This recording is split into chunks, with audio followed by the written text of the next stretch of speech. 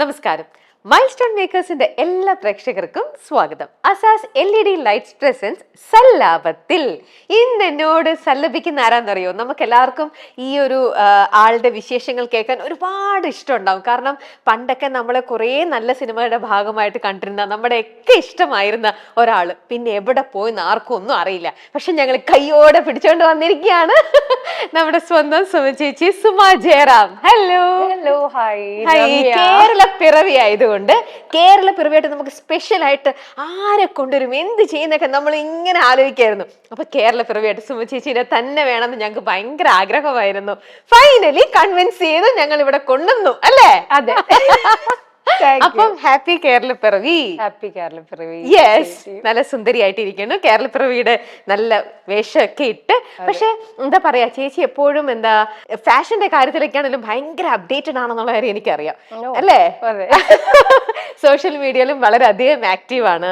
അതുകൊണ്ട് തന്നെ ഇപ്പോഴത്തെ ട്രെൻഡും കാര്യങ്ങളും ഒക്കെ ഇങ്ങനെ ആക്റ്റീവായിട്ട് നിൽക്കുന്ന ഒരാള് ഞങ്ങൾ മിസ് ചെയ്യുന്നതാണ്. സിനിമയിലൂടെ ഒന്നും ആ ഒരു ഏരിയയിൽ ഞങ്ങൾ കാണുന്നില്ല. അപ്പൊ അത് എന്തുകൊണ്ട് എന്നുള്ളതൊക്കെ അതൊക്കെ നമുക്ക് ലാസ്റ്റ് നമുക്ക് സംസാരിക്കാം.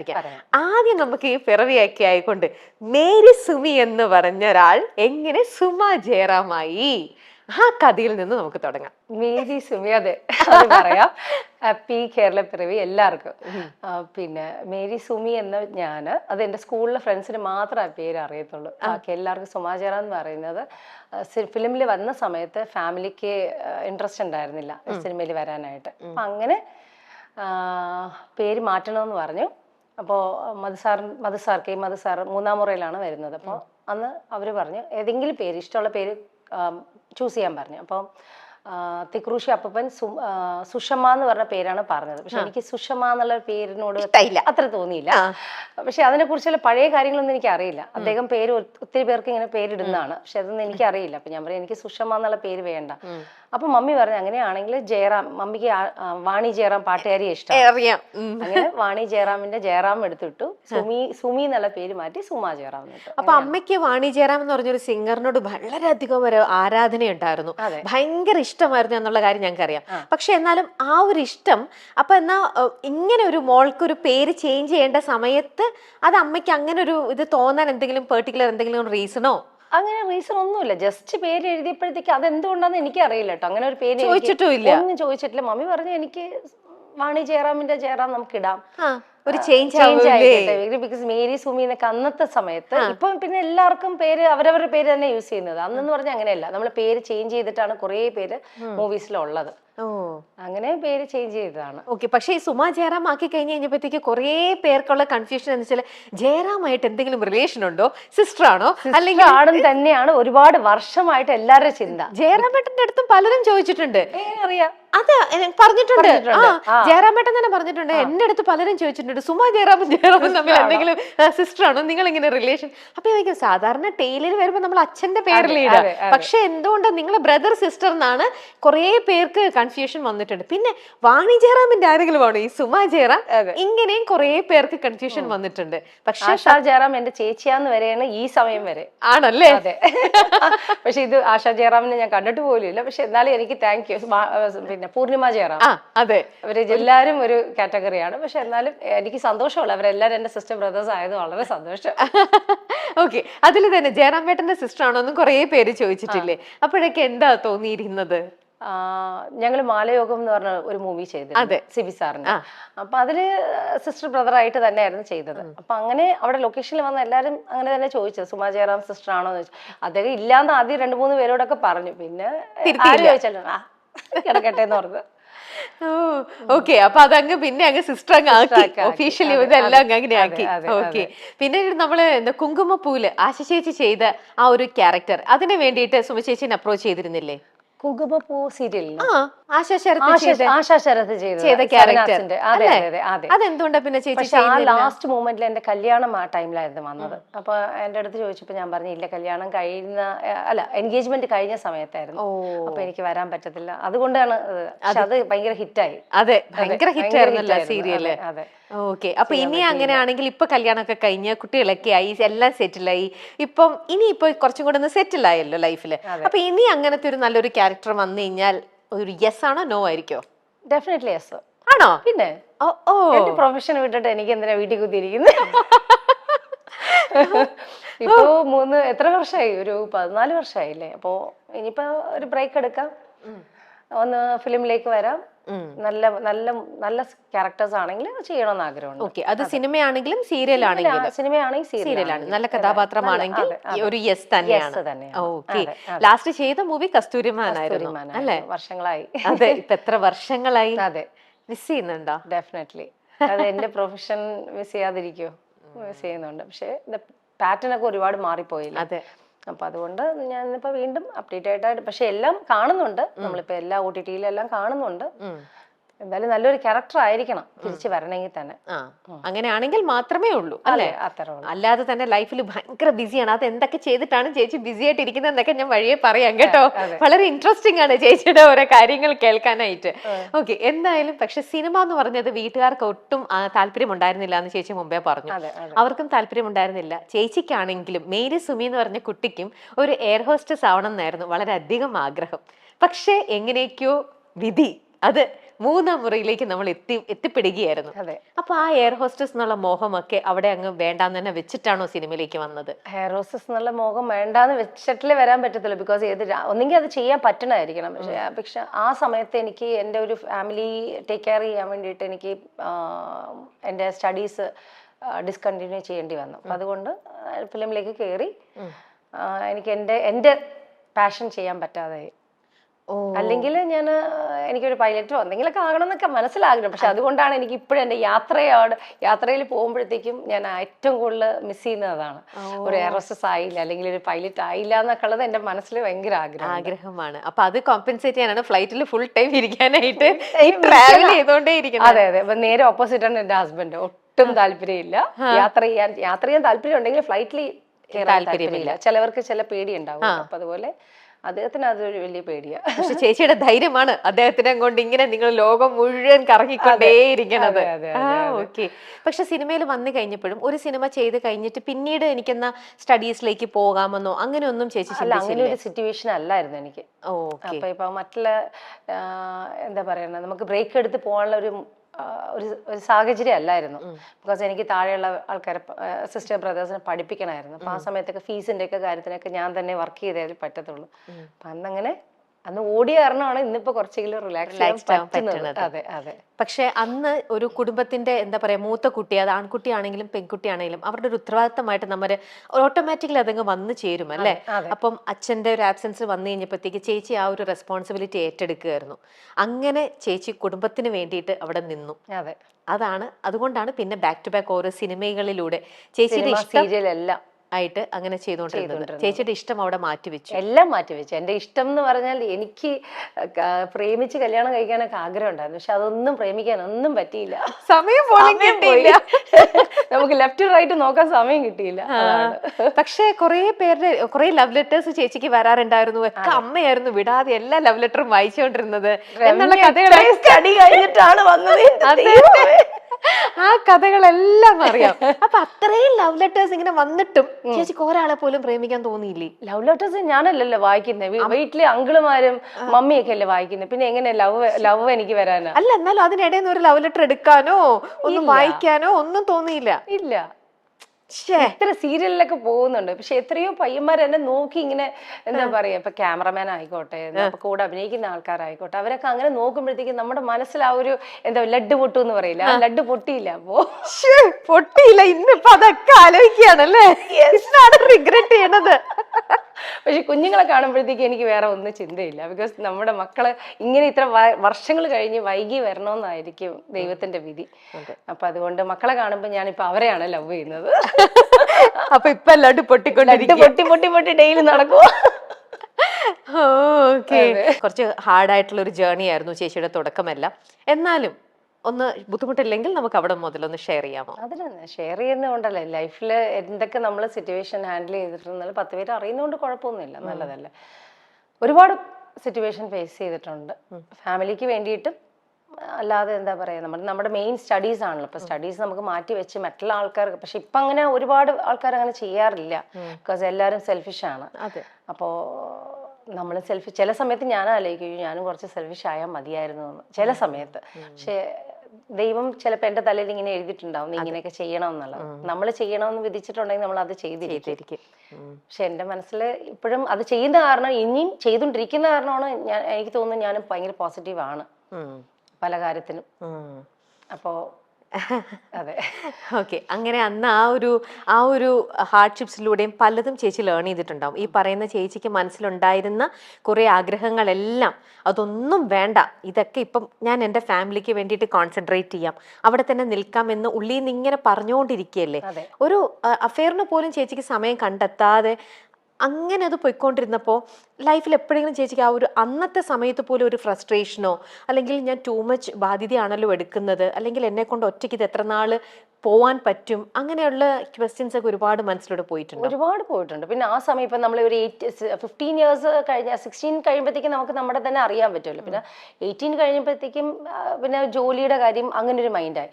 22 ആയപ്പോഴത്തേക്കും സെറ്റിൽ ചെയ്യാനുള്ള കാര്യം വീട്ടുകാർ പറയണ്ടെങ്കിലും എൻ്റെ മനസ്സിൽ ഞാൻ ഇപ്പോഴും ആയിട്ടില്ല, അല്ലെങ്കിൽ എനിക്ക് എൻ്റെ സിസ്റ്റർ ബ്രദർ ഒരു സ്ഥലത്ത് എത്തിയിട്ടില്ല എന്നുള്ള ഒരു മൈൻഡ്.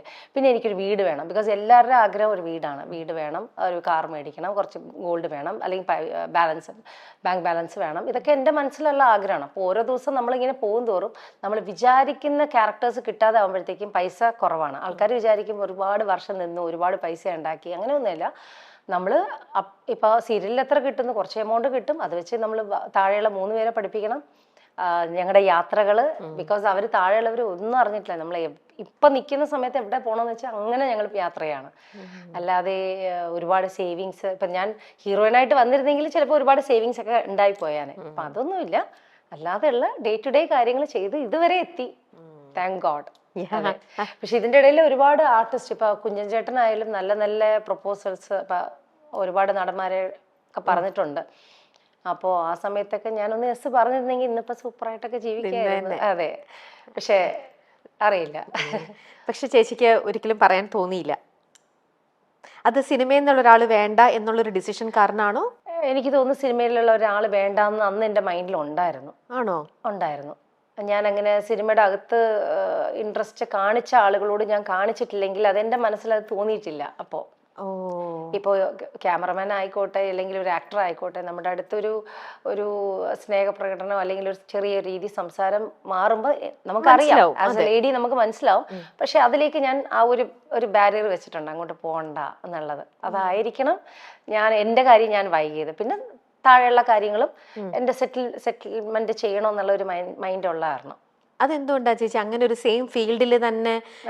കാരണം ചിലർ പറയാറുണ്ട് ഒരേ ഫീൽഡിൽ തന്നെയാണെങ്കിൽ അവർക്ക് നമ്മളെ കൂടുതൽ മനസ്സിലാക്കാൻ സാധിക്കും, നമുക്ക് ഈ ഫീൽഡിൽ കണ്ടിന്യൂ ചെയ്യുകയും ചെയ്യാം. കാരണം ഈ ഇൻഡസ്ട്രിക്ക് വേറൊരു തന്നെ സ്വഭാവമാണല്ലോ. സാധാരണ നമ്മളൊരു ഓഫീസ് ജോലി കാണുന്ന പോലെ കറക്റ്റ് ടൈമിങ്ങോ ഇന്ന ആഴ്ചയിൽ ഇത്ര ദിവസം, ഐ മീൻ 2 days ഓഫെന്നോ അല്ലെങ്കിൽ മാസത്തിൽ 2 days അങ്ങനെ ഒന്നും അല്ല അല്ലേ. വർക്ക് ഉണ്ടെങ്കിൽ ഫുൾ ടൈം വർക്ക് ഉണ്ടാവും. സോ അൺപ്രഡിക്റ്റബിൾ ആണ് ടൈമിങ്ങിന്റെ കാര്യത്തിലും ഷൂട്ടിന്റെ കാര്യത്തിലൊക്കെ. അപ്പൊ അത് നന്നായിട്ട് അറിയുന്ന ഒരാളാണെങ്കിൽ നമ്മുടെ ലൈഫ് കുറച്ചും കൂടെ സ്മൂത്ത് ആയിട്ട് പോകും എന്ന് ചിന്തിക്കുന്നവരാണ് മെജോറിറ്റി. അപ്പൊ ചേച്ചി എന്തുകൊണ്ട് അങ്ങനെ ഒരു പ്രപ്പോസൽ വന്നപ്പോ പോലും അത് വേണ്ട എന്ന് തോന്നാനുള്ള കാരണം എന്തായിരിക്കും? അന്ന് എനിക്ക് അത്ര സീരിയസ് ആയിട്ട് അറിയത്തില്ല, ബിക്കോസ് നമുക്ക് നമ്മുടെ പ്രൊഫഷണൽ ആള് തന്നെ മതി. ഇപ്പൊ ഡോക്ടേഴ്സിനെ കല്യാണം കഴിക്കുന്നതോ എഞ്ചിനീയർ അല്ലേ. അപ്പൊ ഇപ്പൊ ചിന്തിക്കുന്നു അതായിരിക്കും കുറച്ചും കൂടെ നല്ലത്, ബിക്കോസ് നമുക്ക് നമ്മുടെ ഇതിനകത്ത് നിൽക്കുന്ന ഒരു വ്യക്തിയാണ് കുറച്ചും കൂടെ കാര്യങ്ങൾ മനസ്സിലാവും. പക്ഷെ ഇപ്പോ ഞാൻ കല്യാണം കഴിച്ച വ്യക്തി എന്ന് പറയുന്ന ബിസിനസ് ആണെങ്കിലും അദ്ദേഹത്തിന് സിനിമയുടെ കാര്യങ്ങളൊന്നും അറിയില്ല. അപ്പോ നമ്മൾക്ക് ഇപ്പൊ കയറിയിട്ട് ഇല്ല എനിക്ക് സിനിമയ്ക്ക് പോകണം, അല്ലെങ്കിൽ സിനിമ അഭിനയിക്കണം, അല്ലെങ്കിൽ ഇപ്പൊ പെട്ടെന്ന് നമ്മുടെ പഴയ കൊളീഗ്സിനെ കാണുമ്പോൾ നമ്മളൊന്ന് കണ്ട് സംസാരിക്കുന്നു. അപ്പൊ അവർക്ക് ചിലപ്പോൾ അത് അഡ്ജസ്റ്റ് ചെയ്യാനായിട്ട് ഒരു ബുദ്ധിമുട്ടായിരിക്കും. അന്ന് എനിക്ക് അത് അറിയില്ലായിരുന്നു. അത് എന്റെയും കൂടെ ഒരു പ്രശ്നമാണ്. അല്ലെങ്കിൽ ചിലപ്പോൾ എൻ്റെ മദർ എൻ്റെ അടുത്ത് തന്ന എന്താ പറയാ, ഒരു 13 വയസ്സിൽ ഞാൻ ഫിലിമിൽ എൻ്റർ ചെയ്ത സമയത്ത് എന്നോട് ഫീഡ് ചെയ്ത സമയം അതായിരിക്കണം, എൻ്റെ മദർ പറഞ്ഞതായിരിക്കണം എൻ്റെ മൈൻഡിലുള്ളത്. എനിക്കറിയില്ല എന്താന്നുള്ളത്. ആക്ച്വലി അതായിരിക്കണം. ഇപ്പൊ ഞാൻ ചിന്തിക്കുന്നു മമ്മി അങ്ങനെ വേറെ ആരെയും നോക്കണ്ട, വേറെ ആരെയും കല്യാണം കഴിച്ച വ്യക്തികളെ നോക്കണ്ട, അല്ലെങ്കിൽ ലൈൻ അടിച്ചു കഴിഞ്ഞാൽ ഇപ്പൊ ഒന്നും ആരെയും നോക്കണ്ട എന്ന് പറഞ്ഞത് ചിലപ്പോ എന്താണെന്നുള്ളത് എനിക്ക് സത്യം പറഞ്ഞാൽ അറിയില്ല. അറിയില്ല. അതെ, എന്തോ അങ്ങനെ അമ്മ ഫീഡ് ചെയ്തിരുന്ന കാര്യം മനസ്സിൽ എവിടെയോ എവിടെയോ ഉണ്ടായിരുന്നു. അതുകൊണ്ട് ഈ ഒരു ഇത് മേഖല വേണ്ട എന്നുള്ള ഒരു ധാരണ അതെ, അല്ലേ? അതെ. കറക്റ്റ് ആയിട്ടുള്ള അതിനെ കുറിച്ചുള്ള ഒരു അറിവ് കിട്ടാതെ അന്നങ്ങനെ ഇതായിപ്പോയി. അതെ. ഓക്കെ. പിന്നീട് അവിടുന്ന് ചേച്ചി കസ്തൂരിമാൻ എന്ന് പറഞ്ഞ സിനിമ വരെ ബാക്ക് ടു ബാക്ക് അഭിനയിച്ചു. എത്രയോ നല്ല പ്രൊജക്ടുകളുടെ ഭാഗമായി. അതിൽ തന്നെയും ചേച്ചിക്ക് ഇപ്പോഴും നോക്കിക്കഴിഞ്ഞാൽ ഇപ്പൊ ഒരു ബ്രേക്ക് എടുത്ത് ഇങ്ങനെ ഇരിക്കുമ്പോൾ ചേച്ചി ഒന്ന് തിരിഞ്ഞു നോക്കിയാൽ ചേച്ചിക്ക് ഏറ്റവും കൂടുതൽ ക്ലോസ് ടു ഹാർട്ട് ഏത് പ്രൊജക്റ്റ് ആയിരിക്കും? ഏത് മൂവിയാ? ഏത് ക്യാരക്ടറാ? ആൾക്കാരെല്ലാവർക്കും ഇഷ്ടപ്പെടുന്നത് കുട്ടേട്ടൻ മൂവിയാണ്. കുട്ടേട്ടനിൽ ജയ എന്ന് പറഞ്ഞ ക്യാരക്ടർ. പിന്നെ എനിക്ക് കൂടുതൽ ഇഷ്ടം മാലയോഗത്തിലെ ക്യാരക്ടറാണ്. ബിക്കോസ് മാലയോഗത്തിലെ ക്യാരക്ടർ അന്ന് ലോഹിതാസ് സാർ നല്ലൊരു ക്യാരക്ടർ തന്നെങ്കിലും പക്ഷെ അത് ക്ലിക്കായില്ല. ഫിലിം കുറച്ചും കൂടെ ക്ലിക്കായിരുന്നെങ്കിൽ നല്ലൊരു ശ്രദ്ധിക്കപ്പെട്ടില്ല. അപ്പോൾ നല്ല വേഷമായിരുന്നു. പിന്നെ കമലദളത്തിൽ നല്ലൊരു വേഷമാണെങ്കിലും അത് ഒത്തിരി, ഞാൻ പറയുന്നത്, ഞാൻ അഭിനയിക്കുന്ന സമയത്ത് കുറച്ച് സീൻസ് അഭിനയിച്ചുമ്പോൾ അന്ന് ഒരുപാട് ലെങ്ത് വരുമ്പോഴത്തേക്കും കട്ട് ചെയ്യും. അപ്പൊ നമുക്ക് നമ്മുടെ സീൻസ് തിയേറ്ററിൽ ചെല്ലുമ്പോഴത്തേക്ക് 2 സീനിലേക്കൊക്കെ ആയിപ്പോ, അല്ലെങ്കിൽ ഒരു സീൻ ആയിപ്പോ. അങ്ങനെയാണ് ചെറിയ ക്യാരക്ടറിലേക്ക് ഒതുക്കപ്പെട്ടത്. അല്ലെങ്കിൽ ഞാൻ അഭിനയിക്കാൻ ചെല്ലുന്ന സമയത്ത് ചിലപ്പോൾ വലിയൊരു ക്യാരക്ടർ, ഇപ്പോൾ എന്താ പറയാ, ഒരു ഊമയായിട്ട് സുചിത്ര അഭിനയിച്ച മൂവി ഉണ്ടല്ലോ, നമ്മുടെ എന്താ ഹിസൈനസ് അബ്ദുള്ള. ഞാനുണ്ട്, അതല്ല മറ്റേത് ഭരതല്ലേ? ഭരതത്തിന് സുചിത്ര ചെയ്ത വേഷം. അപ്പൊ ഞാൻ ആ വേഷത്തിന് വേണ്ടിയിട്ട് ലൊക്കേഷനിൽ പോയതാണ്, കാലിക്കറ്റ് പോയിട്ട് ഒരു 4 ദിവസം അവിടെ സ്റ്റേ ഉണ്ടായിരുന്നു. അതിനുശേഷം 4 ഡേയ്സ് കഴിഞ്ഞപ്പോഴത്തേക്കും പത്മരാജൻ അങ്കിൾ മരിച്ചു എന്നുള്ളൊരു ന്യൂസ് വന്നായിരുന്നു. അപ്പൊ അതിൻ്റെ ഇടയിൽ ലൊക്കേഷനിൽ ഒരു സംസാരം വന്നു. അപ്പൊ അടക്കം കാര്യങ്ങളാണ്, സുമ തിരിച്ചു പൊക്കോ എന്ന് പറഞ്ഞു. അപ്പൊ നമുക്കറിയില്ലല്ലോ അന്ന്. തിരിച്ചു വന്ന ശേഷം ആഫ്റ്റർ 1 വീക്ക് ഞാൻ നാന മാഗസിനിൽ കാണുന്നത് സുചിത്രയാണ് വേഷം ചെയ്യുന്നത്. അപ്പോൾ എനിക്ക് പറഞ്ഞു വെച്ച വേഷത്തിനാണ് ഞാൻ പോയത്. അപ്പൊ അന്ന് ആ വേഷം ചെയ്തിരുന്നെങ്കിൽ വലിയ ഇതായി പോയാനെ. പക്ഷെ അതുപോലെ ഒരുപാട് വേഷങ്ങൾ. ഇപ്പോൾ എൻ്റെ സൂര്യപുത്രിക്ക് ഞാൻ ലൊക്കേഷൻ ചെന്നത് അമലയുടെ സിസ്റ്ററായിട്ട് അഭിനയിക്കാനാണ്. പക്ഷെ ആ സമയത്ത് വേറെ ആരോ അവിടെ പ്ലേ ചെയ്തു, എന്നെ ഫ്രണ്ടിന്റെ സീനിലേക്ക് മാറ്റി സിസ്റ്ററിന്റെ വേഷമായിട്ട് ചെയ്ത് തമിഴ്നാട്ടിൽ നിന്ന് വന്നൊരു കുട്ടിയാണ്. അപ്പോൾ ഇതെല്ലാം നമ്മൾ ചെല്ലുന്ന സമയത്ത് പറയുന്ന ക്യാരക്ടറും അവസാനം നമ്മൾ അഭിനയിച്ച് കഴിയുമ്പോഴത്തേക്കും നോക്കുമ്പോൾ സിസ്റ്റർ അല്ല. അപ്പൊ ഞാൻ അഭിനയിക്കുന്നു, ആ കുട്ടി അഭിനയിക്കുന്നു. അപ്പൊ ഞങ്ങൾ രണ്ടുപേരുടെ മനസ്സിലും എന്താണ്, സിസ്റ്റർ എന്നാണ്. ആക്ച്വലി അത് കഴിഞ്ഞ് സിസ്റ്ററിന്റെ വേഷം ചെയ്യുന്നത് ആ കുട്ടിയാന്നുള്ളത് ലാസ്റ്റ് സമയത്ത് എന്താ പറയുക, 2 ദിവസത്തിന് മുന്നെയാണ് ഞാൻ അറിഞ്ഞത് ആ കുട്ടിയാ സിസ്റ്റർ എന്നുള്ളത്. അപ്പൊ നമുക്ക് ഇത്രയും വലിയ മൂവിയില് ഫാസിൽ സാറിനോട് ദേഷ്യപ്പെടാൻ പറ്റത്തില്ല. അപ്പൊ അങ്ങനെയൊക്കെ എന്തൊക്കെയോ അന്നത്തെ ടൈം ആയിരിക്കാം, അറിയില്ല എങ്ങനെയാന്ന്. പക്ഷെ ഇങ്ങനെ ഒരെണ്ണമല്ല പല പല അനുഭവങ്ങൾ ഇങ്ങനെ ഉള്ളപ്പോൾ എന്തുകൊണ്ടായിരിക്കാം എന്നെ ഇങ്ങനെ എനിക്കൊരു റെസ്പെക്ട് കിട്ടുന്നില്ലായ്മയോ, എന്തിനായിരിക്കാം എന്നെ ഇങ്ങനെ ഡിസ്റെസ്പെക്ട് ചെയ്യുന്നതെന്ന് തോന്നിയിട്ടുണ്ടാവില്ലേ? ഒരുപാട് പ്രാവശ്യം. ഇപ്പൊ തമിഴ്നാട്ടിൽ നിന്ന് ഒരുപാട് കുട്ടികൾ വന്ന് അഭിനയിച്ചു. ഇന്നിപ്പോ അവരൊക്കെ, ഞാൻ പേരെടുത്ത് പറയുന്നില്ല, അവരൊക്കെ ഏതൊക്കെയോ മോശം കണ്ടീഷനിൽ പോകുന്നുണ്ട്. അപ്പൊ അവരൊക്കെ കാണുമ്പോൾ ഞാൻ ആലോചിക്കും, ബിക്കോസ് ഞാൻ ആ വേഷം ചെയ്തിരുന്നത്. അപ്പൊ ഞാൻ ആ ലൊക്കേഷനിൽ പോയ സമയത്ത് ഒരുപാട് മൂവീസിൽ ആ ലൊക്കേഷനിൽ പോയ സമയത്ത് ഇങ്ങനെ ആയിരുന്നല്ലോ എന്നോട് ട്രീറ്റ് ചെയ്തത്. അങ്ങനെ ഒരു വേഷം ആ ഒരു വേഷം ഞാൻ ചെയ്തിരുന്നെങ്കിൽ ഇന്നിപ്പോൾ മലയാളത്തിൽ കുറച്ചും കൂടെ ഒരു ബഹുമാനം, അറിയപ്പെടുന്ന വേഷമായിട്ടും അല്ലെങ്കിൽ അറിയപ്പെടുന്ന ഒരു ആക്ട്രസ് ആയിട്ട് നിന്ന് പോയാനേല്ലോ എന്നുള്ളത്. പക്ഷെ അന്നത്തെ ഒരുപാട് പ്രശ്നങ്ങളുണ്ട്. ഈ പറയുന്ന പോലെ നമ്മൾ ലൊക്കേഷനിൽ ചെല്ലുമ്പോഴത്തേക്കും ഇന്നത്തെ പോലെയല്ല. ഇന്നിപ്പോ മീ ടു അങ്ങനെയൊക്കെ ഒരുപാട് ഇതുണ്ടല്ലോ. അതുകൊണ്ട് നമ്മുടെ ടോട്ടൽ ചേഞ്ചായി അല്ലേ, ഇൻഡസ്ട്രി ഒരുപാട് മാറിയിട്ടുണ്ട്. പണ്ട് അങ്ങനെ അല്ലായിരുന്നു. അന്ന് ഒരുപാട് സാക്രിഫൈസും കാര്യങ്ങളും എല്ലാം ഉണ്ട്. അപ്പൊ നമുക്ക് അതിൽ നിന്ന് വിട്ടുവീഴ്ച ചെയ്യാൻ പറ്റാതെ വരുമ്പോഴത്തേക്കും നമുക്ക് പല ചാൻസസ് പോകും. അപ്പോൾ ഇന്നിപ്പോൾ ഇപ്പം ഇതിനകത്ത് പറയുന്ന പോലെ പലരും പണ്ടത്തെ കാലത്ത് പല രീതിയിലും കോംപ്രമൈസ് ചെയ്യേണ്ടി വന്നിട്ടുണ്ട് എന്ന് ചിലർ തുറന്നു പറയുന്നുണ്ട്. ചിലർ പറയുന്നു, ഇപ്പൊ ചേച്ചി പറയുന്ന പോലെ ഞാൻ അതിന് നിന്ന് കൊടുത്തിട്ടില്ല, അതുകൊണ്ട് എനിക്ക് എൻ്റെ നല്ല വേഷങ്ങൾ കിട്ടാനായിട്ട് നിന്ന് കൊടുത്തിരുന്നെങ്കിൽ രക്ഷപ്പെട്ടാനെ. അതാണ് സത്യം. പക്ഷെ ഇല്ലാന്നൊന്നും പറയാൻ പറ്റില്ല. സിനിമയാണ്, 101% എല്ലാ സ്ഥലത്തും എല്ലാം ഉണ്ട്. പക്ഷെ ആരും തുറന്നു പറയത്തില്ല, അതാണ് സത്യം. ആരും എന്തിനാ ഇപ്പൊ എല്ലാവർക്കും ഞാൻ പറയട്ടെ, നമ്മളൊരു ഡയറക്ടറിനെയോ ഒരു ആക്ടറിനെയോ ഇന്ന് ആരും പറയത്തില്ല. എന്താന്ന് വെച്ചാൽ എല്ലാവരും മീഡിയയിലുള്ളവരാണ്. അവരെന്താണെന്നും നമുക്കറിയാം. അവർക്കൊരു ഫാമിലി ഉണ്ട്, നമുക്കൊരു ഫാമിലി ഉണ്ട്. അപ്പൊ ആരും പറയത്തില്ല. സോ എവറിബഡി നോസ് ദാറ്റ് ഇന്ന ഇതാണെന്നുള്ളത്. ഇതെല്ലാം ഇതിനകത്തുണ്ട്. എല്ലാം ഉണ്ട്. അതെ അതെ. അപ്പൊ അങ്ങനെ അപ്പൊ അതിൽ നമുക്ക് പറ്റുന്ന ഒരു ഇതിലല്ലേ പോയി നിൽക്കാൻ പറ്റത്തുള്ളൂ. അപ്പോൾ പറ്റാത്തൊരു ഇതാണെങ്കിൽ നമ്മൾ അതിൽ നിന്ന് ഒന്ന് ഒഴിവാൻ നോക്കും. അപ്പോൾ വിചാരിക്കുന്ന പോലെ കിട്ടിയില്ലെങ്കിൽ നമ്മളെ അതിൽ നിന്ന് മാറ്റും. അഡ്ജസ്റ്റ് ചെയ്യാൻ തയ്യാറാണെങ്കിൽ ഓക്കെ. അപ്പൊ ഇത്തരത്തിലുള്ള ഒരുപാട് റിജക്ഷൻസ് ഫേസ് ചെയ്തിട്ടുണ്ട്. ഒരുപാട്.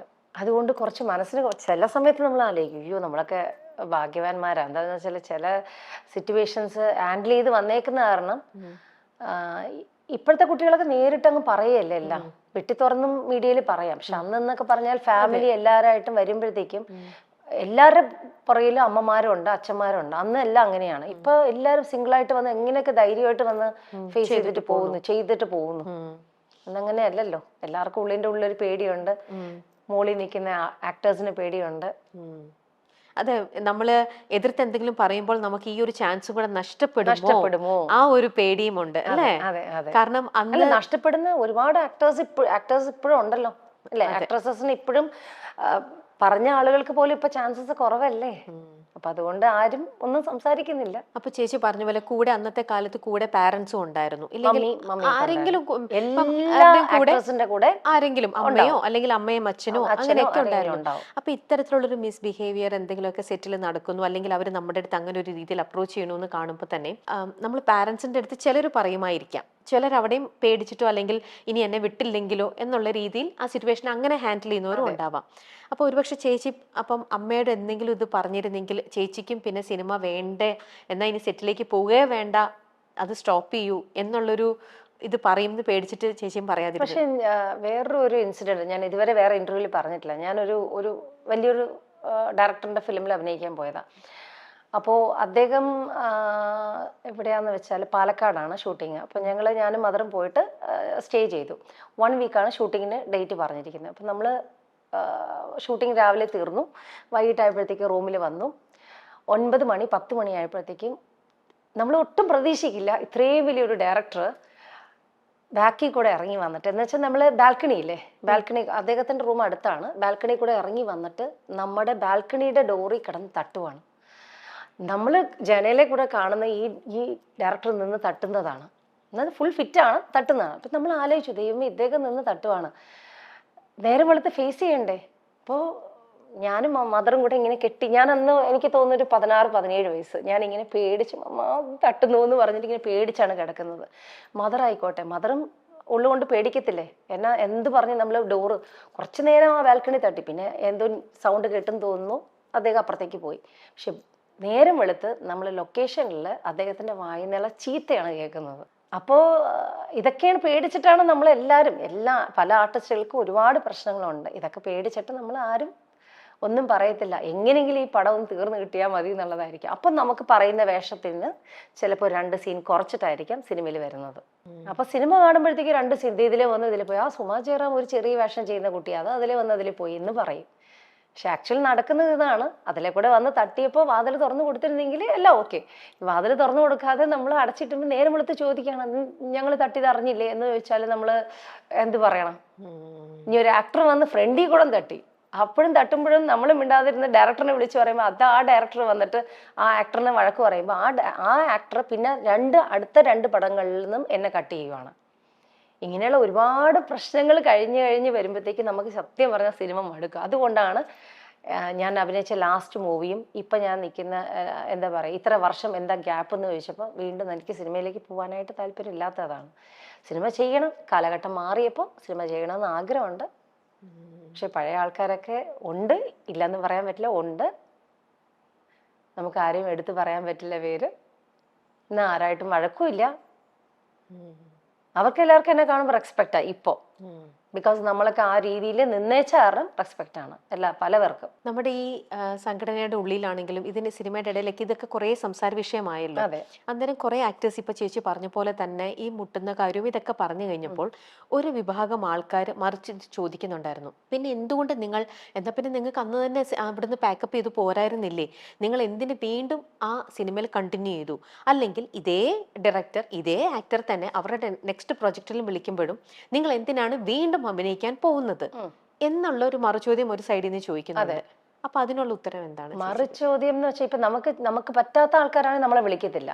നമുക്ക് ഓക്കെ ആയിട്ടുള്ള ആൾക്കാരാണെങ്കിൽ ഇപ്പൊ ഇതേ ജസ്റ്റ് വന്നു ഒന്ന് മുട്ടി വർത്താനം പറഞ്ഞു. അന്നത്തെ കാലത്ത് എല്ലാം മുട്ടയും പിടിക്കുക ഒക്കെ ഉണ്ട്. പക്ഷെ മുട്ടയും പിടിക്കുകയും ചെയ്യുമ്പോഴത്തേക്കും നമ്മൾ കഴിവതൊന്ന് മാറി നിൽക്കാൻ നോക്കും. നമുക്ക് ലേഡീസ് ആകുമ്പോഴത്തേക്കും മുട്ടുന്ന രീതി നമുക്ക് അറിയാം. അപ്പോൾ അത് കഴിവതൊന്ന് മാറി നിൽക്കാൻ നോക്കും. പറ്റിയില്ലെങ്കിൽ നമ്മൾ എന്തെങ്കിലും വഴിക്കൊണ്ട് പോട്ടെ, കുറച്ചു നേരം വൈകിട്ട് 5 മണിയാകുമ്പോൾ പോകല എന്നുള്ള മനസ്സ് വരും. പിന്നെ നമ്മൾ വലിയ ഡിസ്റ്റർബൻസ് ഇല്ലാത്തൊരു ഡയറക്ടറാണെങ്കിൽ രണ്ടാമത് വിളിച്ച് നമ്മൾ പോകും. പക്ഷേ നമുക്കിങ്ങനെ ഇപ്പം ഞാൻ പറഞ്ഞ പോലെ ബാക്കിൽ കൂടെ വന്ന് തട്ടിയിട്ട് നമുക്ക് റിയാക്ട് ചെയ്യാൻ പറ്റാത്തൊരു ആളാണെങ്കിൽ നമ്മൾ അടുത്ത ഫിലിമിൽ പോകത്തില്ല. പക്ഷേ ഒരുപാട് അലിഗേഷൻ കേട്ടല്ലോ, ഒരു ആക്ടറിനെ പറ്റിയൊക്കെ കേട്ടല്ലോ. അപ്പം അതൊക്കെ ആണെങ്കിൽ സത്യമാണെന്ന് ചോദിച്ചാൽ സത്യമാണ്, ഇതിലെന്ന് പറയാൻ പറ്റത്തില്ല. എന്നുവെച്ചാൽ അദ്ദേഹമൊക്കെ വിചാരിച്ചു കഴിഞ്ഞാൽ ഒരുപാട് മൂവിയിൽ നിന്ന് നമ്മളെ കട്ട് ചെയ്യാൻ പറ്റും. അപ്പൊ ഒന്നുമില്ലാതെ ഇത്രയ്ക്കൊന്നും ആരും ഒന്നും പറയില്ലെന്നല്ലേ? അതെ, എന്തെങ്കിലുമൊക്കെ ഉണ്ടാവും സത്യാവസ്ഥ ഉണ്ടാവും. പിന്നെ ചിലവരിപ്പോ ചുമ്മാ ഇപ്പൊ ഞാൻ ചോദിക്കട്ടെ, പണ്ട് ഇങ്ങോട്ട് നടന്ന കാര്യം ഇപ്പൊ വിളിച്ചു പറഞ്ഞിട്ട് കാര്യമില്ല, ഇല്ലേ? അതെ, പണ്ട് ലൊക്കേഷനിൽ നടന്നു, അത് അപ്പൊ തന്നെ പറഞ്ഞാൽ ഓക്കെ. അന്നത്തെ കാര്യം നമ്മൾ ഇന്ന് ഇത്ര വർഷം കഴിഞ്ഞിട്ട് അന്ന് എന്നെ കയറി പിടിച്ചു എന്ന് പറയുന്നതിൽ കാര്യമില്ല. അന്ന് പറയേണ്ട അന്ന് തന്നെ പറയണമായിരുന്നു. പറ്റിയില്ലെങ്കിൽ മൂവിന്ന് മാറണം. ഇപ്പൊ മൂവീസ്, ഇപ്പൊ എനിക്ക് എന്റെ മൂവീസ് എങ്ങനെയാണ് ഇത്രയും കുറഞ്ഞതെന്ന് ചോദിച്ചാൽ ഇതാണ് കാരണം. നോ പറഞ്ഞതുകൊണ്ട്, ഒരുപാട് കാര്യങ്ങളുടെ നോ പറഞ്ഞത് കൊണ്ട് നമുക്ക് അതിൽ നിന്ന് മാറേണ്ടി വന്നു. അപ്പോൾ പൊതുവെ നമ്മൾ അതിൽ നിന്ന് മാറിയിട്ട് സീരിയൽ ആകുമ്പോഴത്തേക്കും നമുക്ക് ഈ ഓഫീസ് ജോലി പോലെ നേരെ പോവുക, അഭിനയിക്കുക, വൈകിട്ടാകുമ്പോൾ വീട്ടിലേക്ക് വരിക, ശല്യമൊന്നുമില്ല എന്ന് നമ്മൾ ചിന്തിക്കുന്നു. കുഴപ്പമില്ല, അതിലും ഉണ്ട്, ഇല്ലെന്നല്ല. പക്ഷെ എന്നാലും വലിയ ശല്യമില്ല നമുക്ക് അങ്ങനെ ഒരു ഇതില്ല. പക്ഷെ സിനിമ മൊത്തം മോശമെന്ന് ഞാൻ പറയുന്നില്ല, മൊത്തം നമുക്ക് ഒരു മോശമൊന്നും പറയാൻ പറ്റത്തില്ല. അതിൽ കുറച്ച് പേര്, ഇപ്പോ 100% ഒരു 30 പേര് ഇങ്ങനെ ആയിരിക്കാം. പ്രത്യേകിച്ച് എടുത്തെടുത്ത് ഒരു ഡയറക്ടേഴ്സിനെ പറയുന്നെങ്കിൽ ചിലപ്പോൾ ഇവിടെ ഒരു പിന്നെ നവംബർ 1 ആയിട്ട് ഒരു ബോംബ് കൊണ്ടു. അതുകൊണ്ട് അത് വേണ്ട. അപ്പൊ ചേച്ചി, ഇതൊന്നും അന്നും ഈ സംഘടനകളോ അല്ലെങ്കിൽ ഇതൊക്കെ നമുക്കൊരു കംപ്ലൈന്റ് പോലെ പറയാനായിട്ടോ നിങ്ങൾക്ക് അന്ന് അങ്ങനെയൊന്നും ചെയ്യാൻ പറ്റുമായിരുന്നില്ലേ? സംഘടനയിൽ ആരുടെ അടുത്ത് പോയി പറയും? ആരുടെ അടുത്ത് പോയി പറയാൻ സംഘടനയില് ഇന്ന ആളിന്നെയാവുന്ന? ബിക്കോസ് അവരെല്ലാം ഫ്രണ്ട്സ് അല്ലേ, നമുക്ക് ആരോടും പറയാൻ പറ്റത്തില്ല. നമുക്ക് ആരും പറയേണ്ട കാര്യമില്ല. ബിക്കോസ് പറഞ്ഞാൽ അതിനകത്തൊന്നും ഒരു റിസൾട്ട് കിട്ടത്തില്ല. അന്നും പറഞ്ഞാൽ കിട്ടത്തില്ല. ഇന്ന് ഞാൻ ചോദിക്കട്ടെ, ഇന്നിപ്പോൾ അമ്മയുടെ അകത്ത് ഇത്രയും ആർട്ടിസ്റ്റുകളുണ്ട്, ആരെങ്കിലും ഒരാൾ എതിർത്ത് പറയുന്നുണ്ട് ആരോടും പറയത്തില്ല. ബിക്കോസ് പറഞ്ഞിട്ട് കാര്യമില്ല. ബിക്കോസ് എല്ലാവർക്കും അറിയാം എന്താണെന്നുള്ളത്. പിന്നെ എല്ലാവരോടും എന്ത് പറയാനാ? എന്ത് അതെ, അപ്പം നമുക്ക് പറ്റില്ലാത്ത കാര്യമാണെന്ന് തോന്നിയാൽ നമ്മളങ്ങ് സൈഡ് വഴി അങ്ങ് മാറിപ്പോയിക്കോളുക അല്ലേ? ഇപ്പൊ സിനിമ മാത്രമല്ല, ഇപ്പൊ ഞാൻ ചോദിക്കട്ടെ, പൊളിറ്റിക്സിൽ വന്നാലും അതിനകത്തും ഉണ്ടല്ലോ ഗെയിംസും കാര്യങ്ങളെല്ലാം. ഓഫീസിൽ വന്നാലും ഉണ്ട്. ഇപ്പൊ ഞാൻ വലിയൊരു സിനിമ പ്രൊഡ്യൂസറാണ്. അദ്ദേഹത്തിന്റെ ഓഫീസിൽ ഞാൻ കയറി ചെന്നു. അന്ന് എനിക്കൊരു 17 വയസ്സുണ്ട്.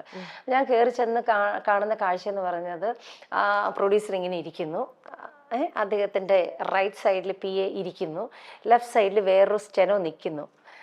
അപ്പൊ അദ്ദേഹം നടുക്ക് ഇങ്ങനെ അവർ രണ്ടുപേരും ഇങ്ങനെ ഹഗ് ചെയ്ത് പിടിച്ചിട്ടാണ് നിൽക്കുന്നത്. എന്നുവെച്ചാൽ അവർ രണ്ടുപേരും ഫാമിലി ഉണ്ടല്ലോ, രണ്ടുപേർക്കും മക്കളുണ്ടല്ലോ.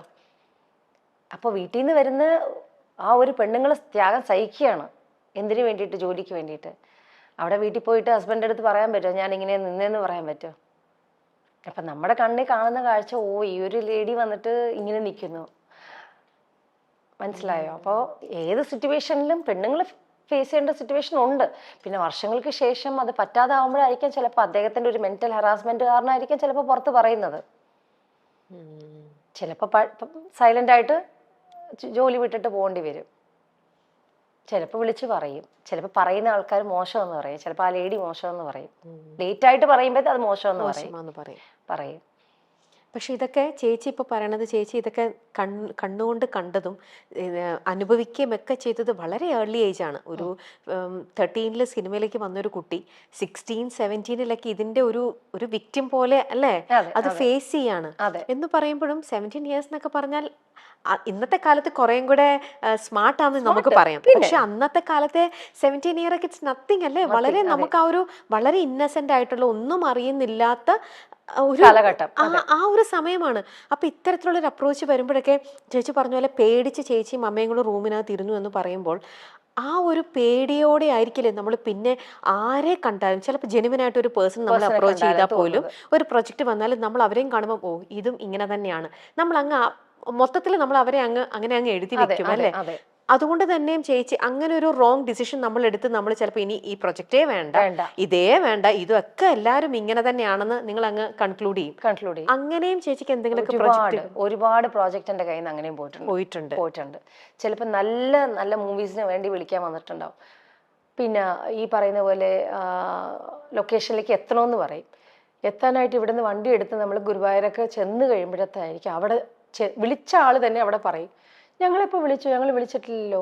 അപ്പം നമ്മൾ ഇത്രയും ഗുരുവായൂർ വരെ വണ്ടി എടുത്ത് ടാക്സി, അന്നത്തെ കാലത്ത് അംബാസഡർ എടുത്ത് നമ്മൾ അവിടെ ചെല്ലുമ്പോഴത്തേക്കും പ്രൊഡക്ഷൻ എക്സിക്യൂട്ടീവ് പറയാം ഞങ്ങൾ വിളിച്ചില്ലല്ലോ എന്ന് പറയുമ്പോഴത്തേക്കും നമ്മൾ ആ ഹോട്ടലിൻ്റെ വാതിക്ക് നിന്ന് ടെൻഷൻ അടിച്ചിട്ട് തിരിച്ചു വന്നത്. പിന്നെ അടുത്ത ആൾ വിളിച്ച് നമ്മൾ പോകും. അതുകൊണ്ട് മഴയത്ത് മുൻപേ ശ്രീനിവാസൻ ഏട്ടൻ ഫോൺ എടുത്തിട്ട് ആദ്യം എന്നെ വിളിച്ചു. അപ്പം ഞാൻ ചോദിച്ചു ഏത് ശ്രീനിവാസൻ എന്ന് ചോദിച്ചു. അപ്പം എൻ്റെ അടുത്ത് പറഞ്ഞു ഏത് ശ്രീനിവാസനാണ്, ഞാനാണ് ശ്രീനിവാസനെ സംസാരിക്കുന്നത്, ഞാൻ മഴയത്ത് മുൻപേ എന്ന് പറയുന്ന കമലിൻ്റെ ലൊക്കേഷനിലാണ് എന്ന് അന്ന് നമുക്ക് വാട്സപ്പ് കോൾ എന്തെങ്കിലും ഉണ്ടോ, ആ ഹോട്ടലിൽ നിന്നാണ് നമ്മൾ വിളിക്കുന്നത്. ആ ഒരു വിശ്വാസത്തിൽ പിന്നെ അദ്ദേഹം പറഞ്ഞു ഹൈനസ് അബ്ദുള്ളയിൽ നിൻ്റെ അടുത്ത് ഞാൻ ഇങ്ങനെയല്ലേ പറഞ്ഞതെന്ന് പറഞ്ഞപ്പോൾ 2 വാക്കാ കേട്ടത്. ഓ നമ്മൾ അന്ന് പറഞ്ഞതാ, ഓക്കെ ചേട്ടാ, സോറി ചേട്ടാ, വരാം. അങ്ങനെ അറിഞ്ഞിട്ടാണ് നമ്മൾ വണ്ടി എടുത്ത് പോകുന്നത്. അന്നത്തെ കാലഘട്ടം എന്ന് പറഞ്ഞാൽ ജസ്റ്റ് ഒരു ലാൻഡ് ഫോണിൽ വിളിക്കുക, നമ്മൾ പോവുക. അപ്പോൾ പല സ്ഥലത്തും നമ്മൾ നേരിട്ട് ചെല്ലുമ്പോഴത്തേക്കും ഇല്ലയെന്ന് പറയുമ്പോൾ ആ ടാക്സി ചാർജും കൊടുത്ത് നമ്മൾ തിരിച്ച് അതേ വണ്ടി തിരിച്ച് വരണ്ടേ, അപ്പം നഷ്ടം നമുക്കല്ലേ. അങ്ങനെയൊക്കെ ഒരുപാട് ചാൻസ് പോയിട്ടുണ്ട്. പിന്നെ വണ്ടി ചെക്ക് തന്ന് ചാൻസ് പോയിട്ടുണ്ട്. വണ്ടി ചെക്ക് തരും, അടുത്ത ആൾക്കാർ പിന്നെയും വിളിച്ച് കഴിയുമ്പോഴത്തേക്കും ഓ ഇനിയിപ്പോൾ ചെക്ക് തരാനല്ലോ, ഞങ്ങളില്ല എന്ന് പറഞ്ഞ് അത് ഇന്ന് വേണ്ടെന്ന് വെക്കും. ഇങ്ങനെയൊക്കെ ഒരുപാട് പ്രശ്നങ്ങൾ അന്നുണ്ടായിരുന്നു. ഇന്നിപ്പോൾ അങ്ങനെ ഒന്നും അത്ര ഇല്ലെന്ന് തോന്നുന്നു. ചേച്ചിയുടെ ഫസ്റ്റ് പ്രൊജക്റ്റിൽ തന്നെയും ഇതുപോലെ വണ്ടി ചെക്ക് എന്തോ കിട്ടുമോ? പൈസ ഫുൾ ചേച്ചിക്ക് അതിനുള്ള റെമ്യൂണറേഷൻ കിട്ടിയില്ല? അന്ന് എനിക്ക് 3-ാം മുറയിൽ കിട്ടി 7,500. ഓക്കെ. 7,500 അത് കുറച്ച് 2,000 ആയിട്ട് അങ്ങനെ കിട്ടിയായിരുന്നു. ഫസ്റ്റ് ഫിലിമിൽ കിട്ടിയായിരുന്നു. സെക്കൻഡ് ഫിലിം ആര്യനായിരുന്നു. അത് കഴിഞ്ഞ് ഉത്സവപ്പെട്ടെന്ന് ചിലവർ വേറെ എന്തൊക്കെയോ എഴുതുന്നുണ്ട്, അതല്ല വിക്കിപീഡിയയിലൊക്കെ വേറെ എന്തൊക്കെയോ ആണ്. ആര്യൻ ഉത്സവപ്പെട്ടെന്ന്, അടിക്കുറിപ്പ്, വർത്തമാനകാലം, മാലയോഗം, പിന്നെ കുട്ടിയേട്ടൻ, അങ്ങനെയാണ് പിന്നെ കുറച്ച് നല്ല ക്യാരക്ടേഴ്സ് വന്നത്. ഓക്കെ. ഇതിനിടയിലും കോട്ടയം കുഞ്ഞച്ചനിൽ ചേച്ചി വിളിച്ചിരുന്നു. എന്നെ വിളിച്ചായിരുന്നു ഉഷയുടെ വേഷത്തിന്. പിന്നെ നമ്മളത് അവിടെ കണ്ടില്ല, ചേച്ചിയല്ല കണ്ടത്. അതെ, അതും ഒരു പക്ഷേ അത് അവരുടെ ലവാണ്. സുരേഷ് ഏട്ടൻ്റെ ഉഷയുടെ ലവാണ്. പക്ഷെ അതിലൊന്നും എനിക്ക് പരാതിയില്ല കേട്ടോ. ഞാനിപ്പോൾ ഉഷനെ കണ്ടാലും സംസാരിക്കാതൊന്നുമില്ല, സുരേഷ് ഏട്ടനെ കണ്ടാലും സംസാരിക്കും. അദ്ദേഹത്തിൻ്റെ കൂടെ പിന്നെ ഒരു സീരിയലിൽ വർക്ക് ചെയ്യാൻ പറ്റി. അപ്പൊ പറഞ്ഞു അയ്യോ സുമയായിരുന്നെങ്കിൽ എന്ന് പറഞ്ഞു. ഞാൻ പോട്ടെ ചേട്ടാ, കഴിഞ്ഞു, പറഞ്ഞിട്ട് കാര്യമില്ല. അപ്പൊ ഇങ്ങനത്തെ ഏതൊക്കെ രീതിയിലുള്ള റിജക്ഷൻസ്, ഏതൊക്കെ രീതിയിലുള്ള പേടികൾ, ഓരോരോ തെറ്റിദ്ധാരണകൾ, അങ്ങനെ നല്ല നല്ല ഡയറക്ടേഴ്സിന്റെ പടത്തിൽ നിന്നൊക്കെ പോകേണ്ട, നല്ല ഡയറക്ടേഴ്സിന്റെ ഫിലിമിൽ അഭിനയിക്കാൻ പറ്റാതായി പോയതിൻ്റെയൊക്കെ പകുതി റീസൺസും പഴയ കുറേ എക്സിക്യൂട്ടീവ്സ് ആൾക്കാരാണ്. ബിക്കോസ് നമ്മൾ വിളിക്കുന്ന സമയത്ത് അവർ ചിലപ്പോൾ അങ്ങോട്ട് ചെന്ന് അതിപ്പോൾ ഞാൻ പറഞ്ഞാലും പറഞ്ഞില്ലെങ്കിലും എല്ലാവർക്കും അറിയാം അങ്ങനെയാണ്.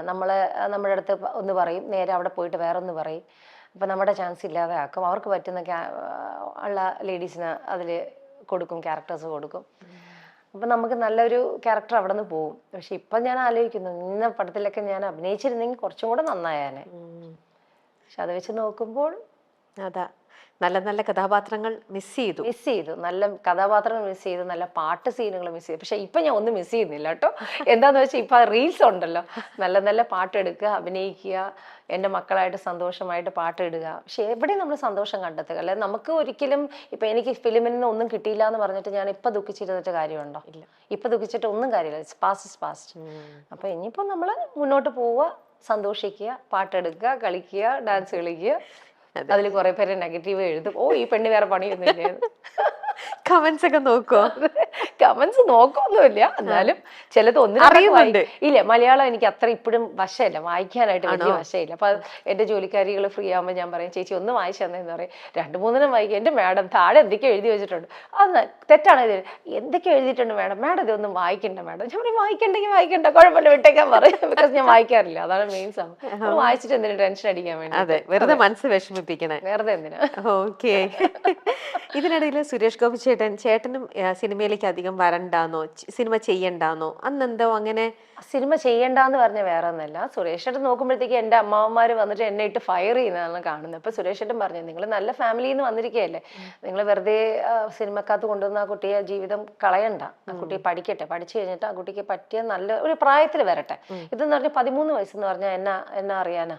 അപ്പോൾ ഒരു പ്രായമില്ലാത്ത സമയത്ത് വന്നിട്ട് കാര്യമില്ല, കൊണ്ടുപോയിക്കോന്ന് പറഞ്ഞു. അപ്പൊ ഞാനാണ് സുരേഷേട്ട താഴെയുള്ളവരെ വളർത്താനായിട്ട് എനിക്ക് വേറെ വഴിയില്ല. സുരേഷ് അങ്കിൾ എന്നാണ് വിളിച്ചത്, ഇന്നിപ്പോ സുരേഷ് അങ്കിൾ ഇത് വേറെ ഒന്നല്ല, താഴെയുള്ളവരെ നോക്കാൻ വേറെ ആരുമില്ല വീട്ടില്, പപ്പ ഇല്ലാത്ത കാരണം എനിക്ക് നോക്കിയേ പറ്റത്തുള്ളൂ. ഞാൻ പറയാനുള്ള പറഞ്ഞു, പിന്നെ നിന്റെ ഇഷ്ടം എന്ന് പറഞ്ഞ് അങ്ങനെ പറഞ്ഞായിരുന്നു 3-ാം മുറയില്. അപ്പൊ എന്റെ 2 അങ്കിൾമാരും അവിടെ വന്നിട്ട് സുരേഷേട്ടൻ്റെ അടുത്ത് കുറെ പറഞ്ഞു, പഠിക്കുന്ന കൊച്ചാണ് വന്നിരിക്കുന്നത്, അവളുടെ ഇഷ്ടത്തിനാണ് വന്നിരിക്കുന്നത്, അവളുടെ ധൈര്യത്തിലാണ് വന്നിരിക്കുന്നത്. സത്യം പറഞ്ഞാൽ എൻ്റെ അമ്മയ്ക്ക് പോലും അറിയത്തില്ല, ബിക്കോസ് അമ്മയ്ക്ക് അതിനുള്ള ധൈര്യമില്ല പറയാനായിട്ട്, ബ്രദേഴ്സിനോട് പറയാനായിട്ട് ഇല്ലെന്ന്. അങ്ങനെയാ ഞാൻ പറഞ്ഞു, ഇല്ല മമ്മി നമുക്ക് ഞാൻ അഭിനയിക്കാം മമ്മി, എന്നിട്ട് പൈസ ഉണ്ടാക്കിയിട്ട് നമുക്ക് ജീവിക്കണമെന്നുള്ള ഒരു ചിന്ത മാത്രമേ ഒന്നുള്ളൂ. ഇപ്പം ഞാൻ ആലോചിക്കുന്നത്, ദൈവമേ 13 വയസ്സുള്ള എൻ്റെ അനിയത്തിയുടെ മോള് 16 വയസ്സായി, അവൾക്ക് ഇപ്പോഴൊന്നും അറിയത്തില്ല. പക്ഷെ അന്ന് 13 വയസ്സിൽ ഞാൻ എന്തൊക്കെയാ കാണിച്ചേന്നുള്ളത് ശരിക്കും വണ്ടറിങ് ആണ്. അന്ന് അപ്പോൾ ആ ഒരു 13 വയസ്സുകാരിക്ക് സിനിമ എന്ന് പറഞ്ഞ ഈ ഒരു മാജിക്, ഈ ഒരു ലോകം ഒരുപാട് പൈസകൾ നമുക്ക് സമ്മാനിക്കുമെന്നോ, ഒരുപാട് നമുക്ക് ഫെയിം തരുമെന്നോ, അങ്ങനെയുള്ള എന്തൊക്കെയോ അങ്ങനെ ഒരു ധാരണയിലായിരുന്നോ? ഇത്രയ്ക്കും ഇല്ല, അങ്ങനെ ഒരു ധാരണ ഒന്നുമില്ല. പക്ഷെ പണ്ട് തഞ്ചാവൂരിൽ വെച്ച് ഞാൻ ഒരുപാട് തമിഴ് സിനിമകൾ കാണുമായിരുന്നു. അപ്പൊ തമിഴിൽ അഭിനയിക്കുന്ന സമയത്ത് മമ്മി തമിഴ് കുമുദം, കൽക്കണ്ട് എന്നൊക്കെ പറഞ്ഞ സിനിമ ബുക്കുകളുണ്ട്. അതൊക്കെ മമ്മി പണ്ട് വായിക്കുമ്പോൾ ഞാനിങ്ങനെ അടുത്ത് വരുന്ന കേട്ടോണ്ടിരിക്കും. അപ്പൊ ഇതിൽ കിസുകിസൊക്കെ ഉണ്ടല്ലോ, കിസുകിസ് എന്ന് പറഞ്ഞാൽ നമ്മള് ഗോസിപ്പൊക്കെ മമ്മി ഇങ്ങനെ വായിച്ചിട്ട് ഇങ്ങനെ പറയുമ്പോൾ ആ ചെറിയ ഓ അങ്ങനെയാണ് പൈസ കിട്ടും, ഓ അങ്ങനെയുള്ള കാര്യം മനസ്സിലുണ്ടായിരുന്നു. ഓ സിനിമയിൽ അഭിനയിച്ചാൽ പൈസ കിട്ടും. അങ്ങനെയാണ് നാട്ടിൽ വന്നപ്പോൾ സിനിമയിൽ ഒരു ചാൻസ് കിട്ടിയപ്പോൾ ഞാൻ പറഞ്ഞത്, മമ്മ അഭിനയിക്കാം, പെട്ടെന്ന് പൈസ കിട്ടുമല്ലോ എന്താ പറയുക. ഫസ്റ്റ് പടത്തിൽ അഭിനയിച്ചപ്പോൾ 7500 രൂപ എന്ന് പറയുന്ന അന്നത്തെ വലിയൊരു എമൗണ്ട് ആണ്. ഒരു 35 വർഷം അല്ലെ 38 വർഷത്തിന് മുന്നേ 7500 രൂപ കിട്ടുമെന്ന് പറഞ്ഞ് ഞങ്ങളുടെ കുടുംബത്തിനകത്ത് വളരെ ഹാപ്പിയാണ്. അപ്പൊ അത് കഴിഞ്ഞിട്ട് പിന്നെ അങ്ങനെ ഒരുപാട് പൈസ കിട്ടുമെന്ന് വിചാരിച്ചു, പക്ഷെ അത്ര ഒന്നും കിട്ടിയില്ല. പിന്നെ കിട്ടിയൊക്കെ വണ്ടി ചെക്കും കാര്യങ്ങളൊക്കെ ആയിരുന്നു.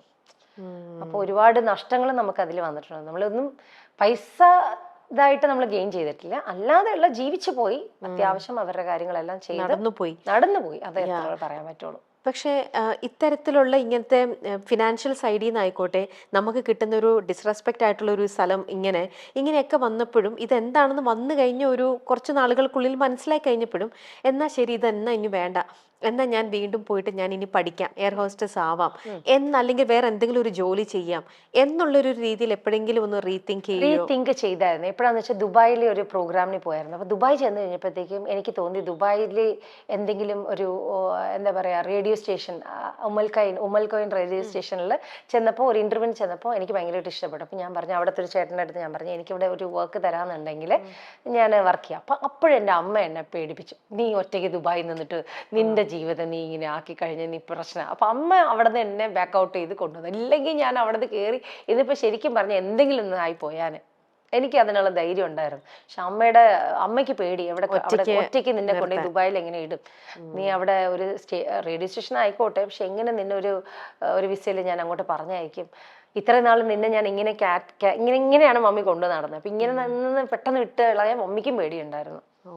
പിന്നെ മമ്മിയുടെ വാക്ക് കേട്ടിട്ട് ഞാൻ അങ്ങനെ പോന്നു. ഇല്ലെങ്കിൽ ഞാൻ അവിടെ റെയിൽവേ സ്റ്റേഷനിൽ കയറി. ഇപ്പൊ ഞാൻ ഒരു ആക്ട്രസ് ഉണ്ടല്ലോ നമ്മുടെ മീരാനന്ദനെ കണ്ടപ്പോ ഞാൻ ആലോചിച്ചു, അയ്യോ ആ കുട്ടിയുടെ കറക്റ്റാണ് ആ കുട്ടി എടുത്ത ഡിസിഷൻ, എനിക്ക് പറ്റിയ ഫീൽഡായിരുന്നു. അങ്ങനെ പോയിരുന്നെങ്കിൽ എന്തെങ്കിലും ആയിക്കോട്ടെ, ഇല്ലേ അവിടെ ഒരു ജോലി ആയിക്കോട്ടെ, എന്തെങ്കിലും സ്റ്റനം ആയിക്കോട്ടെ, എന്തെങ്കിലും ചെയ്ത് ഞാൻ അവിടെ ജീവിച്ചു പോയാനെ. അതെ. അപ്പൊ അമ്മയ്ക്ക് എന്താണ് അങ്ങനെയൊന്നും വേണ്ട, നീ ഇങ്ങനെ വന്നാൽ മതി എന്നുള്ളതാണ്. പക്ഷെ പരാതിയൊന്നുമില്ല. ഇതായിരിക്കും നമുക്ക് വിധിച്ചിട്ടുണ്ടാവുക. അതെ. അതുകൊണ്ട് ഇതിലേക്ക് വന്നു. പിന്നെ ഈ പറഞ്ഞ പോലെ ചേച്ചി പറഞ്ഞു പോയി, എന്നാലും ഒരു സിനിമയുടെ എങ്കിലും പേര് പറയാൻ പറ്റുമോ? ചേച്ചിക്ക് ഒരുപാട് ആഗ്രഹിച്ചിരുന്നു ആ കഥാപാത്രം ചെയ്യാനായിട്ട്, പക്ഷെ മേൽ പറഞ്ഞ പോലത്തെ പല പല കാരണങ്ങളാൽ ആ കഥാപാത്രം ചേച്ചിയുടെ കയ്യിൽ നിന്ന് പോയി.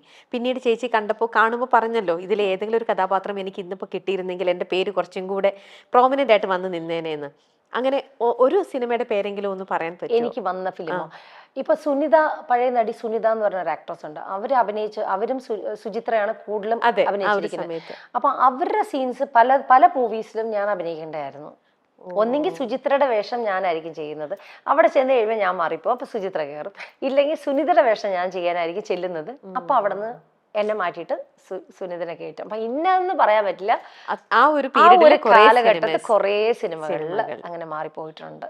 ഈ ഒരു ഇൻഡസ്ട്രിയിൽ ഒരുപാട് ഫ്രണ്ട്സിനെ കിട്ടിയിട്ടുണ്ടോ? എല്ലാവരോടും ഞാൻ സംസാരിക്കും, ഇപ്പൊ കണ്ടാലും എല്ലാവർക്കും എന്നെ ഇഷ്ടമാണ്, സംസാരിക്കും. പക്ഷെ ഫ്രണ്ട്ഷിപ്പ് ആയിട്ട് ഞാൻ ആരായിട്ടും ഫ്രണ്ട്ഷിപ്പ് ചെയ്തിട്ടില്ല. എല്ലാവരുമായിട്ടും നല്ല രീതിയിൽ എനിക്ക് ആരോടും വഴക്കുമില്ല. ആരോടും ഇപ്പൊ ഞാൻ അന്ന് തന്നെ ഇങ്ങനെ ഗ്യാങ് ആയിട്ടിരുന്ന് സംസാരിക്കാനോ നമ്മൾ യാത്രയ്ക്ക് പോകാൻ എന്റെ മമ്മി അങ്ങനെ ഒന്നും വിട്ടിട്ടില്ല. ഒരു കാര്യത്തിന് മമ്മി ഇങ്ങനെ എന്താ പറയണ, ഇന്നിപ്പോ കാലഘട്ടത്തിൽ ഇന്നത്തെ പെൺപിള്ളേരെ എല്ലാരും കൂടെ ജോയിൻ ചെയ്ത് എല്ലാരും കൂടെ ഫുഡ് കഴിക്കാൻ പോകാൻ അങ്ങനെ ഒന്നും മമ്മി എന്നെ വിട്ടിട്ടില്ല. മമ്മി പറഞ്ഞ് അതൊന്നും പോകണ്ട, അങ്ങനൊന്നും ശരിയാകത്തില്ല, ഇവിടെ നിന്നാ മതി. ഞാൻ അതിന് യെസ് എന്ന് പറഞ്ഞിട്ടില്ല. ഇപ്പൊ ഈവൻ ദോ എറണാകുളത്ത് പണ്ട് ഡിസ്കോത്തേക്ക് സ്റ്റാർട്ട് ചെയ്തിരുന്നു. അതിന്റെ ഇനോഗ്രേഷൻ മലബാർ ഹോട്ടലിൽ ഞാനാണ് ഫസ്റ്റ് നടത്തിയത്. ആ ഡിസ്കോയ്ക്ക് വന്ന ഏറ്റവും വലിയ കാശുകാരനായ ഒരു വ്യക്തി എൻ്റെ അടുത്ത് ലവ് യു പറഞ്ഞിട്ടുണ്ട്. പക്ഷെ ലവ് യു പറഞ്ഞിട്ട് കാര്യമില്ല, എൻ്റെ മമ്മി കൂടെ ഇരിക്കല്ലേ, ഒരു ലവ് നടക്കത്തില്ല. ഇന്ന് പിന്നെ അദ്ദേഹത്തിന് ഇടക്കിടക്ക് കാണാറുണ്ടെങ്കിലും അദ്ദേഹം നോക്കും, ഞാനും നോക്കും. അവർക്ക് മക്കളുണ്ട്, മക്കളുണ്ട്, അല്ലാതെ എന്ത് പറയാന്. ഇല്ല, മലബാർ ഹോട്ടലിൽ പണ്ട് സ്റ്റാർട്ട് ചെയ്തത് ഞാനാണ് ഇനോഗ്രേഷൻ. അപ്പൊ ഡിസ്കോയ്ക്ക് വന്ന 2 പയ്യന്മാര് തമ്മിൽ ഇടിയായി. എന്ന് വെച്ചാൽ എന്റെ കൂടെ ഡാൻസ് ചെയ്യണമെന്ന് പറഞ്ഞിട്ട്. അപ്പൊ മമ്മി നടക്കുന്നുണ്ട്, ഇവിടെ വന്നിട്ട് ഇടി. അത് സമ്മതിച്ചില്ല. മമ്മിയുടെ കണ്ണ് വെട്ടിച്ച് എപ്പോഴെങ്കിലും ഇങ്ങനെയൊക്കെ പോകണം തോന്നിയിട്ടുണ്ടോ? ഇല്ല, ഡിസ്കോയ്ക്ക് അത് ഞാൻ പറഞ്ഞില്ലേ, ഇനോഗ്രേഷൻ ചെയ്തെന്ന് മാത്രമല്ല, പിന്നെ ആ ഡിസ്കോയുടെ ഏരിയക്ക് പോയിട്ടില്ല. പിന്നെ ഏതൊക്കെയോ ഹോട്ടൽസിൽ ഡിസ്കോ ഒക്കെ. പക്ഷെ അങ്ങനെ ഒന്നും മമ്മി എന്നെ വിട്ടിട്ടുമില്ല. എനിക്ക് അങ്ങനെ ഒരു ഇൻട്രസ്റ്റ് തോന്നിയിട്ടില്ല. അങ്ങനെ എനിക്ക് ഡിസ്കോയ്ക്ക് പോവാനോ അല്ല നൈറ്റ് ലൈഫ് എൻജോയ് ചെയ്യാനോ ഫ്രണ്ട്സിന്റെ കൂടെ കറങ്ങാനോ അങ്ങനെ ഒന്നും പോയിട്ടില്ല. അതൊരു പക്ഷേ ഫ്രണ്ട് സർക്കിളൊക്കെ കുറവല്ലായിരുന്നു, എല്ലാരായിട്ടും ഒന്ന് ഒരു ഹൈ ബൈ റിലേഷൻ അല്ലേ കീപ്പ് ചെയ്തിട്ടുള്ളത്. അതുകൊണ്ടായിരിക്കും മമ്മി പറയുന്ന അനുസരിച്ച് മമ്മിയുടെ കൂടെ അവിടെ അങ്ങ് നിന്ന് അങ്ങനെ അങ്ങ് ആയി പോയത്, മറ്റേ ലൈഫിലേക്ക് ഒന്നും പോവാണ്ട്. ഇപ്പൊ ഞാൻ മമ്മി ഇപ്പൊ എനിക്ക് നേരത്തെ വരട്ടാൻ പറ്റില്ല. ഇപ്പൊ ഈ പ്രായപ്പോ മമ്മിയുടെ അടുത്ത്, മമ്മി കാരണമാണ് മമ്മി എന്റെ ലൈഫിൽ ഒരാളെ പ്രേമിക്കാൻ പറ്റില്ല, ഡിസ്കോയ്ക്ക് പോകാൻ പറ്റിയിട്ടില്ല. ഇനി വേണം പിള്ളേരായിട്ട് വേണം ഡിസ്കോ ചെയ്യാനായിട്ട്. അവര് ബോയ്സ് അല്ലേ, രണ്ടുപേരും വലുതായി അവരുടെ കൂടെ ഡിസ്കോ. ഇനിയിപ്പോ അപ്പൊ എന്ത് പറയുന്ന അറിയാം, മമ്മി എനിക്ക് 2 ഗേൾ ഫ്രണ്ട്സും ഉണ്ട്, അവരുടെ കൂടെ ഞങ്ങൾ കൂടെ വേണമെങ്കിൽ ഡിസ്കോ. എന്തായാലും കുഴപ്പമില്ല, മറ്റുള്ള ആൾക്കാർക്ക് വേണ്ടി ഞാൻ സാക്രിഫൈസ് ചെയ്ത് ജീവിക്കുന്നത് അല്ലേ, ശരിയല്ലേ? ഫാമിലിക്ക് വേണ്ടി നമ്മൾ സാക്രിഫൈസ് ചെയ്തു, മമ്മിക്ക് വേണ്ടി സാക്രിഫൈസ്, മക്കൾക്ക് വേണ്ടി, ഹസ്ബൻഡിന് വേണ്ടി സാക്രിഫൈസ്, മക്കൾക്ക് വേണ്ടി സാക്രിഫൈസ്. പക്ഷെ ഇതിനിടയിൽ നമ്മുടെ സെൽഫിനെ നമ്മൾ തൃപ്തിപ്പെടുത്താനായിട്ട്, അല്ലെ നമുക്കൊരാഗ്രഹം, എനിക്ക് ഇത്രയൊക്കെ പ്രായമായില്ലേ, ഇനിയെങ്കിലും ഞാൻ എന്റെ ഇഷ്ടത്തിന് എന്തെങ്കിലും ഒക്കെ ചെയ്യണ്ടേ എന്നുള്ളൊരു ചോദ്യം ഉണ്ടായിട്ടില്ലേ? പിന്നെ ഇടയ്ക്കിടയ്ക്ക് ഞാൻ ചെയ്യാറുണ്ട്, എന്റെ ആഗ്രഹത്തിന്റെ കാര്യങ്ങളൊക്കെ ചെയ്യാറുണ്ട്. എന്തൊക്കെയാണത്? എനിക്ക് ഏറ്റവും ഇഷ്ടം എന്ന് പറഞ്ഞാൽ എനിക്ക് യാത്രയാണ്. അപ്പൊ യാത്രകൾ ഞാൻ ചെയ്യാറുണ്ട്. അപ്പൊ 50ാമത്തെ വയസ്സിൽ എനിക്ക് ഫ്ലൈറ്റിൽ നിന്ന് നമ്മുടെ മറ്റേ ദുബായിൽ ചാടത്തില്ലേ, അതിന് എനിക്ക് 50 വയസ്സായപ്പോഴത്തേക്ക് ഞാൻ പറഞ്ഞു എനിക്ക് ചാടണം എന്ന് പറഞ്ഞ് ഹസ്ബൻഡിനോട് ഞാൻ പറഞ്ഞില്ല. കുട്ടികളെയും കൊണ്ട് റൂമിൽ കൊണ്ട് ദുബായ് ഹോട്ടലിൽ എത്തിയിട്ട് ഞാൻ നേരെ എന്റെ മെയ്ഡ് കൂടെ ഉണ്ടായിരുന്നു, മെയ്ഡിനെയും കൂട്ടിക്കൊണ്ട് ഞാൻ രാവിലെ 6:30 ഞാൻ പോയി ചാടാനായിട്ട് അത് ചാടി. അപ്പൊ എന്റെ ആഗ്രഹം ചാടിയപ്പോഴത്തേക്കും സന്തോഷമായി. അപ്പൊ 50ാമത്തെ വയസ്സിൽ ഞാൻ ഹെൽത്തി ആണെന്നുള്ളത് എന്റെ മനസ്സ്. പക്ഷെ ഇറങ്ങി ലാൻഡ് ചെയ്തപ്പോഴത്തേക്ക് എന്റെ കാലിടിച്ചു. മുട്ടിടിച്ചാണോ വീണേ? കാല് പൊക്കാൻ പറയുമല്ലോ, പൊക്കാൻ പറയുമ്പോ ഇട്ടത് ഷൂസ് പുതിയതായിരുന്നു, അപ്പൊ കാല് പൊക്കാൻ പറ്റിയില്ല. അപ്പൊ വിരൽ ഇടിച്ചുകൊണ്ട് അന്നത്തെ വേദന എനിക്കിപ്പോഴും ഉണ്ട്. 3 years ആയി, എന്നാലും 50th ബർത്ത്ഡേ ഞാൻ അങ്ങനെ സെലിബ്രേറ്റ് ചെയ്തു. അതെ, സ്കൈ ഡൈവ് ഇൻ ദുബായ്. പിന്നീട് എന്തൊക്കെയാണ്? പിന്നെ അണ്ടർവാട്ടർ പോകണമെന്ന് ആഗ്രഹമാണ്. ഇങ്ങനെയുള്ള എന്താ പറയണ കുറച്ചൊരു എന്താ പറയണ അതാണ് എനിക്ക് ഭയങ്കര ഇഷ്ടം. പിന്നെ ഇനിയിപ്പോ അടുത്ത നേപ്പാളിൽ പോയിട്ട് ഒരു പാരാസൈക്ലിംഗ് നടത്തണമെന്ന് ആഗ്രഹമുണ്ട്. പിന്നെ ബഞ്ചി ജമ്പിങ്, അങ്ങനെ ചെയ്യും. ചാടിക്കഴിഞ്ഞാൽ അവിടെ എവിടേക്ക് ഇടിക്കും, ഇടിച്ചു കഴിഞ്ഞാൽ ഡോക്ടറെ അടുത്ത് ഡോക്ടർ ഇന്നിപ്പോ എവിടെ പോയി ഇടിച്ചിട്ടാണ് വന്നിരിക്കുന്നത്. അപ്പൊ അങ്ങനെ അഡ്വഞ്ചറസ് സംഭവങ്ങളൊക്കെ ചെയ്യാൻ ഒരുപാട് ഇഷ്ടം. ഇപ്പൊ അതൊക്കെ കാർ ഓടിക്കാൻ ഇഷ്ടമാണ്. ഇപ്പൊ ഞാൻ വേറൊരു പ്ലാനിങ്ങിനെ ഉണ്ട്, ഒരു ലോങ് ഡ്രൈവ് വിത്ത് മക്കളായിട്ട് എവിടെയെങ്കിലും പോകണമെന്നുള്ളത്. ഓക്കെ. ഇതിനിടയിൽ മലയാള സിനിമയിൽ ഇങ്ങനെ ബാക്ക് ടു ബാക്ക് കുറെ ചെയ്തിരുന്നതിനിടയിലല്ലേ രജനീകാന്ത് അദ്ദേഹത്തിന്റെ മൂവിയിലേക്ക് ഒന്ന് പോവുകയും അദ്ദേഹത്തിന് ഒരുപാട് ഇഷ്ടപ്പെട്ടതായിരുന്നു. എന്നിട്ട് പേര് തന്നെ എന്തോ മാറ്റി, രജനി ശ്രീന്നോ എന്നൊക്കെ പുള്ളി അല്ലേ? ഇട്ട് തന്നു. രജനി ശ്രീ എന്നുള്ള പേരിലായിരുന്നു അദ്ദേഹം വിളിച്ചുകൊണ്ടിരുന്നത്. അതെ, അതെ. അതിന്റെ പിന്നിലത്തെ കഥകൾ എന്തൊക്കെയാ? അത് മുത്തു എന്ന് പറഞ്ഞ ഫിലിമിൽ വേണ്ടിയിട്ടാണ്, മുത്തുവല്ല വീര, വീര എന്ന് പറഞ്ഞ പടത്തിലാണ് അഭിനയിക്കാൻ വേണ്ടിയിട്ട് പറഞ്ഞത്. അപ്പൊ ആ സമയത്ത് പഞ്ചു അരുണാചലം സാറ് അറിയാവോ, കേട്ടിട്ടുണ്ട്? പഞ്ചു അരുണ പുള്ളി ഭയങ്കര ഫേമസ് ആയിട്ടുള്ള ഒരു റൈറ്ററാണ്. അദ്ദേഹത്തിന്റെ മകൻ ഇപ്പൊ സുബു പഞ്ചു എന്ന് പറഞ്ഞ മറ്റേ ഡെയ്സി എന്നൊക്കെ പറഞ്ഞ ഫിലിമില്ലേ, ഡെയ്സിയിലെ അഭിനയിച്ചിട്ടുണ്ട്. ഒരു ബോംബ് എന്നൊക്കെ പറഞ്ഞ പയ്യൻ, ആ പയ്യൻ അതിലുള്ളത് പഞ്ചു സാറിന്റെ മകനാണത്. അപ്പോൾ ഞാൻ അഭിനയിക്കാൻ വേണ്ടിയിട്ട് തമിഴ്നാട്ടിൽ പോയി. അങ്ങനെ പഞ്ചു സാർ വിളിച്ചു, രജനി സാർ വന്നു, ഫാൽബോ ഒക്കെ കണ്ട് ഓക്കെ പറഞ്ഞു. അങ്ങനെ അഭിനയിക്കാനുള്ള കാര്യത്തിൽ വന്നപ്പോഴത്തേക്കും KS രവികുമാർ പിന്നെ പറഞ്ഞു, മന്നന്റെ ഷൂട്ടിങ്ങിന്റെ സമയത്താണ് ആദ്യം ഞാൻ കാണുന്നത്. അപ്പൊ പറഞ്ഞു ഖുഷ്ബു പോലെ ഇരിക്കുന്ന പെണ്ണല്ലേ എന്ന് പറഞ്ഞ് ഇങ്ങനെ ഫോട്ടോസ് കാണുമ്പോൾ അദ്ദേഹം നോക്കിയിട്ട് പറഞ്ഞു ഖുഷ്ബുമാർ ഇരിക്കല്ലേ എന്ന് പറഞ്ഞു. അപ്പൊ വേറെ ഒന്നും വേണ്ടിയില്ല. അത് കഴിഞ്ഞിട്ട് ഞാൻ മന്നന്റെ ഇടയിൽ കണ്ട കാരണം ഞാൻ പോന്നു. അത് കഴിഞ്ഞിട്ട് പിന്നെ ഞാൻ കാണുന്നത് മൈസൂർ വെച്ചിട്ടാണ്. മൈസൂർ വെച്ച് കാണുമ്പോഴത്തേക്കും അദ്ദേഹം മുത്തൂല് തന്നെ പറയുന്നു. അപ്പോൾ മുത്തൂല് ഓൾറെഡി അദ്ദേഹം പറയുന്ന സമയത്ത് KS രവികുമാർ നമ്മുടെ അവിടുത്തെ മാലാ സിൻഹ എന്ന് പറഞ്ഞ കന്നഡത്തിലെ ആക്ട്രസ് ഉണ്ട്, അവരുടെ സിസ്റ്ററിനെ ഓൾറെഡി പറഞ്ഞു പോയി. ജെന്റിൽമാനിലൊക്കെ ഒരു പെണ്ണ് അഭിനയിച്ചില്ല സെക്കൻഡ് ആയിട്ട്. അപ്പൊ ആ പെണ്ണ് ഡയറക്ടർ ഫിക്സ് ചെയ്ത് പോയി. അങ്ങനെ അദ്ദേഹം പറഞ്ഞു ഇല്ല സാർ, ഞാൻ ഇങ്ങനെ ഒരു പെണ്ണെ ഫിക്സ് ചെയ്ത് പോയി, അതുകൊണ്ടാണ് എന്ന് പറഞ്ഞു. അപ്പൊ പാക്കരുതൊക്കെ കുടുംബ പാങ്കാണ് പെണ്ണാണ്, ഞാൻ കണ്ട കുടുംബ പാങ്കാന പെണ്ണായിട്ട് ഇങ്ങനെ മോശമായിട്ടൊന്നും കാണിക്കാനായിട്ടൊന്നും പറ്റത്തില്ല, അങ്ങനത്തെ ഒരു ക്യാരക്ടർ. അപ്പൊ അടുത്ത ഫിലിമിന് പറയാന്ന് പറഞ്ഞു. അങ്ങനെ പോന്നു. പിന്നെ ഇവിടെ വന്ന് സീരിയലിൽ ജോയിൻ ചെയ്തോണ്ട് പിന്നെ പോകാൻ പറ്റിയില്ല. ഇതിനിടയിൽ ചേച്ചി എപ്പോഴും ബാലേന്ദ്ര മേനൻ അദ്ദേഹത്തിന്റെ കൂടെ അസിസ്റ്റ് ചെയ്യാനായിട്ടൊക്കെ അങ്ങനെ ഒരു മോഹം ടെക്നിക്കൽ സൈഡിലേക്ക്, ഈ ആക്ടിങ് വിട്ടിട്ട് ടെക്നിക്കൽ സൈഡിലേക്കുള്ള ഒരു അട്രാക്ഷനോ മോഹോ അതൊക്കെ എങ്ങനെയാ വന്നേ? ടെക്നിക്കൽ സൈഡിൽ അട്രാക്ഷൻ എന്ന് പറഞ്ഞാല് ഈ പറയുന്ന പോലെ ഇപ്പൊ പറയുന്നില്ലേ ഈ കുറച്ചു നേരം ടോക്കറ്റീവ് ആണെന്നുള്ളത്, ഞാൻ ഓക്കെ ആണെങ്കിൽ ഭയങ്കര ടോക്കറ്റീവ് ആണ്, ഓക്കെ അല്ലെങ്കിൽ ഞാൻ ഒന്നും മിണ്ടത്തില്ല, സൈലന്റ് ആയിട്ടിരിക്കും.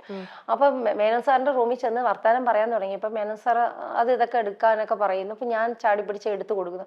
നീ എന്തുകൊണ്ട് എന്റെ അസിസ്റ്റന്റ് ആയിട്ട് നിന്നുകൂടാന്ന് ചോദിച്ചു. ആയിക്കോട്ടെ സാർ എന്ന് പറഞ്ഞു. അപ്പൊ അങ്ങനെ ഒരു സ്മാർട്ട്നെസ് കണ്ടപ്പോ എന്റെ അടുത്ത് പറഞ്ഞു നീ ഭയങ്കര സ്മാർട്ടാണ്, നീ അസിസ്റ്റന്റ് ആയിട്ട് ആകാൻ നല്ലതാണെന്ന് പറഞ്ഞു. അങ്ങനെ ഞാൻ ഫസ്റ്റ് ലേഡി അസിസ്റ്റന്റ് ആയി. അത് കഴിഞ്ഞിട്ട് പിന്നെ സമ്മർ ഇൻ അമേരിക്ക എന്ന് പറഞ്ഞിട്ടൊരു സീരിയലുണ്ടായിരുന്നു. അപ്പൊ അമേരിക്ക ചെല്ലാനായിട്ട് ആരും അസിസ്റ്റ് ചെയ്യുന്നില്ല. അന്ന് നമ്മുടെ ജയനില്ലേ, ആലപ്പി ജയൻ, ചേർത്തല ജയൻ അഭിനയിക്കുന്നുണ്ട്. ജയൻ അന്ന് അസിസ്റ്റന്റ് ആയിരുന്നു, ഞാനും കുറച്ച് സഹായിക്കുമായിരുന്നു. അന്ന് ഷാജീവ് എന്ന് പറഞ്ഞിട്ടൊരു സീരിയൽ ഡയറക്ടർ ഉണ്ടായിരുന്നു അദ്ദേഹത്തിന്. അദ്ദേഹം വന്നിട്ട് ഒരു ഇതാണ് നമ്മുടെ എന്താ പറയുക ആർട്ട് ഡയറക്ടർ ആയിരുന്നു. പിന്നെ അദ്ദേഹത്തിന്റെ സീരിയലിൽ ഞാൻ അഭിനയിക്കുകയും ചെയ്തിട്ടുണ്ട്, അതുപോലെ അസിസ്റ്റന്റ് ചെയ്തു. ആ സീരിയലിന് വേണ്ടിട്ട് അമേരിക്കയിലായിരുന്നു ഷൂട്ട്. അതിനാണോ ഞാൻ കേട്ടിട്ടുണ്ട് ചേച്ചി ഇവിടെ 6.5 കിലോ അരിയും കൊണ്ട് ഫ്ലൈറ്റിൽ കേട്ടത്. ഇപ്പൊ അത് വീണ്ടും റീടെലികാസ്റ്റ് ആയി. ഇപ്പൊ അടുത്ത് ആണോ വീണ്ടും റീടെലികാസ്റ്റ് ആയി. അതിപ്പോ യൂട്യൂബ് ചാനലിലുണ്ട്, സമ്മർ ഇൻ അമേരിക്ക എന്ന് പറഞ്ഞിട്ട്. എനിക്ക് തോന്നുന്നു ഞാൻ ആ ഇന്റർവ്യൂയുടെ കാര്യം പറഞ്ഞ ശേഷമാണ് വന്നേന്ന് തോന്നുന്നു. ഇപ്പൊ പക്ഷെ ആ സുമാ ജയറാമിനെ ഈ സുമാ ജയറാമിനെ കണ്ടത് ഞാൻ തന്നെ നെട്ടിപ്പോവും. അന്ന് ഞാൻ ബോള് പോലെയായിരുന്നു. അങ്ങനെ അമേരിക്കയിൽ പോയി ആ സീരിയൽ ചെയ്തു വന്നു. അതെ, അത് നല്ലൊരു എക്സ്പീരിയൻസ് ആയിരുന്നു. പക്ഷെ അമേരിക്ക കാണാൻ പറ്റി. അത് കഴിഞ്ഞിട്ട് പിന്നെ പോണോന്ന് വിചാരിച്ച് വിസ എടുത്ത് വെച്ചിട്ടുണ്ട്, ഞാൻ ഹസ്ബൻഡും എടുത്ത് വെച്ചിട്ടുണ്ട്. പോകാൻ പറ്റിയില്ല, നെക്സ്റ്റ് ഇയർ അത് തീരും. അതിനുള്ളിലൊന്ന് പോണോന്ന് ആഗ്രഹമുണ്ട്. പക്ഷെ ഈ ബേബീസിനെ ഇട്ടിട്ട് എങ്ങനെ ഞാൻ പോവും? ഇല്ലേ, അവര് രാത്രിയാകുമ്പോ അവര് മമ്മ എന്ന് പറഞ്ഞ് കരഞ്ഞു കഴിഞ്ഞാൽ പിന്നെ എനിക്ക് ഇവിടെ നിന്ന് ഞാൻ പറയും ഞാൻ പോവട്ടാന്ന് പറയും. കുറച്ചു നേരം ഞാൻ തന്നെ ആലോചിക്കും ഫിലിമിന് പോയിട്ട് വന്ന് എനിക്ക് പറ്റത്തില്ല. അങ്ങനെ ഒരു മൈൻഡായി. പിള്ളേരെ ഇട്ടിട്ട് പോകാൻ ഒരു ബുദ്ധിമുട്ടായി. അവരെയും കൂടെ കൊണ്ടുപോയാൽ സന്തോഷം. അവർക്ക് വിസ ഉടനെ കിട്ടുമെന്ന് എനിക്ക് അറിയത്തില്ല. നെക്സ്റ്റ് ഇയർ ആകുമ്പോഴത്തേക്ക് ഒന്ന് ട്രൈ ചെയ്യണം. പിന്നെ എന്തുകൊണ്ടാ പിന്നെ ടെക്നിക്കൽ സൈഡ് പിന്നെ കണ്ടിന്യൂ ചെയ്യാതെ വിട്ടത്? ടെക്നിക്കൽ സൈഡ് കണ്ടിന്യൂ ചെയ്യാതെ വിട്ടത് വേറെ ഒന്നുമല്ല. അന്നത്തെ കാലത്ത് നമുക്ക് അസിസ്റ്റന്റ് ഡയറക്ടർ ഫസ്റ്റ് ആ ഫിലിമിൽ ആയെങ്കിലും ഭയങ്കര ഒരു നെഗറ്റീവ് അതിലഭിനയിച്ച ആർട്ടിസ്റ്റുകളെല്ലാം എനിക്ക് എതിരായിരുന്നു. നമ്മൾ വിളിക്കാൻ ചെല്ലുമ്പോഴായിക്കോട്ടെ, നമ്മൾ വിളിക്കാൻ ചെന്നിട്ട് നമ്മൾ സാറേ വരുന്നില്ല എന്ന് പറഞ്ഞാൽ അവർ ലേഡി ആർട്ടിസ്റ്റുകൾ ഉടനെ പറയും ഓ സുമാ ജയറാമൻ വന്നിട്ട് അസിസ്റ്റന്റ് ഡയറക്ടറായിട്ട് ഞങ്ങൾ പഠിപ്പിക്കുക. പക്ഷെ ഇപ്പം അങ്ങനെയല്ല. ഇപ്പം എല്ലാവർക്കും അസിസ്റ്റന്റ് ഡയറക്ടേഴ്സ് എല്ലാ സ്ഥലത്തും ഉണ്ട്, എല്ലാ ഡയറക്ടേഴ്സിന്റെ കൂടെ ഉണ്ട്. പക്ഷെ അന്ന് ഞാൻ മാത്രമായിരുന്നു അന്ന് ആ ഒരു ഇതില്. പക്ഷെ വിളിക്കാൻ ചെല്ലുമ്പോൾ അങ്ങനെ ഒരു പ്രോബ്ലം ആയിട്ട് ഇഷ്യൂ ആയിട്ട് അങ്ങനെ ഉണ്ടായിരുന്നു. പിന്നെ എനിക്ക് അതും ഒരു മടുപ്പായി. എവിടുന്നും ഇങ്ങനെ ഒരു നോ കേൾക്കുമ്പോഴത്തേക്ക് പെട്ടെന്ന് അങ്ങ് വിഷമാവും. വിഷമം വരും. ബിക്കോസ് നമ്മൾ സിൻസിയർ ആയിട്ടായിരിക്കും നമ്മൾ നിൽക്കുക. അതല്ല അവരുടെ മുന്നിൽ പോയിട്ട് നമ്മൾ ആരെയും വരെ ഹേർട്ട് ചെയ്യാനല്ല. സാർ വിളിക്കുന്നു, അല്ലെ മേനോൻ സാർ വിളിക്കുന്നു, മാം ചേച്ചി വരൂ എന്ന് പറയാൻ വേണ്ടി വിളിക്കുമ്പോൾ നമ്മളൊരു ഇൻസൾട്ട് ചെയ്ത് പറയുന്നു. അപ്പൊ തിരിച്ചു വന്നിട്ട് അവളാരാ നമ്മളെ പഠിപ്പിക്കാൻ എന്ന് അന്നത്തെ കാലത്ത് ആൾക്കാരത് പറയുമ്പോൾ നമുക്കതൊരു വിഷമമാണ്. നമ്മള് അത്രയും ദിവസം നമ്മൾ എല്ലാവരും കോ ആർട്ടിസ്റ്റ് ആയിട്ടിരുന്ന ആൾക്കാര് പെട്ടെന്ന് നമ്മളോട് അങ്ങോട്ട് റിയാക്ട് ചെയ്ത് പറയുമ്പോൾ ഒരു വിഷമം. അപ്പൊ ഞാൻ പിന്നെ ബാക്ക്വേർഡ് വേണ്ട അപ്പൊ അതും വേണ്ട എന്ന് വിചാരിച്ചു, അതും വിട്ട് അങ്ങനെ ഇതെല്ലാം വിട്ടിട്ടാണ് ലാസ്റ്റ് സീരിയൽ എന്നും പറഞ്ഞ രീതിയിലേക്ക് അങ്ങ് ഒതുങ്ങാം എന്ന് വിചാരിച്ചത് അല്ലേ? അതെ അതെ. പിന്നെ അവിടെ നിന്നും കസ്തൂരിമാൻ എന്നുള്ള സിനിമയും കഴിഞ്ഞിട്ട് പിന്നെ കുറച്ചു നാൾ ചേച്ചി സീരിയൽ ചെയ്തു. സീരിയൽ തന്നെ കുറച്ചു നാൾ ചെയ്തു. പിന്നെ അത് കഴിഞ്ഞപ്പോൾ സീരിയൽസ് കുറെ ചെയ്തു. അപ്പൊ അതിനുശേഷം ചേച്ചി തന്നെയാണോ ഇനി ഞാൻ എന്നാ ലൈഫിൽ സെറ്റിൽ ആവാം, അമ്മ എന്നാ കല്യാണം എന്നാ നോക്കിക്കോളൂ, അതോ അമ്മയുടെ ഒന്നും പറഞ്ഞില്ല? വീട്ടിൽ ഞാൻ നോക്കിക്കോളുന്നേ വാക്ക് പറഞ്ഞിട്ടില്ല. ഞാൻ വീട്ടിൽ ഹാപ്പി ആയിട്ട് ചിക്കനൊക്കെ കഴിച്ച് ഇങ്ങനെ ഹാപ്പി ആയിട്ടിരിക്കുന്നു, ബോള് പോലെ ഇങ്ങനെ. അപ്പൊ എന്റെ ഫ്രണ്ടായ ഡോക്ടർ, ഞങ്ങളുടെ ഒരു ഫ്ലാറ്റിൽ ഞങ്ങൾ താമസമായിരുന്നു. അപ്പൊ ഡോക്ടർ എൻ്റെ അടുത്ത് പറഞ്ഞു, നീ ഇങ്ങനെ ഭക്ഷണം കഴിച്ച് ഇങ്ങനെ എപ്പോഴും ടി വിയും കണ്ടുകൊണ്ട് സമയം കളഞ്ഞോണ്ടിരിക്കല്ലേ, നടക്കാൻ നോക്ക്. നടക്കുന്ന നിന്റെ വണ്ണം ആദ്യം കുറയ്ക്കുക, അല്ലെങ്കിൽ വെച്ചാൽ ഒബിസിറ്റി വന്ന് നിനക്ക് പ്രോബ്ലം വരും. അങ്ങനെ പുള്ളിക്കാരത്തി വിളിച്ച് നടക്കാനായിട്ട് പറഞ്ഞ് അങ്ങനെ നടന്ന് ഞങ്ങള് ഒന്നര വർഷത്തോളം നടന്നു. അപ്പൊ അതിന്റെ ഇടയിൽ പ്രപ്പോസൽ വന്നു. അങ്ങനെ പ്രപ്പോസൽ അന്വേഷിച്ച് വന്ന് അങ്ങനെ ആണ്. ഫസ്റ്റ് പ്രപ്പോസൽ ആയിരുന്നോ? ഫസ്റ്റ് പ്രപ്പോസൽ അല്ല, അതിന്റെ ഇടയിൽ കൂടെ മമ്മി ഒന്ന് രണ്ട് പയ്യന്മാരൊക്കെ പത്രം വഴിയൊക്കെ നോക്കുവാണെങ്കിലും പയ്യന്മാര് വന്നെങ്കിലും ഈ പറയുന്ന പോലെ പൊക്കം ഉണ്ടാകണം, എന്റെ കുറച്ച് ഡിമാൻഡ്സ് ഒക്കെ ഉണ്ടായിരുന്നു. അപ്പൊ ഈ പൊക്കം ഉണ്ടാകണം, അത് ഉണ്ടാകണം. എന്തൊക്കെയായിരുന്നു ചേച്ചിയുടെ ഡിമാൻഡ്സ്? കേക്കട്ടെ. പൊക്കം ഉണ്ടാവണം, കട്ടിമീശയായിരിക്കണം, പിന്നെ കട്ടിമീശയായിരിക്കണം, പിന്നെ 5 ഹോട്ടൽ ഉണ്ടാകണം. ചുമ്മാ തള്ളിയതാണ് സത്യം. ഞാൻ 5 ഹോട്ടലുള്ള വ്യക്തിനെ കണ്ട് ചിന്തിച്ചിട്ട് പോലും, ഇദ്ദേഹത്തിനെ ആലോചിച്ചിട്ട് പോലുമില്ല. ചുമ്മാ വീട്ടിൽ നിന്ന് പറയും 5 ഹോട്ടൽ ഉണ്ടാകണം, വീടായിരിക്കണം, വീടിന് ചുറ്റിന് കല്ലായിരിക്കണം, ഇങ്ങനെ നമ്മൾ 5 കാറായിരിക്കണം. ഇതൊക്കെ നമ്മള് ചുമ്മാ പറയുന്നതാണ്. പക്ഷെ ഇതെല്ലാം ദൈവം കേട്ട്, അതെ, യൂണിവേഴ്സ് ഇത് കേട്ട് അതെ ദൈവം കൊണ്ടുവന്ന് തന്നു. അങ്ങനെ തന്നെയുള്ള ഒരാള്. പക്ഷെ അദ്ദേഹത്തിന്റെ ഒരു ചില പിടിവാശിയിൽ മാത്രമേ ഉള്ളൂ പ്രശ്നം, അല്ലാതെ കുഴപ്പമൊന്നുമില്ല. അദ്ദേഹം കുഴപ്പമില്ലാത്തൊരു വ്യക്തിയാണ്. അതുകൊണ്ടാണ് ഇപ്പൊ ഈ നിമിഷം വരെ പോകുന്നത് കേട്ടോ. ഇപ്പൊ അല്ലെങ്കിൽ ഞങ്ങള് തമ്മിൽ എപ്പോഴേ ഇടിപിടിച്ച് പോയാനെ. അങ്ങനെ പിന്നെ ഒരു അറേഞ്ച്ഡ് ആയിട്ടുള്ള രീതിയിൽ തന്നെ പ്രപ്പോസൽ വന്നു. അറേഞ്ച്ഡ്, ലവ് മാരേജ് ഒന്നുമല്ല, അറേഞ്ച് മാരേജ് തന്നെയായിരുന്നു. ഓക്കെ. അപ്പം ലൈഫിലേക്ക് എൻ്റർ ചെയ്തപ്പം ഈ ഒരു ഇത്ര നാളും ചേച്ചി വർക്ക് ചെയ്ത് എത്രയോ ഇയേഴ്സ് അന്നേരത്തേക്ക് വർക്ക് ചെയ്ത് അതിൽ നിന്നെല്ലാം ആ ഒരു ലോകത്തോട് ഒരു നോ പറഞ്ഞിട്ട് പിന്നെ ഞാനൊരു ഹൗസ് വൈഫ് എന്നുള്ള രീതിയിലേക്ക് ചെറുപ്പത്തിൽ എന്റെ മനസ്സിലുണ്ടായിരുന്നു, ഞാൻ ഏത് പ്രൊഫഷൻ ആയാലും സ്റ്റോപ്പ് ചെയ്ത് കഴിഞ്ഞിട്ട് ഞാൻ ഹൗസ് വൈഫ് ആയിരിക്കും എന്നാണുള്ളത്. അത് എന്റെ മൈൻഡിൽ ഉണ്ടായിരുന്നു.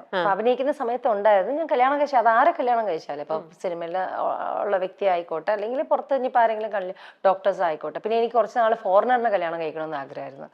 അത് ഏത് രാജ്യത്ത് പോയി?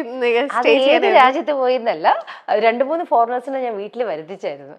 അപ്പോഴേക്ക് വന്ന ഫോറിനേഴ്സ് വന്നപ്പോഴത്തേക്കും ഞാൻ എൻ്റെ സിസ്റ്ററിനെ കൂട്ടിക്കൊണ്ടുപോയി. അപ്പൊ എൻ്റെ സിസ്റ്റർ പറഞ്ഞു, നീയും അയാൾ സംസാരിക്കാൻ വേണ്ടി ഞാൻ എന്തിട്ട് ഇടയിരിക്കും? ഞാൻ പറഞ്ഞു, എനിക്ക് അയാളെ ഇഷ്ടപ്പെട്ടില്ല, പറഞ്ഞു വിടാൻ വേണ്ടിയിട്ടാണ് നിന്നെ പിടിച്ച. അപ്പൊ നീ ഒരു എന്താ പറയണ, ഒരു അപ്പിയറൻസ് അല്ലെ, നമ്മൾ ഒരാളെ കാണുന്ന വിധത്തിലാണ് നോക്കുന്നത്, അല്ലാതെ അദ്ദേഹത്തിന്റെ ഒരു പെരുമാറ്റമാണോ നോക്കുന്നത്. നമ്മുടെ പെരുമാറ്റം കാണുന്ന വിധത്തിൽ നമ്മൾ ഫസ്റ്റ് നോക്കുന്നത് എന്താ, ഒരാളുടെ ഫിസിക്കൽ അപ്പിയറൻസ്. അത് കണ്ടു കഴിഞ്ഞാൽ അത് ഓക്കെ ആണെങ്കിൽ എന്റെ മനസ്സിൽ ഓക്കെ പറയും. എന്റെ മനസ്സിന് ഓക്കെ അല്ലാത്തൊരു വ്യക്തിയുടെ അടുത്ത് ഞാൻ എങ്ങനെ സംസാരിക്കും? അപ്പൊ അതുകൊണ്ട് അങ്ങനെ പല പ്രപ്പോസലും മമ്മി കൊണ്ടുവന്നപ്പോഴും ഞാൻ ഇങ്ങനെ നോട്ടം നോക്കിയിട്ട് ഞാൻ പറയും, എനിക്ക് പറ്റാത്ത ആളെ മമ്മി പറഞ്ഞു വിട്ടേക്കാൻ അദ്ദേഹം കാണാൻ വന്നിട്ടുണ്ടെങ്കിൽ ഇങ്ങനെ മമ്മിയുടെ അടുത്ത് സംസാരിച്ചിട്ട് മോളെ കാണാൻ പറ്റിയില്ല, മമ്മി പറയും ഇപ്പൊ ജിമ്മിന് പോയിരിക്കുക, അവിടെ പോയിരിക്കുക എങ്കിലും പറഞ്ഞ് മമ്മി വിടും. ഒരു മമ്മി പറയും കുഴപ്പമില്ലാത്ത പയ്യനായിരുന്നു കേട്ടോ. ഞാൻ പറഞ്ഞു, ഇല്ല മമ്മി അതെനിക്ക് വേണ്ട, സെറ്റ് ആവൂല, അത് വേണ്ട. പക്ഷെ ഇത് ഭയങ്കര ഇൻട്രസ്റ്റിംഗ് കേട്ടോ. ഫോറിനേഴ്സിനെ ഒക്കെ വീട്ടിൽ കൊണ്ടുവന്ന്, വീട്ടിൽ 2-3 ഫോറിനേഴ്സ് വന്നിട്ടുണ്ട്. ഈശ്വര, അതൊക്കെ എങ്ങനെയാ? അപ്പം അതെങ്ങനെയാ? അത് മാട്രിമോണിയിൽ ഈ ഫോറിൻ ഇതില് അന്ന് മനോരമയില് സെപ്പറേറ്റ് ആയിട്ട് ഇട്ടിട്ട്, എനിക്ക് തോന്നുന്നു ഫോട്ടോ കൊച്ചിന്ന് ആരോ 2-3 പേര് അങ്ങനെ വന്നിട്ടുണ്ട്. ഫോട്ടോ വെച്ച് വന്നിട്ട് അവര് അന്നത്തെ ആൾക്കാർ ആരോ പറഞ്ഞിട്ട് മമ്മിനെ വിളിച്ച് പറഞ്ഞ് അങ്ങനെ വീട്ടിൽ വന്നിട്ടുണ്ട്. 2-3 ഫോറിനേഴ്സ് വന്നിട്ടുണ്ട്. ഓക്കെ. എന്നിട്ട് അത് സെറ്റായില്ല. അപ്പൊ ഇടയ്ക്ക് ഞാനിപ്പോ ഹസ്ബൻഡായിട്ട് ഭയങ്കര തല്ലുപിടുത്തം ഉണ്ടാകുമ്പോ ഹസ്ബൻഡിനോട് ഞാൻ പറയും, ഞാൻ ഫസ്റ്റ് നൈറ്റ് വന്നപ്പോ നിങ്ങൾ എന്താ പറഞ്ഞത്, നിങ്ങൾക്ക് ഇഷ്ടം നയൻതാരന്, എന്നാ എനിക്കിഷ്ടം സൽമാൻ ഖാൻ. ഇഷ്ടമൊന്നുമില്ല. എന്നാലും ഞാൻ ചുമ്മാ പറയും സൽമാൻ, ഇല്ലെങ്കിൽ ഞാൻ നിങ്ങളെക്കാട്ടി നല്ല ഫോറിനറിനെ കെട്ടി പോയാനെ, നിനക്ക് കെട്ടിക്കൊണ്ട് പോവായിരുന്നില്ലേ. അദ്ദേഹം കോമഡി ആയിട്ട് പറയും. അദ്ദേഹം കോമഡി. ഇപ്പൊ ഞാൻ ചുമ്മാ കഴിഞ്ഞ 2 മാസത്തിന് മുന്നേ ഞാൻ പറയും, ഓ നയൻതാരനെ കിട്ടായിരുന്ന ആളല്ലേ. ഏത് നയൻതാര? ആര് നയൻതാര? കല്യാണം കഴിച്ച് വന്ന ഫസ്റ്റ് 1 മാസം കംപ്ലീറ്റ് നയൻതാരയുടെ പാട്ടായിരുന്നു. അദ്ദേഹത്തിന് ഭയങ്കര ഇഷ്ടമായിരുന്നു തോന്നുന്നു. 1 മാസം കേൾക്കാൻ ഒരു മാസം കേട്ടുള്ളൂ. അത് കഴിഞ്ഞ് ഞാൻ ചോദിച്ചു, നയൻതാരയുടെ CD ഇവിടെ ഉണ്ടായിരുന്നല്ലോ. CD എവിടെ ചേച്ചി എല്ലായിടത്തും മാറ്റി ഒളിപ്പിച്ചിട്ടുണ്ടാവും. ഞാനൊന്നും ഒളിപ്പിച്ചിട്ടൊന്നുമില്ല. അദ്ദേഹത്തിന് മനസ്സിലായി ഇവള് ഭയങ്കര പ്രശ്നക്കാരിയാ, ഇനി നയൻതാരയുടെ പേരും പറഞ്ഞു. വെറുതെ എന്തിനാണ് പ്രശ്നമാക്കണത്? പാവം നയൻതാര ഇതൊന്നും അറിയുന്നില്ല. നയൻതാര എന്നെ പോലെ ഒന്നും കഷ്ടപ്പെടുത്തൊന്നുമില്ല. ഇത് നിങ്ങൾക്ക് ഏറ്റവും നല്ല ഫുഡ് ഞാൻ ഉണ്ടാക്കി തരും. നയൻതാര ഉണ്ടാക്കണ 4 ജോലിക്കാർ. അങ്ങനെ വെരി ഇൻട്രസ്റ്റിംഗ്. ഓക്കെ, അപ്പൊ അത് കഴിഞ്ഞിട്ട് ഈ ഒരു ലൈഫിലേക്ക് വന്നു കഴിഞ്ഞപ്പോ ചേച്ചിക്ക് ഈ ഒരു ലൈഫ് എന്താ പറയാ, ഇതായിരുന്നു ചേച്ചിയുടെ ആഗ്രഹം? ഹൗസ് വൈഫ് ആയിട്ട് ഒതുങ്ങി നിൽക്കുന്നതായിരുന്നു. ആഗ്രഹിച്ച പോലത്തെ ഒരു 5 ഹോട്ടൽ, 5-ന് മേളിലുള്ള ഹോട്ടലൊക്കെ ഉള്ള ഒരാളെ കിട്ടി. പക്ഷെ എന്നാലും മറ്റേത് ഭയങ്കര ബിസി ആയിട്ട് ഒരു സെറ്റിൽ നിന്ന് മറ്റേ സെറ്റിലേക്കും ട്രാവലും ഒക്കെ ആയിട്ട് ഇങ്ങനെ ചെയ്തുകൊണ്ടിരുന്ന ഒരാള് പെട്ടെന്ന് ഇങ്ങനെ വന്ന് നിൽക്കുമ്പോൾ അവിടെ എപ്പോഴെങ്കിലും ചേച്ചിക്ക് ആ ഒരു ഫ്രിക്ഷൻ അത് സെറ്റ് ആവുന്നില്ലാന്നോ അല്ലെങ്കിൽ മിസ് ചെയ്യോ? കല്യാണം കഴിച്ച ഫസ്റ്റ് വീക്കിൽ എനിക്ക് മനസ്സിലായി ഇദ്ദേഹത്തെ ഞാൻ സെറ്റ് ആവില്ല എന്ന്. കല്യാണം, ബിക്കോസ് ഞങ്ങൾ തമ്മിൽ അറേഞ്ച് മാരേജ് അല്ലേ, ലവ് മാരേജ് അല്ലല്ലോ. ഒരാഴ്ച പോലും ഞങ്ങൾ കണ്ട് ഒന്ന് കൈക്ക് കോർത്ത് നടന്നിട്ടില്ല. കൈ കോർത്ത് നടന്നിരുന്നെങ്കിൽ അല്ലെങ്കിൽ കോഫി ഷോപ്പിൽ പോയി സംസാരിച്ചിരുന്നെങ്കിൽ നമുക്ക് മനസ്സിലാവും ഏകദേശം ഒരു വേവ് ലെങ്ത്. അതൊന്നും മനസ്സിലായില്ല. അപ്പോൾ പക്ക അറേഞ്ച് മാരേജ് ആയിരുന്നു. പക്ഷെ അദ്ദേഹത്തിന്റെ കുഞ്ഞുനാളിൽ നമ്മൾ ആഗ്രഹിച്ചെന്നല്ലാതെ വേറെ ഒരു രീതിയിലും അദ്ദേഹത്തായിട്ട് ഞാൻ സംസാരിച്ചിട്ടില്ല. അത് എനിക്കൊരു ഇപ്പം ഞാൻ ആലോചിക്കുമ്പോൾ തോന്നുന്നു, ഒരു അറ്റ്ലീസ്റ്റ് ഒരു 6 months ഞാൻ സംസാരിച്ച് കഴിഞ്ഞ് കല്യാണം കഴിച്ചാൽ മതിയായിരുന്നു എന്ന് ഇപ്പൊ തോന്നുന്നുണ്ട്. ബിക്കോസ് ഞാനും അദ്ദേഹം തമ്മിൽ ഒരുപാട് കാര്യത്തില് അതെ. പക്ഷെ അങ്ങനെയുള്ള എന്താ പറയുന്ന, ഇംഗ്ലീഷിൽ പറയത്തില്ലേ, 2 പോൾ തമ്മില്, നോർത്ത് പോളും സൗത്ത് പോളും അട്രാക്ട് ചെയ്യുന്ന പറഞ്ഞ പോലെ ഞങ്ങൾ തമ്മിൽ പോകുന്നു. അദ്ദേഹം എന്നെ കുട്ടാന്ന് വിളിക്കും, യെസ് മോനെന്ന് ഞാനും തിരിച്ചു വിളിക്കും. അല്ലാതെ എന്താന്ന് ചോദിച്ചാൽ ഞങ്ങൾ തമ്മിൽ പ്രണയോ കാര്യങ്ങളോ ഒന്നും കേൾക്കണം. വീട്ടിൽ വന്ന് എല്ലാരും ചെയ്യും, മാഡത്തിന് എന്തോ സ്നേഹത്തിനാ സാറ് കുട്ടാന്ന് വിളിക്കുന്നത്. ഞാൻ പറയാം, അത് നല്ല മീൻകറി ഉച്ചയ്ക്ക് കിട്ടുന്നുണ്ട്, അതിന് വേണ്ടിട്ട്, അല്ലാതെ വേറെ കുഴപ്പമൊന്നുമില്ല. അല്ല, അപ്പം എപ്പോഴെങ്കിലും ആ ഒരു മിസ്സിങ് വന്നിട്ടുണ്ടോ? സിനിമ മിസ് ചെയ്യുന്നതോ?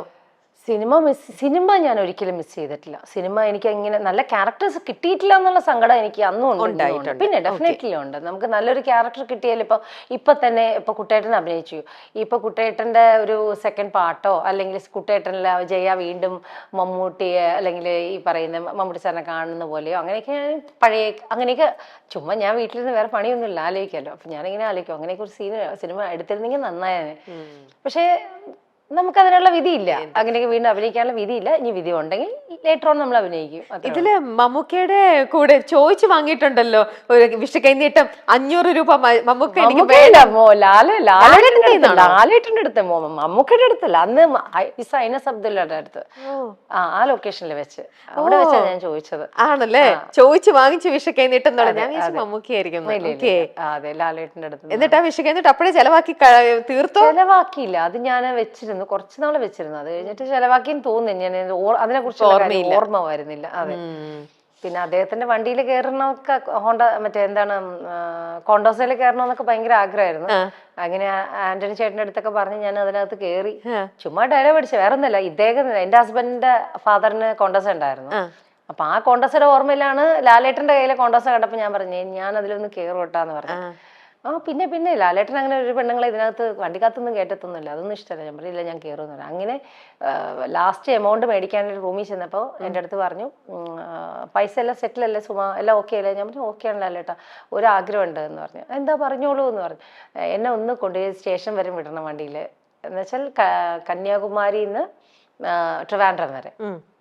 അതെന്താ, ഞാൻ ആന്റണിയോട് പറയാമല്ലോ, ആന്റണി ഈ വണ്ടി എടുത്തൊന്ന് സുമയും മമ്മിയും കൊണ്ടുവന്ന് വിട്ടേക്കോ എന്ന് പറഞ്ഞു. വണ്ടി കയറിയിട്ട് ഞാൻ പറഞ്ഞു, എങ്ങനെയുണ്ട്, ഞാൻ കയറിയല്ലോ. അപ്പൊ എന്ത് പറഞ്ഞു ആന്റണി ചേട്ടൻ? ആൻചേട്ടൻ ഒന്നും പറഞ്ഞില്ല.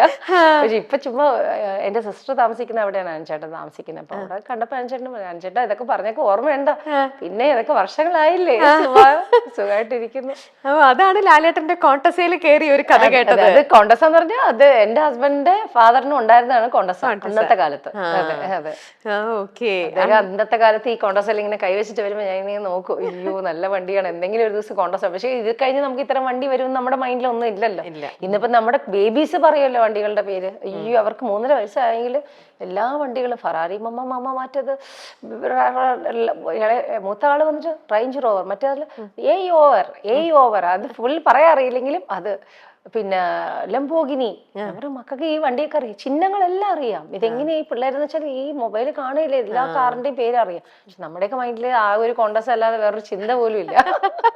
പക്ഷെ വളരെ സ്മാർട്ട് ആയിരുന്നു അപ്പൊ ചേച്ചി, അതുകൊണ്ടാണ് ആഗ്രഹിച്ചതെല്ലാം അങ്ങനെ ഇതാക്കി എടുത്തിട്ടുണ്ട്. ഇനിയാണ് ശരിക്കുള്ള ആഗ്രഹം കിടക്കുന്നത്. ഇതിപ്പോ November 1 ഈ ഇന്റർവ്യൂ, November ലാസ്റ്റിന് മുന്നേ എനിക്കൊരു ഇത് വന്നു കഴിഞ്ഞാൽ നിങ്ങൾ വീണ്ടും ഇന്റർവ്യൂവിന് വരേണ്ടി വരും. എന്താണത്? അതൊരു സർപ്രൈസാ. ഉണ്ടോ? ഈ മാസം തന്നെ ഞങ്ങൾക്ക് അറിയാൻ പറ്റും. എന്തോ ഒരു വലിയൊരു സർപ്രൈസ് വരാനുണ്ട്, ഒരു ബോംബ് പൊട്ടിക്കാനുണ്ട്. അപ്പൊ അത് അങ്ങനെ തന്നെ നിക്കട്ടെ, ഒരു മാസം കാത്തിരുന്നാ പോരെ. അത് കാത്തിരിക്കാം. ഓക്കെ. അങ്ങനെ ചേച്ചി ഒരുപാട് പ്രതീക്ഷയോടെയൊക്കെ കൂടി ലൈഫിലേക്ക് എൻട്രി ചെയ്തു. ഒരാഴ്ചയും കൊണ്ട് നിങ്ങൾ തമ്മിൽ നിനക്ക് ഞാൻ ചേരൂല, നിനക്ക് ഞാനും ചേരില്ല എന്നുള്ളൊരു ആ ഒരു വേവ് ലെങ്തിലെത്തി അല്ലെ. അങ്ങനെയൊക്കെ ആണെങ്കിലും പക്ഷേ ടച്ച് ആ ഒരു റിലേഷൻ നിങ്ങൾക്ക് അങ്ങനെ 14 വർഷമായിട്ട് ഞങ്ങൾ പോകുന്നു. അത് ഞങ്ങള് സത്യം ഞാൻ പറയാലോ, ബിക്കോസ് ഞങ്ങൾ തമ്മിൽ ഒരു വേവ് ലെങ്ത് ഇല്ലാത്ത വ്യക്തികളാണ്. അപ്പോൾ ഇത്രയും നാളും പോകുന്നത് വെച്ചാൽ അദ്ദേഹത്തിന്റെ കാര്യത്തിൽ വിട്ടിരിക്കുന്നത്, ഞാൻ എന്റെ കാര്യത്തിൽ ഞാനും വീട്ടിൽ. പക്ഷെ അദ്ദേഹത്തിന് ഞാൻ ശല്യപ്പെടുത്താറില്ല, അദ്ദേഹത്തിന് ആവശ്യമുള്ള കാര്യങ്ങൾ ഞാൻ ചെയ്തു കൊടുക്കും. പക്ഷെ ഒരു ദിവസം പോലും ഞാൻ ഉള്ള കാര്യം പറയാതെ ഇന്ന് വരെ കല്യാണം കഴിച്ച് എൻ്റെ വീട്ടിൽ നിന്ന് ഞാൻ എൻ്റെ പെട്ടിയും എൻ്റെ അൽമാരിയായിട്ട് ഞാൻ ഇറങ്ങിയിട്ടുണ്ടെങ്കിലും ഒരു രാത്രി എൻ്റെ വീട്ടിൽ പോയി ഉറങ്ങിയിട്ടില്ല. ഒരു രാത്രി ഈ 14 വർഷത്തിൽ ഒരു രാത്രി എൻ്റെ ഹസ്ബൻഡിനെ വിട്ടിട്ട് ഞാൻ പോയി ഉറങ്ങിയിട്ടില്ല. എല്ലാ ദിവസവും എൻ്റെ ഹസ്ബൻഡിൻ്റെ കൂടെ തന്നെയാണ്. ഇപ്പം ഹസ്ബൻഡ് വീട്ടിൽ ഇപ്പം ഇവിടെ ഇല്ല, അദ്ദേഹം ബിസിനസ് ടൂറായിട്ട് പോയിരിക്കുകയാണ്. അപ്പം അതിന് ഇപ്പോൾ ഒരു 6 മാസമായി പുള്ളി പോയിട്ട് ഒരു ഹോട്ടൽ സെയിലിന് വേണ്ടി പോയിരിക്കുകയാണ്. അപ്പോൾ ഈ 6 മാസമായിട്ട് എൻ്റെ വീട്ടിൽ പോയി ഒരു ദിവസം രാത്രി പോലും ഉറങ്ങിയിട്ടില്ല. എൻ്റെ മക്കളായിട്ട് ഞാൻ ഈ വീട്ടിൽ തന്നെയാണ് നിൽക്കുന്നത് എന്ന് ഞാൻ അദ്ദേഹത്തിൻ്റെ അടുത്ത് പറഞ്ഞു. നിങ്ങൾ എന്ന് വരുന്നോ അന്ന് നമ്മൾ ഒരുമിച്ച് പോയി, ഞാനൊരു വീട് ഫ്ലാറ്റ് മമ്മിക്ക് വാങ്ങിച്ചെങ്കിലും ആ വീട്ടിൽ പോയി എൻ്റെ റൂമിനകത്ത് ഇങ്ങനെ സെറ്റ് ചെയ്തിട്ടുണ്ടെങ്കിൽ ഒരു ദിവസം പോലും അമ്മയുടെ കൂടെ പോയി നിന്നിട്ടില്ല. അമ്മ ഇവിടെ വന്ന് നിൽക്കുന്നല്ലാതെ ഞാൻ അവിടെ പോയി നിൽക്കാറില്ല. എനിക്ക് അതിന്റെ വിഷമം ഉണ്ട്, ബിക്കോസ് എൻ്റെ മോള് പോയിട്ട് ഇതുവരെ വന്നിട്ടില്ലല്ലോ ഇവിടെ എന്നുള്ളത്. ഇതിനിടയിൽ ഞാൻ ചേച്ചിയുടെ വേറൊരു ഇന്റർവ്യൂവിൽ ഞാൻ കണ്ടിരുന്നു, അദ്ദേഹത്തിനും ചേച്ചി പറഞ്ഞതായിട്ട് ഇങ്ങനെ കണ്ടു, അദ്ദേഹം ഭയങ്കര അധികം ആൽക്കഹോളിക് ആണ്, ആ ഒരു വിഷമം ചേച്ചിക്കുണ്ട് എന്നുള്ളൊരു കാര്യം. സ്റ്റിൽ ചേച്ചി, അപ്പം ചേച്ചി അതാണ്, എന്ത് ലൈഫിൽ വന്നാലും നമ്മൾ ആഗ്രഹിച്ചതായിക്കോട്ടെ ആഗ്രഹിക്കാതെ ആണല്ലോ ലൈഫിൽ പലതും വന്നു കഴിഞ്ഞാൽ അതിനെ ചേച്ചി എടുക്കുന്ന ഒരു രീതി. ഇപ്പം തന്നെ ചേച്ചി ഇപ്പോഴും വേണമെങ്കിൽ നിങ്ങൾക്ക് സെപ്പറേറ്റ് ആവാമായിരുന്നു, പക്ഷെ ചേച്ചി അത് ചെയ്തില്ല. ചേച്ചി പറയുന്നു, ഇപ്പോൾ ഒരു ദിവസം പോലും അദ്ദേഹത്തിൻ്റെ വീട്ടിൽ ചേച്ചിയുടെ വീട്ടിൽ പോലും പോയി നിന്നിട്ടില്ല. നിൽക്കാമായിരുന്നു, പക്ഷെ എന്നിട്ടും അവിടെ ഒരു ട്രൂ ലവ് എവിടെയോ ഉണ്ട്, അല്ലെങ്കിൽ എന്തോ ഒരു ബോണ്ടിങ് നിങ്ങളെ ലോക്ക് ചെയ്യുന്നുണ്ട്. അതാണ് സത്യം ഞാൻ പറയാം. ഞാൻ അദ്ദേഹം ചില ദിവസം ഇങ്ങനെ കുടിച്ചിട്ട് ദേഷ്യപ്പെട്ട് എന്നോട് സംസാരിക്കുമ്പോൾ ഞാൻ പറയും, എനിക്ക് വേണമെങ്കിൽ ഒറ്റ സ്റ്റെപ്പ് എടുത്ത് വീടിൻ്റെ പുറത്തേക്ക് പോയിട്ട് എൻ്റെ പെട്ടിയും കൊണ്ട് അങ്ങ് പോകാനേ ഉള്ളൂ. പക്ഷെ അങ്ങനെ പോയി കഴിഞ്ഞാൽ നിങ്ങളുടെ ജീവിതം പ്രശ്നമാവും, എൻ്റെ ജീവിതം കുറച്ച് നാളത്തേക്ക് ഇല്ലെന്ന് പറയാൻ പറ്റില്ല, പ്രശ്നമാവും. പക്ഷെ അതല്ല ഞാൻ ആഗ്രഹിച്ച ലൈഫ്, അതല്ല ഞാൻ ആഗ്രഹിച്ച നല്ലൊരു ജീവിതം. ഒരു വിവാഹം 5-6 വിവാഹം കഴിക്കാൻ എനിക്ക് താല്പര്യമില്ല. വിവാഹം ഒന്നേ ഉള്ളൂ, പിന്നെ 2ാമത് കല്യാണം കഴിക്കുക, 3ാമത്. ഇപ്പം എൻ്റെ അടുത്ത് പറയും, നീ പോയിട്ട് 2ാമത് കല്യാണം കഴിച്ചോ. ഞാൻ 2ാമത് കല്യാണം കഴിക്കാൻ ഞാൻ ആരും പോകത്തില്ല, ബിക്കോസ് കല്യാണം എന്താണെന്ന് മനസ്സിലായില്ല. ഇനി എന്തിനാ കല്യാണം? ലിവിങ് ടുഗദറും വേണ്ട, ചുമ്മാ ഹായ് പറഞ്ഞ് നടക്കാം, അത് വേറെ. പക്ഷെ അത് എത്ര നാൾ നടക്കും? അതല്ല. പക്ഷേ ഫാമിലി ആയിട്ട് നമ്മൾ കല്യാണം കഴിച്ചു, ഒരു ഫാമിലിയാണ് കല്യാണം കഴിച്ചിരിക്കുന്നത്. പക്ഷെ അതിൽ ഒരുപാട് മിസ്അണ്ടർസ്റ്റാൻഡിങ് ഉണ്ട്, ഇല്ലെന്ന് പറയാൻ പറ്റില്ല. അദ്ദേഹത്തിനും അത് മനസ്സിലാകാനായിട്ട് എന്തുകൊണ്ടാണ് അറിയത്തില്ല. എന്തായാലും ആ കുടിയാണ് പ്രശ്നം. അത് കുടി കൺട്രോൾ ആയാൽ കുഴപ്പമില്ല, പക്ഷെ എന്നാലും കുഴപ്പമില്ല.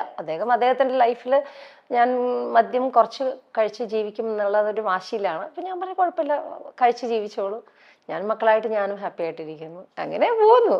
എല്ലാം നമുക്ക് അഡ്ജസ്റ്റ്മെന്റ് നമുക്ക്. അല്ലാതെ ഇപ്പം ഞാൻ ഡാൻസ് കളിക്കില്ല, അല്ലെങ്കിൽ ഇങ്ങനെ ആലോചിച്ച് ഫ്രസ്ട്രേറ്റഡ് ആയിട്ട് ആയാൽ ആർക്കാ പ്രശ്നം വരുന്നത്? എനിക്ക് തന്നെ പ്രോബ്ലം വരത്തുള്ളൂ അല്ലേ? എൻ്റെ ശരീരം പോവും, എൻ്റെ മനസ്സ് പോവും, നാളെ എൻ്റെ മക്കളെ നോക്കാനായിട്ട് ആരും ഉണ്ടാവില്ല. അപ്പം എൻ്റെ മക്കൾക്ക് വേണ്ടിയിട്ടെങ്കിലും ഞാൻ ഹാപ്പി ആയിട്ടിരിക്കുക, സന്തോഷിക്കുക, സിനിമ കാണുക, റീൽസ് എടുക്കുക, നല്ല ഡ്രസ്സ് കൊടുക്കുക. ചേച്ചി ഇത്ര അധികം ഇങ്ങനെ ലൈഫിലേക്ക് പോസിറ്റീവായിട്ട് തിങ്ക് ചെയ്യാനും ഇങ്ങനെ ലൈഫിനെ ഇങ്ങനെ ഒരു ആസ്പെക്റ്റിലൂടെ കാണാനായിട്ടും ലൈഫിൻ്റെ വേറൊരു ഫേസും ഇങ്ങനെ ചിരിച്ചുകൊണ്ടിരിക്കാനും ഇത്ര ആക്റ്റീവ് ആക്കാനും ഒക്കെ ചേച്ചിക്ക് എന്നാൽ വലിയൊരു എന്താ പറയുക ഫ്രണ്ട്സ് ഒന്നും ഇല്ല എന്ന് പറയുന്നുണ്ട്. ദെൻ വേറെ എന്തൊരു എനർജിയാണ് ചേച്ചിനെ ഇങ്ങനെ എപ്പോഴും ആക്റ്റീവായിട്ട് പോസിറ്റീവായിട്ട് നിർത്തണേ? സത്യം മാതാവാണ്. ദൈവമില്ലാതെ ഒന്നും പറ്റത്തില്ല. നല്ല ദൈവവിശ്വാസിയാണല്ലേ? നല്ല ദൈവവിശ്വാസിയാണ് ഞാൻ. എവിടെ പോയാലും എന്നല്ല, ഇപ്പം എൻ്റെ വീടിൻ്റെ അകത്തുള്ള പ്രാർത്ഥന റൂമിൽ തന്നെ പ്രാർത്ഥനയ്ക്ക് ഉള്ളതെന്ന് വെച്ചാൽ ഫുൾ ടൈം ഇപ്പം ഞാൻ ഇരുന്ന് പ്രാർത്ഥിക്കുന്ന വ്യക്തിയാണ്. ഇങ്ങനെ ഇരുന്ന് എല്ലാവരും പറയില്ല അവിടെ ഇരുന്ന് നമ്മൾ കുറേ നേരം ദൈവത്തിന് അങ്ങനെ സംബന്ധം. ഞാൻ നടക്കുന്ന വഴിയൊക്കെ പ്രാർത്ഥിക്കുന്ന വ്യക്തിയാണ്, മനസ്സിൽ വിളിച്ച് പ്രാർത്ഥിക്കുന്നത്. പക്ഷെ ഏത് സിറ്റുവേഷനിലും ദൈവം എൻ്റെ കൂടെ ഉണ്ടെന്നുള്ളത് ആ ഒരു ശക്തി കാരണം, വിശ്വാസം ശക്തി കാരണമാണ് പല കാര്യങ്ങളിലും പോകുന്നത്. ഇല്ലെങ്കിൽ ഞാൻ എവിടെയോ ആയിപ്പോയി, എവിടെയോ തളർന്നു. കാരണം ഒറ്റയ്ക്ക് ചേച്ചി ഏതൊരു ഏജിൽ തുടങ്ങിയതാണ് ഈ ഒരു ഫൈറ്റിംഗ് അല്ലേ ലൈഫില്? ബാക്ക് ടു ബാക്ക് ഒരുപാട് ചേച്ചി വിചാരിക്കാത്ത പല പല കാരണങ്ങൾ ഫ്രം ദ ഡേ വൺ അല്ലേ, പുതിയതായിട്ടുള്ള കുറെ അനുഭവങ്ങൾ ചേച്ചി ഫേസ് ചെയ്യണു. പക്ഷെ അവിടെ നിന്ന് എല്ലാം കഴിഞ്ഞ് വേറൊരു സ്റ്റേജിലേക്ക് എത്തിയപ്പം അവിടെയും ഇങ്ങനത്തെ ഓരോ സംഭവങ്ങൾ. പക്ഷെ നിൽക്കുന്നത് എവിടെയാണെങ്കിലും അവിടെ ഒരു ഒരു ഒരു സ്പെഷ്യൽ എനർജി ക്രിയേറ്റ് ചെയ്തുകൊണ്ട്, ഒരു ഫുൾ ഒരു പോസിറ്റിവിറ്റി ക്രിയേറ്റ് ചെയ്തുകൊണ്ട് അവിടെ ഹാപ്പിനെസ് കണ്ടെത്തുകയാണ്. അവിടെ ഞാൻ തന്നെ കണ്ടെത്തുക. അതാ പറഞ്ഞേ, അതെന്ന് പറയുന്നത് ഭയങ്കര ഒരു വലിയൊരു കാര്യമാണ്. അത് എല്ലാവർക്കും അങ്ങനെ പറ്റിയെന്ന് വരില്ല. ഇങ്ങനത്തെ സിറ്റുവേഷൻസ് വരുമ്പോൾ എത്രയോ പേര് ഡിപ്രഷനിലേക്ക് പോകുന്നു, എത്രയോ പേര് മനസ്സിന് ഒരു ഇത് കിട്ടാതെ, ശാന്തത കിട്ടാതെ, അല്ലെങ്കിൽ ഒരു കോൺഫിഡൻസ് ഇല്ലാണ്ട്, ശക്തി ഇല്ലാണ്ട്, മെന്റൽ സ്ട്രെങ്ത് ഇല്ലാണ്ട് എത്രയോ പേര്. അല്ല ഇപ്പൊ ഹസ്ബൻഡ് ചില വാക്കുകൾ യൂസ് ചെയ്യുമ്പോൾ നമ്മളപ്പം ആലോചിക്കും, അയ്യോ എന്തുകൊണ്ട് നിങ്ങൾ എന്നെ മനസ്സിലാക്കുന്നില്ല. എന്നെ മനസ്സിലായി. ഇപ്പൊ അറ്റ്ലീസ്റ്റ് നമ്മൾ ഫോൺ വിളിച്ച് നമ്മുടെ സങ്കടങ്ങൾ കേട്ട്, അല്ലെങ്കിൽ നിനക്ക് ഓക്കെ ആണോ, അല്ല നീ ഓക്കെ ആണോ എന്നൊക്കെ ചോദിക്കേണ്ടതാണ് ഹസ്ബൻഡ് എന്ന് പറയുന്നത് അല്ലേ. അപ്പൊ അവിടെ ചോദിക്കാത്ത സ്ഥലത്ത് നമ്മൾ പല പെണ്ണുങ്ങളുടെയും പ്രശ്നങ്ങൾ എന്ന് വെച്ചാൽ അവർ ഉടനെ അടുത്തൊരു ഇതിലേക്ക് മൂവ് ഓൺ ചെയ്ത് പോകും. നിങ്ങളുടെ ഇതിൽ കിട്ടുന്നില്ല, അല്ലെങ്കിൽ ഒരു കാമുവിന്റെ പുറകെ പോകും, അല്ലെങ്കിൽ ഒരു ലവ് അഫെയറിലേക്ക് പോകും. പക്ഷെ ഒരുപാട് പ്രശ്നങ്ങൾ വരുമ്പോഴത്തേക്കും ഞാൻ ആലോചിക്കും എന്തുകൊണ്ട് അങ്ങനെ പോകുന്നു. നമുക്ക് നമ്മുടെ നിന്നുണ്ട് ചിലപ്പോൾ എല്ലാവർക്കും എന്നെ പോലെ തിങ്ക് ചെയ്യുന്ന വരില്ല. അപ്പൊ ഞാൻ ഹസ്ബൻഡ് അടുത്ത് പറയും, നിങ്ങൾ ചിലപ്പോൾ വാക്കുകൊണ്ട് എന്നെ ഹേർട്ട് ചെയ്യാതിരിക്കാം, പക്ഷെ ഞാനത് ഒരു സെക്കൻഡ് ആ ഫോൺ വെച്ച് കഴിഞ്ഞാൽ ഞാൻ അത് മൈൻഡിൽ നിന്നെടുത്ത് കളയും. അത് എന്തുകൊണ്ടാന്നുള്ളത് എനിക്കറിയില്ല. അത് കളഞ്ഞിട്ട് ഞാൻ എൻ്റെ അടുത്ത കാര്യത്തിലേക്ക് ഞാൻ മൂവ് ചെയ്യും. ഗ്രേറ്റ് ക്വാളിറ്റിയാണ് ചേച്ചി ശരിക്കും. അത് ഇത്രയും ഇങ്ങനെ ഒരു മൈൻഡിനെ അങ്ങനെ സ്ട്രോങ് ആക്കി നിർത്താൻ എത്ര പേർക്ക് പറ്റും? ഫിസിക്കൽ ഇമോഷൻ നമുക്ക് എല്ലാം വേണം. ഒരു വൈഫ് എന്ന് പറയുമ്പോഴത്തേക്കും നമുക്ക് മെന്റലി ആൻഡ് ഫിസിക്കലി വേണം. അപ്പൊ അത് രണ്ടും ഉണ്ടെങ്കിൽ മാത്രമേ നമുക്ക് എല്ലാം ബാലൻസ് ചെയ്ത് പോകാൻ പറ്റൂ. പക്ഷെ രണ്ടും ബാലൻസ് ചെയ്ത് പോകാൻ പറ്റില്ല എന്നുള്ളത് ഒരു സിറ്റുവേഷനിൽ മനസ്സിലാക്കി കഴിഞ്ഞപ്പോൾ ഞാൻ വിചാരിച്ചു, ഇപ്പൊ നമുക്ക് ഇപ്പോൾ മാനസികമായിട്ട് ഒരു സപ്പോർട്ട് കിട്ടുന്നില്ല, ശാരീരികമായിട്ട് കിട്ടുമെന്ന് വിചാരിച്ചാൽ അതിൻ്റെ പുറകെ നമുക്ക് പോകാനും പറ്റത്തില്ല. നമുക്ക് മക്കളുണ്ട്, 2 കുഞ്ഞുങ്ങളുണ്ട്, അതല്ല നമുക്ക് ആവശ്യം. അപ്പോൾ ആവശ്യം എൻ്റെ മക്കളുടെ കാര്യം. അപ്പോൾ അവിടെ ഞാൻ സന്തോഷം, ഞാൻ മാത്രം ഹാപ്പി ആയാൽ മാത്രമേ പറ്റത്തുള്ളൂ. ബിക്കോസ് എൻ്റെ മദറോ എൻ്റെ സിസ്റ്റേഴ്സോ എൻ്റെ സിസ്റ്ററോ ബ്രദേഴ്സോ ആരും വിചാരിച്ചാൽ പറ്റും. ബിക്കോസ് എല്ലാവർക്കും എല്ലാവരുടേതായിട്ടുള്ള ഫാമിലി ആയിപ്പോയി. അപ്പോൾ അവരെ വിളിച്ചിട്ട് ഫുൾ ടൈം വിളിച്ച് അവർക്ക് എൻ്റെ പ്രശ്നങ്ങൾ പറഞ്ഞ്, ഇപ്പൊ ഈ നിൽക്കുന്നത് ഭയങ്കര പ്രശ്നത്തിലാണ് നിൽക്കുന്നത്. ഇപ്പൊ നമ്മൾ ഈ ഇന്റർവ്യൂ എടുക്കുന്ന സമയത്ത് എൻ്റെ മൈൻഡിൽ ഒരുപാട് വലിയ പ്രശ്നങ്ങളുണ്ട്. പക്ഷെ അതെല്ലാം ഉണ്ടെങ്കിൽ പോലും ദൈവം കൂടെ ഉണ്ട്, നമുക്കപ്പം നോക്കാം എന്നുള്ള ഒരു മൈൻഡ് വെക്കുന്ന കാരണം മാത്രമാണ് ഞാൻ ഹാപ്പി ആയിട്ട് പോകുന്നത്. Very strong, very strong. ചേച്ചി ഇപ്പൊ റിട്രീറ്റ് ഒക്കെ ഞാൻ അങ്ങനെ പ്രാർത്ഥനയ്ക്കോ അങ്ങനെ നമുക്ക് ഇത് എന്താ പറയാ ധ്യാനത്തിനോ, ഇപ്പൊ ഞങ്ങളുടെ പള്ളിയിൽ ധ്യാനമുണ്ട്, അതിനൊന്നും ഞാൻ പോവാറില്ല, അങ്ങനെയൊന്നും പോവാറില്ല. പക്ഷെ എന്റെ സ്പേസിൽ ഇരുന്നുകൊണ്ട് ഞാൻ മാതാവിനോട് സംസാരിക്കും. മാതാവ് എനിക്ക് ഉള്ള കാര്യങ്ങൾ, ചെറിയ ചെറിയ കാര്യങ്ങൾ കാണിച്ചു തരും. ആ ഒരു സൈനില് എന്റെ ജീവിതം പോകുന്നു. സൈൻ, അതാണ് സൈൻ. Thus A God. ദൈവം ഓരോ സൈൻ കാണിച്ചു തരുമെന്ന് പറയില്ലേ. ശരിക്കും അതൊരു വിശ്വാസിക്ക് ശരിക്കും മനസ്സിലാക്കാൻ സാധിക്കുകയുള്ളൂ. ദൈവം കാണിച്ചു തരുന്നത് വഴിയും ദൈവം നമ്മുടെ മുന്നിൽ തന്നെ വന്നു എന്ന് നമുക്ക് പലപ്പോഴും തോന്നും അത് ദൈവമായിരുന്നു എന്നുള്ളത്. അതൊരു വല്ലാത്തൊരു ഫീലും ഒരു റിയലൈസേഷനുമാണ്. അതൊരു വിശ്വാസിക്ക് മാത്രമാണ് അത് മനസ്സിലാക്കാൻ സാധിക്കുകയുള്ളൂ. നമ്മളിങ്ങനെ ഇത്രയും ചേച്ചി ഇങ്ങനെ എന്താ പറയാ ഇരുന്ന് തന്നെയല്ല, നടക്കുന്ന വഴി നമ്മളിങ്ങനെ പ്രാർത്ഥിച്ചുകൊണ്ടിരിക്കുമ്പോൾ നമുക്ക് അവിടെ ഉള്ളൂ ഒരു ഇതെന്ന് പറയുമ്പോൾ നമ്മൾക്ക് മനസ്സിൽ പല വിഷമങ്ങളും വരുമ്പോഴും നമ്മൾ അങ്ങോട്ട് സംസാരിക്കുമ്പോൾ നീ ഇത് ചെയ്യേ എന്ന് ആരോ വഴി നമുക്ക് തോന്നിപ്പിക്കലാണല്ലേ. അതിലൂടെയാണ് ചേച്ചി ഒരു ഹാപ്പിനെസ് കണ്ടെത്തുന്നത്. എന്തായാലും ഇങ്ങനെ നല്ല ശരിക്കും ബ്യൂട്ടിഫുൾ ചേച്ചി, വെരി സ്ട്രോങ് പേഴ്സൺ. പക്ഷെ ഇപ്പം അദ്ദേഹം ബിസിനസ് സൈഡിലുണ്ടായിരുന്ന ഒരാളാണ്, അദ്ദേഹം സിനിമാ ലോകവുമായിട്ട് ഒരു ബന്ധമുള്ള ഒരാളല്ല. ചേച്ചി നേരെ ഇങ്ങനത്തെ ഒരു ഫെയിം, ഈ സ്റ്റാർഡം ഇൻഡസ്ട്രിയിൽ നിന്നും വന്ന ഒരാള്. അപ്പൊ നിങ്ങളുടെ ലൈഫിൽ ആ അതൊരു വല്ലാത്തൊരു കോൺട്രഡിക്ഷൻ ആയിരുന്നോ? ഒരു പക്ഷേ ഉണ്ടായിരുന്നു. ബിക്കോസ് ഞാൻ താമസിക്കുന്ന ഈ ഒരു കോമ്പൗണ്ടിൽ തന്നെ ഒരു ആക്ടർ താമസിക്കുന്നുണ്ട്. അദ്ദേഹം വന്നിട്ട് വാക്കിങ്ങിന് എല്ലാ ദിവസവും പോകും. അദ്ദേഹത്തിന്റെ സിസ്റ്ററായിട്ട് ഞാൻ അഭിനയിച്ചിട്ടുണ്ട്. ആണെങ്കിൽ പോലും അദ്ദേഹത്തിനെ കാണുമ്പോൾ ഫ്രണ്ടിൽ ഇരിക്കുന്ന എൻ്റെ ഹസ്ബൻഡ് ഇങ്ങനെ കാണിക്കും, ഹായ് കാണിക്കും. സെക്കൻഡ് ടൈം ഞാൻ കൊണ്ടുപോയി ചായ വെച്ച് കഴിഞ്ഞാൽ അദ്ദേഹം നടന്നു പോകുമ്പോൾ ഹായ് കാണിക്കും. പിന്നെ ഞാൻ നേരെ അകത്തേക്ക് വരും. അദ്ദേഹത്തിനെ കണ്ടിട്ട് ഞാൻ ഹായ് കാണിക്കേണ്ട കാര്യമില്ല. ബിക്കോസ് എൻ്റെ ഹസ്ബൻഡ് ഒരു ഫ്രണ്ട്ലി ആയിട്ടുള്ള ഒരു വ്യക്തിയാണെങ്കിൽ മറ്റുള്ള ആൾക്കാരോട് വളരെ ഹാപ്പി ആയിട്ട് സംസാരിക്കാം. അദ്ദേഹം ഫ്രണ്ട്ലി അല്ല. He has a boundary. He always keeps a boundary. ഞാൻ നിങ്ങളോട് ഹായ് കാണിക്കും, നിങ്ങൾ എനിക്ക് ഹായ് കാണിക്കുക. I don't want to make any friendship. അദ്ദേഹത്തിന് ഒരു 2-3 ഫ്രണ്ട്സ് ഉണ്ട്. അവരുടെ ഫ്രണ്ട്സായിട്ട് പോയി സംസാരിക്കും. അല്ലെങ്കിൽ ആണെങ്കിലും നമ്മളെയൊക്കെ അതിലേക്ക് കൊണ്ടുപോകാറില്ല. സോ അതുകൊണ്ട് ഞാൻ ആ നടനെ കണ്ടാലും ഞാൻ ഹായ് എന്ന് കാണിക്കുന്നല്ലാതെ വലിയ ഇതില്ല. അതെ. ബിക്കോസ് അദ്ദേഹം ഇനി ഹായ് പറഞ്ഞ് നാളെ ഞാൻ ഇവിടെ ഇല്ലെങ്കിൽ അദ്ദേഹം വന്നാലോ എന്നുള്ള അദ്ദേഹത്തിന്റെ മൈൻഡ് ഉണ്ടെങ്കിൽ നമുക്ക് അറിയാൻ പറ്റത്തില്ല.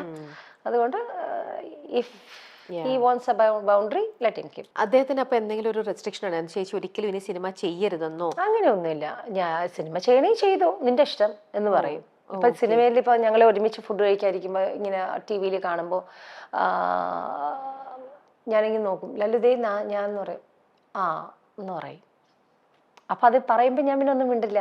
ഇപ്പോൾ എയർപോർട്ടിൽ വെച്ചിട്ട് നമുക്ക് ഇച്ചാക്ക മമ്മൂട്ടി സാറിന് ആര് കണ്ടാലും ഓടിച്ചെന്ന് സംസാരിച്ചൊരു ഫോട്ടോ എടുക്കും. അപ്പം ഞാൻ നമ്മുടെ മുകളിൽ ഞങ്ങൾ ഇന്റർനാഷണൽ ട്രിപ്പ് പോകുമായിരുന്നു. അപ്പോൾ അവിടെ ഞാൻ ഇഡ്ഡലി ഓർഡർ ചെയ്തിട്ട് ഞാനിങ്ങനെ കഴിക്കാതിരിക്കും. അപ്പം ലിഫ്റ്റിൽ നിന്ന് ജസ്റ്റ് കയറി വരുന്ന ബാക്ക് സൈഡിൽ നമ്മുടെ മമ്മൂക്കയുടെ നമ്മുടെ PA ജോർജേട്ടൻ. ജോർജേട്ടൻ വന്നിട്ട് ബാക്കിൽ നിന്ന് പറയുന്നത് സുമ നിൽക്കുന്നെന്ന് പറഞ്ഞു. അപ്പോൾ സ്പീഡിൽ വരുന്ന മമ്മൂട്ടി സാർ എന്ത് ചെയ്തു, അവിടെ നിന്നു. അപ്പം ഞാൻ പറഞ്ഞു, അയ്യോ എനിക്ക് വേണ്ടി വെയിറ്റ് ചെയ്യണം. അപ്പം ഞാൻ വേഗം അവിടെ നിന്ന് എണീറ്റ് പോയിട്ട് ഞാൻ ചക്ക സുഖമായിട്ടിരിക്കുന്നു, കുറച്ച് നേരം സംസാരിക്കും. എൻ്റെ അടുത്ത് ആദ്യം ചോദിച്ചത്, ഞാൻ പറഞ്ഞു ഇത് ഹസ്ബൻഡാണ്, വാ ലല്ലു എന്ന് പറഞ്ഞു. അപ്പോൾ അദ്ദേഹം മമ്മൂട്ടിയെ നോക്കിയിട്ട്, സാറിനെ നോക്കിയിട്ട്, ഞാൻ ഭക്ഷണം കഴിക്കുകയെന്ന് പറഞ്ഞു. ഭക്ഷണം കഴിക്കാന്ന് പറഞ്ഞപ്പോഴത്തേക്കും മമ്മൂട്ടി സാറിന് ഏകദേശം മനസ്സിലായി അദ്ദേഹം കുറച്ച് റിസർവ്ഡ് ആണ്. അല്ലെങ്കിൽ ഫുഡിന്റെ അടുത്ത് ഇപ്പം നമ്മൾ പഠിപ്പിക്കുന്ന എന്താ, ഫുഡിന്റെ അടുത്ത് ആരെ കണ്ടാലും എണീക്കേണ്ടാന്ന്. അപ്പം അതുകൊണ്ടായിരിക്കണം, നോ പ്രോബ്ലം എന്ന് പറഞ്ഞു. അത് എൻ്റെ അടുത്ത് ചോദിച്ചു, നിനക്ക് മക്കളൊക്കെ ആയോ എന്ന് ചോദിച്ചു. ഇല്ല, ആയിട്ടില്ല, ട്രീറ്റ്മെന്റിലാണെന്ന് പറഞ്ഞു. വേഗം ആകട്ടെ എന്ന് പറഞ്ഞു. എവിടെ പോകുന്നു? ഞാൻ പറഞ്ഞു ഞാൻ ഈജിപ്തിൽ പോവാണ്. നീ ഈജിപ്തിലാണോ താമസിക്കുന്നത്? ഞാൻ പറഞ്ഞു ഇല്ല ജോർദാനിൽ പോവാണ് എന്ന് പറഞ്ഞു. ജോർദാനിലാണോ താമസിക്കുന്നത്? ഞാൻ പറഞ്ഞു ഇല്ല, ജസ്റ്റ് കാണാൻ വേണ്ടി പോവാണെന്ന് പറഞ്ഞു. അപ്പൊ അങ്ങനെ കണ്ടെങ്കിലും ബാക്കി ചില ആൾക്കാരാണെങ്കിൽ എണീറ്റ് അപ്പൊ തന്നെ ആന്ന് പറഞ്ഞ് ഓടി വരും. അങ്ങനെ ആ ഒരു വ്യക്തി അങ്ങനെയല്ല. അതാണ് ഒരു വ്യത്യാസം. ഇപ്പൊ ഞാൻ 2-3 പ്രാവശ്യം പറഞ്ഞു, യോ ഇത്രയും കണ്ടിട്ട് എന്താണ് അന്ന് മിണ്ടാത്ത? ഞാൻ ഭക്ഷണം കഴിക്കില്ലായിരുന്നോ, ഞാൻ കഴിച്ചു കഴിഞ്ഞാൽ വന്നിട്ട്. അങ്ങനെ പുള്ളി ടോട്ടലി അങ്ങനെ ഒരു സ്ലോ ടൈപ്പാണ്. അങ്ങനെ നമ്മൾ ആരെ കണ്ടാലും ഓടിപ്പോയി സംസാരിക്കാനോ അങ്ങനത്തെ ഒരു വ്യക്തിയല്ല. ടോട്ടലി ഡിഫറെന്റ് പേഴ്സൺ ആണ്. അപ്പോൾ അഡ്ജസ്റ്റ് ചെയ്യാനായിട്ട് ശരിക്കും ഫസ്റ്റ് വീക്ക് തന്നെ എനിക്ക് ബുദ്ധിമുട്ടുണ്ടായിരുന്നത്. ഫസ്റ്റ് വീക്ക് വന്നു കഴിഞ്ഞപ്പോഴത്തേക്ക് എനിക്ക് കുറച്ച് കാര്യങ്ങൾ മനസ്സിലായപ്പോൾ ഞാൻ വേഗം മമ്മിക്ക് വിളിച്ചു പറഞ്ഞു, മമ്മി എൻ്റെ അൽമാരിയെ ഞാൻ ഇറക്കണം, പെട്ടി ഓർഡർ ചെയ്തിട്ട് വാ മമ്മി, നീ എന്തായി പറയണം, ഒരാഴ്ചയിൽ നീ ഇറങ്ങണം. ഞാൻ പറഞ്ഞു ഞാൻ കാര്യമായിട്ടാണ് പറഞ്ഞു, നിങ്ങൾ എന്നെ കൊണ്ടുപോകുന്നില്ലയോ എന്ന് ചോദിച്ചു. നീ കുറച്ച് നിന്ന് ആലോചിക്കുമെന്ന് പറഞ്ഞു. ഞാൻ പറഞ്ഞു ആലോചിക്കാൻ ഒന്നുമില്ല മമ്മി, ഞാൻ അദ്ദേഹം തമ്മിൽ ചേരത്തില്ല, നിങ്ങൾ പെട്ടി ഓർഡർ ചെയ്തിട്ട് വരാനാ പറഞ്ഞെന്ന് പറഞ്ഞ് എൻ്റെ ഇളയ ബ്രദറിന് ബോണിൻ്റെ അടുത്ത് വിളിച്ചു പറഞ്ഞു. മോഡിയും മമ്മിയും കൂടെ ഗേറ്റിലേക്ക് വന്നില്ല, അവർ ഫ്രണ്ടിൽ വന്ന് വെയിറ്റ് ചെയ്തിട്ട് 2-3 പ്രാവശ്യം ഫോൺ ചെയ്ത് ചോദിച്ചു, എന്താണ് മനസ്സ് മാറിയോന്ന് ചോദിച്ചു. ഞാൻ പറഞ്ഞു ഇപ്പൊ കുഴപ്പമൊന്നുമില്ല, എൻ്റെ അടുത്ത് കുഴപ്പമില്ലാതെ സംസാരിക്കുന്നുണ്ട് എന്ന് വെച്ചാൽ അദ്ദേഹത്തിന്റെ ആദ്യത്തെ ഒരു ഫൈറ്റാണ് എൻ്റെ മൈൻഡ് അത് ഡിസ്റ്റർബ്ഡ് ആയത്. പിന്നെ അങ്ങോട്ട് ഫൈറ്റ് വന്ന് ഇപ്പൊ ഫൈറ്റ് വന്നാലോ, ഇപ്പൊ യൂസ്ഡ് ആയി. ഇപ്പൊ ഫൈറ്റ് വന്നില്ലെങ്കിൽ അങ്ങനെ പ്രശ്നം. ഇപ്പൊ ഫൈറ്റ് വന്നില്ലെങ്കിലല്ല, ഇപ്പൊ ഞാൻ പറയും ഫൈറ്റാ, ഇത് ഇത്രയേ ഉള്ള ഫൈറ്റ്, ഇത് പോരാ. അത് എന്തുകൊണ്ട് ഫൈറ്റ് വരുന്നില്ല? ഇപ്പൊ അങ്ങനെ ഒന്നുമില്ല. ഇപ്പൊ കഴിഞ്ഞ ഒരു ഇന്റർവ്യൂ ഉണ്ടായിരുന്നു. ആ ഇന്റർവ്യൂവിൽ ഞാൻ ഇങ്ങനെ ജസ്റ്റ് ഓപ്പൺ ആയിട്ട് ഞാൻ പറഞ്ഞു അദ്ദേഹം മദ്യപിക്കുന്ന വ്യക്തിയാണ്. അത് പറഞ്ഞിട്ട് അദ്ദേഹത്തിന് ഒരുപാട് പേര് അദ്ദേഹത്തിന്റെ ഫാമിലിയിൽ നിന്ന് പ്രഷർ ചെയ്തു, നിന്റെ വൈഫ് അങ്ങനെയാണ് അങ്ങനെയാണ്. ഞാൻ പറഞ്ഞു എന്നാന്ന് പറഞ്ഞാൽ എന്താ, സത്യമാണ് ഇല്ലേ, I'm frustrated to liquor, നിങ്ങൾ കുടിക്കുന്നതാണ് എൻ്റെ പ്രശ്നം. അത് ഞാൻ ഒരു ഇന്റർവ്യൂവിൽ പറഞ്ഞു, അത് നിങ്ങൾ മനസ്സിലാക്കണം. അങ്ങനെയെങ്കിലും നിങ്ങൾ മനസ്സിലാക്കി ഒന്ന് സ്റ്റോപ്പ് ചെയ്ത് വിചാരിച്ചാൽ അദ്ദേഹം കുറച്ച് കൂടുതലായി, അത് കുറഞ്ഞിട്ടൊന്നുമില്ല. അപ്പൊ ഞാൻ പറയും ഇന്റർവ്യൂവിലല്ല, ഒരു മനുഷ്യൻ നന്നാകണമെങ്കിൽ അവനവൻ നന്നാകാം. ഞാനൊരു ഇന്റർവ്യൂവിൽ പറഞ്ഞുകൊണ്ട് കാര്യമൊന്നുമില്ല. സോ ബെറ്റർ നമ്മുടെ ലൈഫിലുള്ള കാര്യങ്ങൾ എന്തായാലും നിങ്ങൾ മാറാൻ പോണില്ല, ഞാനും എൻ്റെ ഇത് മാറ്റാൻ പോണില്ല. അപ്പൊ നമ്മൾ തമ്മിൽ ഹാപ്പി ആയിട്ട് പോവുക, അല്ലെങ്കിൽ നമ്മൾ തമ്മിൽ പിരിയുക. അപ്പൊ അത് പറ്റത്തില്ല, നമ്മൾ വേണ്ട പിരിയണ്ട, നിങ്ങളുടെ ഇഷ്ടം ഞാൻ എൻ്റെ ഇഷ്ടം. പക്ഷെ എന്ന് വെച്ചാൽ വഴക്കൊന്നുമില്ല, എല്ലാ ദിവസവും വിളിക്കും, എന്ത് ചെയ്യുന്നു മക്കൾ എന്ത് ചെയ്യുന്നു ഒക്കെ ചോദിക്കും, കാര്യങ്ങൾ പറയും. പിന്നെ ബിസിനസ് ആവശ്യത്തിന് പോയാൽ ആൾക്കാർ വിചാരിക്കും ഒരു 5-6 മാസമായിട്ട് ഞങ്ങൾ മറ്റേത് ഫേസ്ബുക്ക് എടുത്തു കഴിഞ്ഞാൽ ഞങ്ങൾ ഫുൾ ടൈം ഇങ്ങനെ കൈക്ക് കോർത്ത് ഇങ്ങനെ നിൽക്കുന്ന, ഇങ്ങനെ ടൈറ്റാനിക്കിൽ നിൽക്കുന്ന പോലെയൊക്കെ നിൽക്കുന്നതാണ് കാണുന്നത്. അങ്ങനത്തെ ഫോട്ടോസ് ഇപ്പൊ 6 മാസം കാണാതായപ്പോഴത്തേക്ക് ടൈറ്റാനിക്കില് റോസും ജാക്കും കണ്ടില്ലല്ലോ.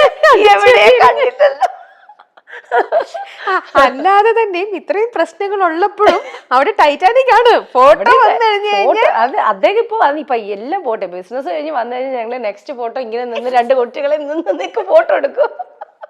എന്നിട്ടാണ് ഇത്രയും പ്രശ്നങ്ങളും വഴക്കും ഒക്കെ അതിനിടയിൽ നടക്കുന്നത്. അത് കൊള്ളാം. കഴിഞ്ഞ ആഴ്ച നിങ്ങൾ എന്ത് പറഞ്ഞപ്പോ നീ എന്റെ പേര് മോശമാക്കി, അദ്ദേഹം ദേഷ്യപ്പെട്ട് പറഞ്ഞു, നീ എന്റെ പേര് വളരെ മോശമാക്കി കഴിഞ്ഞ ഇന്റർവ്യൂല്. അപ്പൊ ഞാൻ പറഞ്ഞു, ഇനി അടുത്ത ഇന്റർവ്യൂ വന്നതിന് ശേഷം ഞാൻ അത് പറഞ്ഞു തിരുത്തിക്കോളാം. നീ എന്ത് പറഞ്ഞ് തിരുത്തിയാലും അത് പോകത്തില്ല.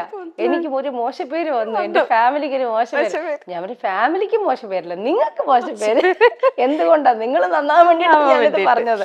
എവിടെ നന്നാവാൻ അടുത്ത ഇന്റർവ്യൂല് അപ്പൊ ഞാൻ പറഞ്ഞു, നിങ്ങൾക്ക് വേണ്ടെങ്കിൽ ഇനി അത് കേട്ടിട്ടാണ് നിങ്ങളുടെ ഫാമിലി എല്ലാവരും കൂടെ നിങ്ങളെ ചവിട്ടണമെങ്കിൽ എന്നെ വേണമെങ്കിൽ നിങ്ങൾ ഉപേക്ഷിച്ചോളൂ, ഒരു കുഴപ്പമില്ല. എന്നിട്ട് അടുത്ത ചോദ്യം വിളി, ഞാൻ നിന്നെ ഉപേക്ഷിച്ച നീ എവിടെ പോയി നിൽക്കുമെന്ന്. അപ്പൊ അടുത്ത ആഴ്ച പുള്ളി വന്നു കഴിഞ്ഞാല് ഞങ്ങൾ വീണ്ടും അടുത്ത ഫോട്ടോ ഇടും ടൈറ്റാനിക്കിൽ നിൽക്കുന്ന പോലെ. We are happy. അപ്പൊ ഒരു ലേഡി ട്രിവാൻഡ്രത്തുണ്ട്, അവര് എന്നെ വിളിച്ചിട്ട്, സുമ ഞങ്ങൾ കുറേ നാളായി കുട്ടിയുടെ ഒരു ഫോട്ടോ കണ്ടിട്ട്, കുട്ടി ഹസ്ബൻഡിന്റെയും കണ്ണ് ആൾക്കാർ വെച്ചോട്ടോ, ഒരുപാട് പേര് കണ്ണ് വെച്ച്, നിങ്ങൾ ഫോട്ടോ ഇട്ടിട്ട് കണ്ണ് വെച്ചോ, അതുകൊണ്ട് ഒരുപാട് ഫോട്ടോ ഇടല്ലേ ഏട്ടാ, ദയവ് ചെയ്ത് ഫോട്ടോസ് ഒന്ന് കുറയ്ക്കണം. അങ്ങനെ ഞാൻ പറയാം, എന്റെ പൊന്ന് ചേച്ചി, കണ്ണ് വെച്ചാലും വെച്ചില്ലെങ്കിൽ ഞങ്ങളുടെ ജീവിതം ഇങ്ങനെ പോകും. ഞാൻ പറയാം, അടുത്ത ആഴ്ച പുള്ളി വരും, ഇപ്പൊ ഫോട്ടോസ് ഇടുന്നുണ്ട്. അതെയോ, വരുന്നുണ്ടോ? അപ്പൊ നിങ്ങൾ തമ്മിൽ പ്രശ്നമില്ലേ? ഞാൻ പറഞ്ഞ ഒരു പ്രശ്നമില്ല. എന്തൊക്കെയാ ഞങ്ങൾ തമ്മിൽ പ്രശ്നം ഉണ്ടെങ്കിലും ഓക്കെ, അത് ഞങ്ങൾ തമ്മിലുള്ള പ്രശ്നമല്ലേ. ഫോട്ടോസ് ഇടാത്തത് അദ്ദേഹം ബിസിനസ് ട്രിപ്പ് പോയിരിക്കുക, അതുകൊണ്ട് ഫോട്ടോസ് ഇടാൻ പറ്റാത്തത്. അതും വെച്ച് അറിയാനായിട്ട് ഓരോ ആൾക്കാർ ഓരോന്നും കൊണ്ട്. ഇപ്പൊ അദ്ദേഹത്തിനെ കുറിച്ചുള്ള യൂട്യൂബ് ചാനലിൽ ഒന്നും കാണുന്നില്ല. സുമിയുടെ യൂട്യൂബ് ചാനലിൽ എപ്പോഴും ഇങ്ങനെ ഇതൊക്കെ കാണാം, ഫോട്ടോസ് ഞങ്ങളെല്ലാം കാണാറുണ്ട്. അപ്പൊ ഒരുപാട് പ്രശ്നങ്ങളൊക്കെ പറയുന്ന കേട്ടിരുന്നു.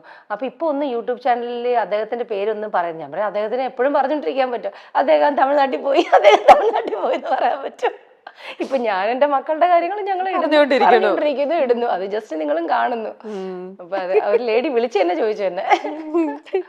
ഓക്കെ, അദ്ദേഹം അപ്പം ചേച്ചിയുടെ നേരത്തെ മൂവീസ് ഒക്കെ കാണുക, ഇപ്പൊ വരുന്ന ഇന്റർവ്യൂസ് കാണുക, ഇതെല്ലാം ചെയ്യാറുണ്ടോ? അപ്പോ അങ്ങനെയൊന്നും കാണാറൊന്നുമില്ല. ഇപ്പൊ തന്നെ യൂട്യൂബ് ചാനൽ എനിക്ക് ഉണ്ടെങ്കിലും അത് ഞാൻ അയച്ചു കൊടുക്കും, ലല്ലു ദേ ഇങ്ങനൊരു ഇത് ഞാൻ എടുത്തിട്ടുണ്ട്, ഇങ്ങനൊരു സംഭവം കാണണം. എനിക്ക് നല്ല സമയമില്ല സുമി എന്ന് പറയും. അദ്ദേഹം കാണണ്ടാവും, പക്ഷെ എന്റെ അടുത്ത് പറയില്ല. ഞാനതൊന്നും കാണുന്നില്ല. പിള്ളേരുടെ ഫേസ്ബുക്കിലെ ഫോട്ടോസ് കാണും, പിള്ളേർക്ക് ഫേസ്ബുക്കിൽ ഫോട്ടോസ് കാണുന്ന ഇഷ്ടമാണ്, അല്ലാതെ യൂട്യൂബ് കാണാനുള്ള സമയം അതുകൊണ്ടാണ്. അപ്പൊ പുറത്തേക്കൊക്കെ ഇറങ്ങുമ്പോൾ ചേച്ചിനെ ആൾക്കാർ റെക്കഗ്നൈസ് ചെയ്യും, ചേച്ചിന്റെ അടുത്തേക്ക് ഓടി വരും, ഫോട്ടോസ് എടുക്കാൻ വരും. ഇതൊക്കെ കാണുമ്പോ അദ്ദേഹത്തിന്റെ റിയാക്ഷൻസ് ഒക്കെ എങ്ങനെയാ? അദ്ദേഹം നോക്കിട്ട് പോകണം, അദ്ദേഹത്തിന്റെ കാര്യത്തിൽ ഫോട്ടോ എടുക്കോ കൊടുക്കോ എന്തെങ്കിലും ചെയ്തോന്നാണ്.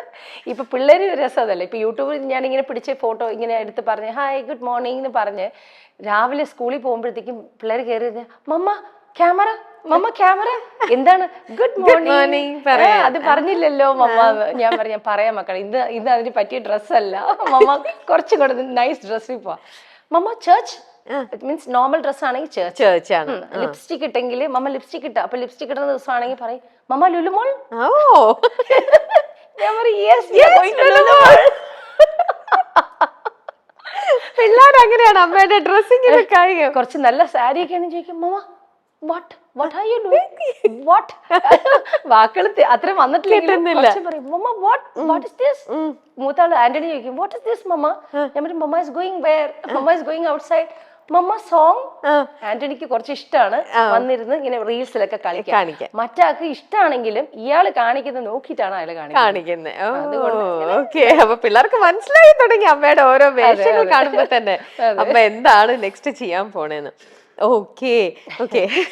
ചേച്ചി കുറച്ചു മുന്നേ പറയണ്ടായി 13 years ആയിരുന്നു. അപ്പൊ ചേച്ചിയുടെ ചെവിയിൽ അമ്മ ഓതി തന്നോണ്ടിരുന്ന ഒരു കാര്യം, അതായത് നീ ഇൻഡസ്ട്രിയിലേക്ക് ഇറങ്ങുന്നു, നീ ഇന്ന കാര്യങ്ങൾ ശ്രദ്ധിക്കണം, ഇങ്ങനെ ആൾക്കാർ വരും എന്നിങ്ങനെ പല പല കാര്യങ്ങൾ, ലവ് ചെയ്യാൻ പോകരുത്, ഒരുപാട് ആണുങ്ങൾ അപ്രോച്ച് ചെയ്യും, അപ്പോൾ അങ്ങനെ പോകരുത്, ഇങ്ങനെയൊക്കെ പലതും വന്ന് ചേച്ചിയുടെ കോൺഷ്യസ് മൈൻഡിനെയും സബ് കോൺഷ്യസ് മൈൻഡിനെയും ഇങ്ങനെ എപ്പോഴും പറഞ്ഞ് ഫീഡ് ചെയ്യായിരുന്നു എന്നുള്ളത്.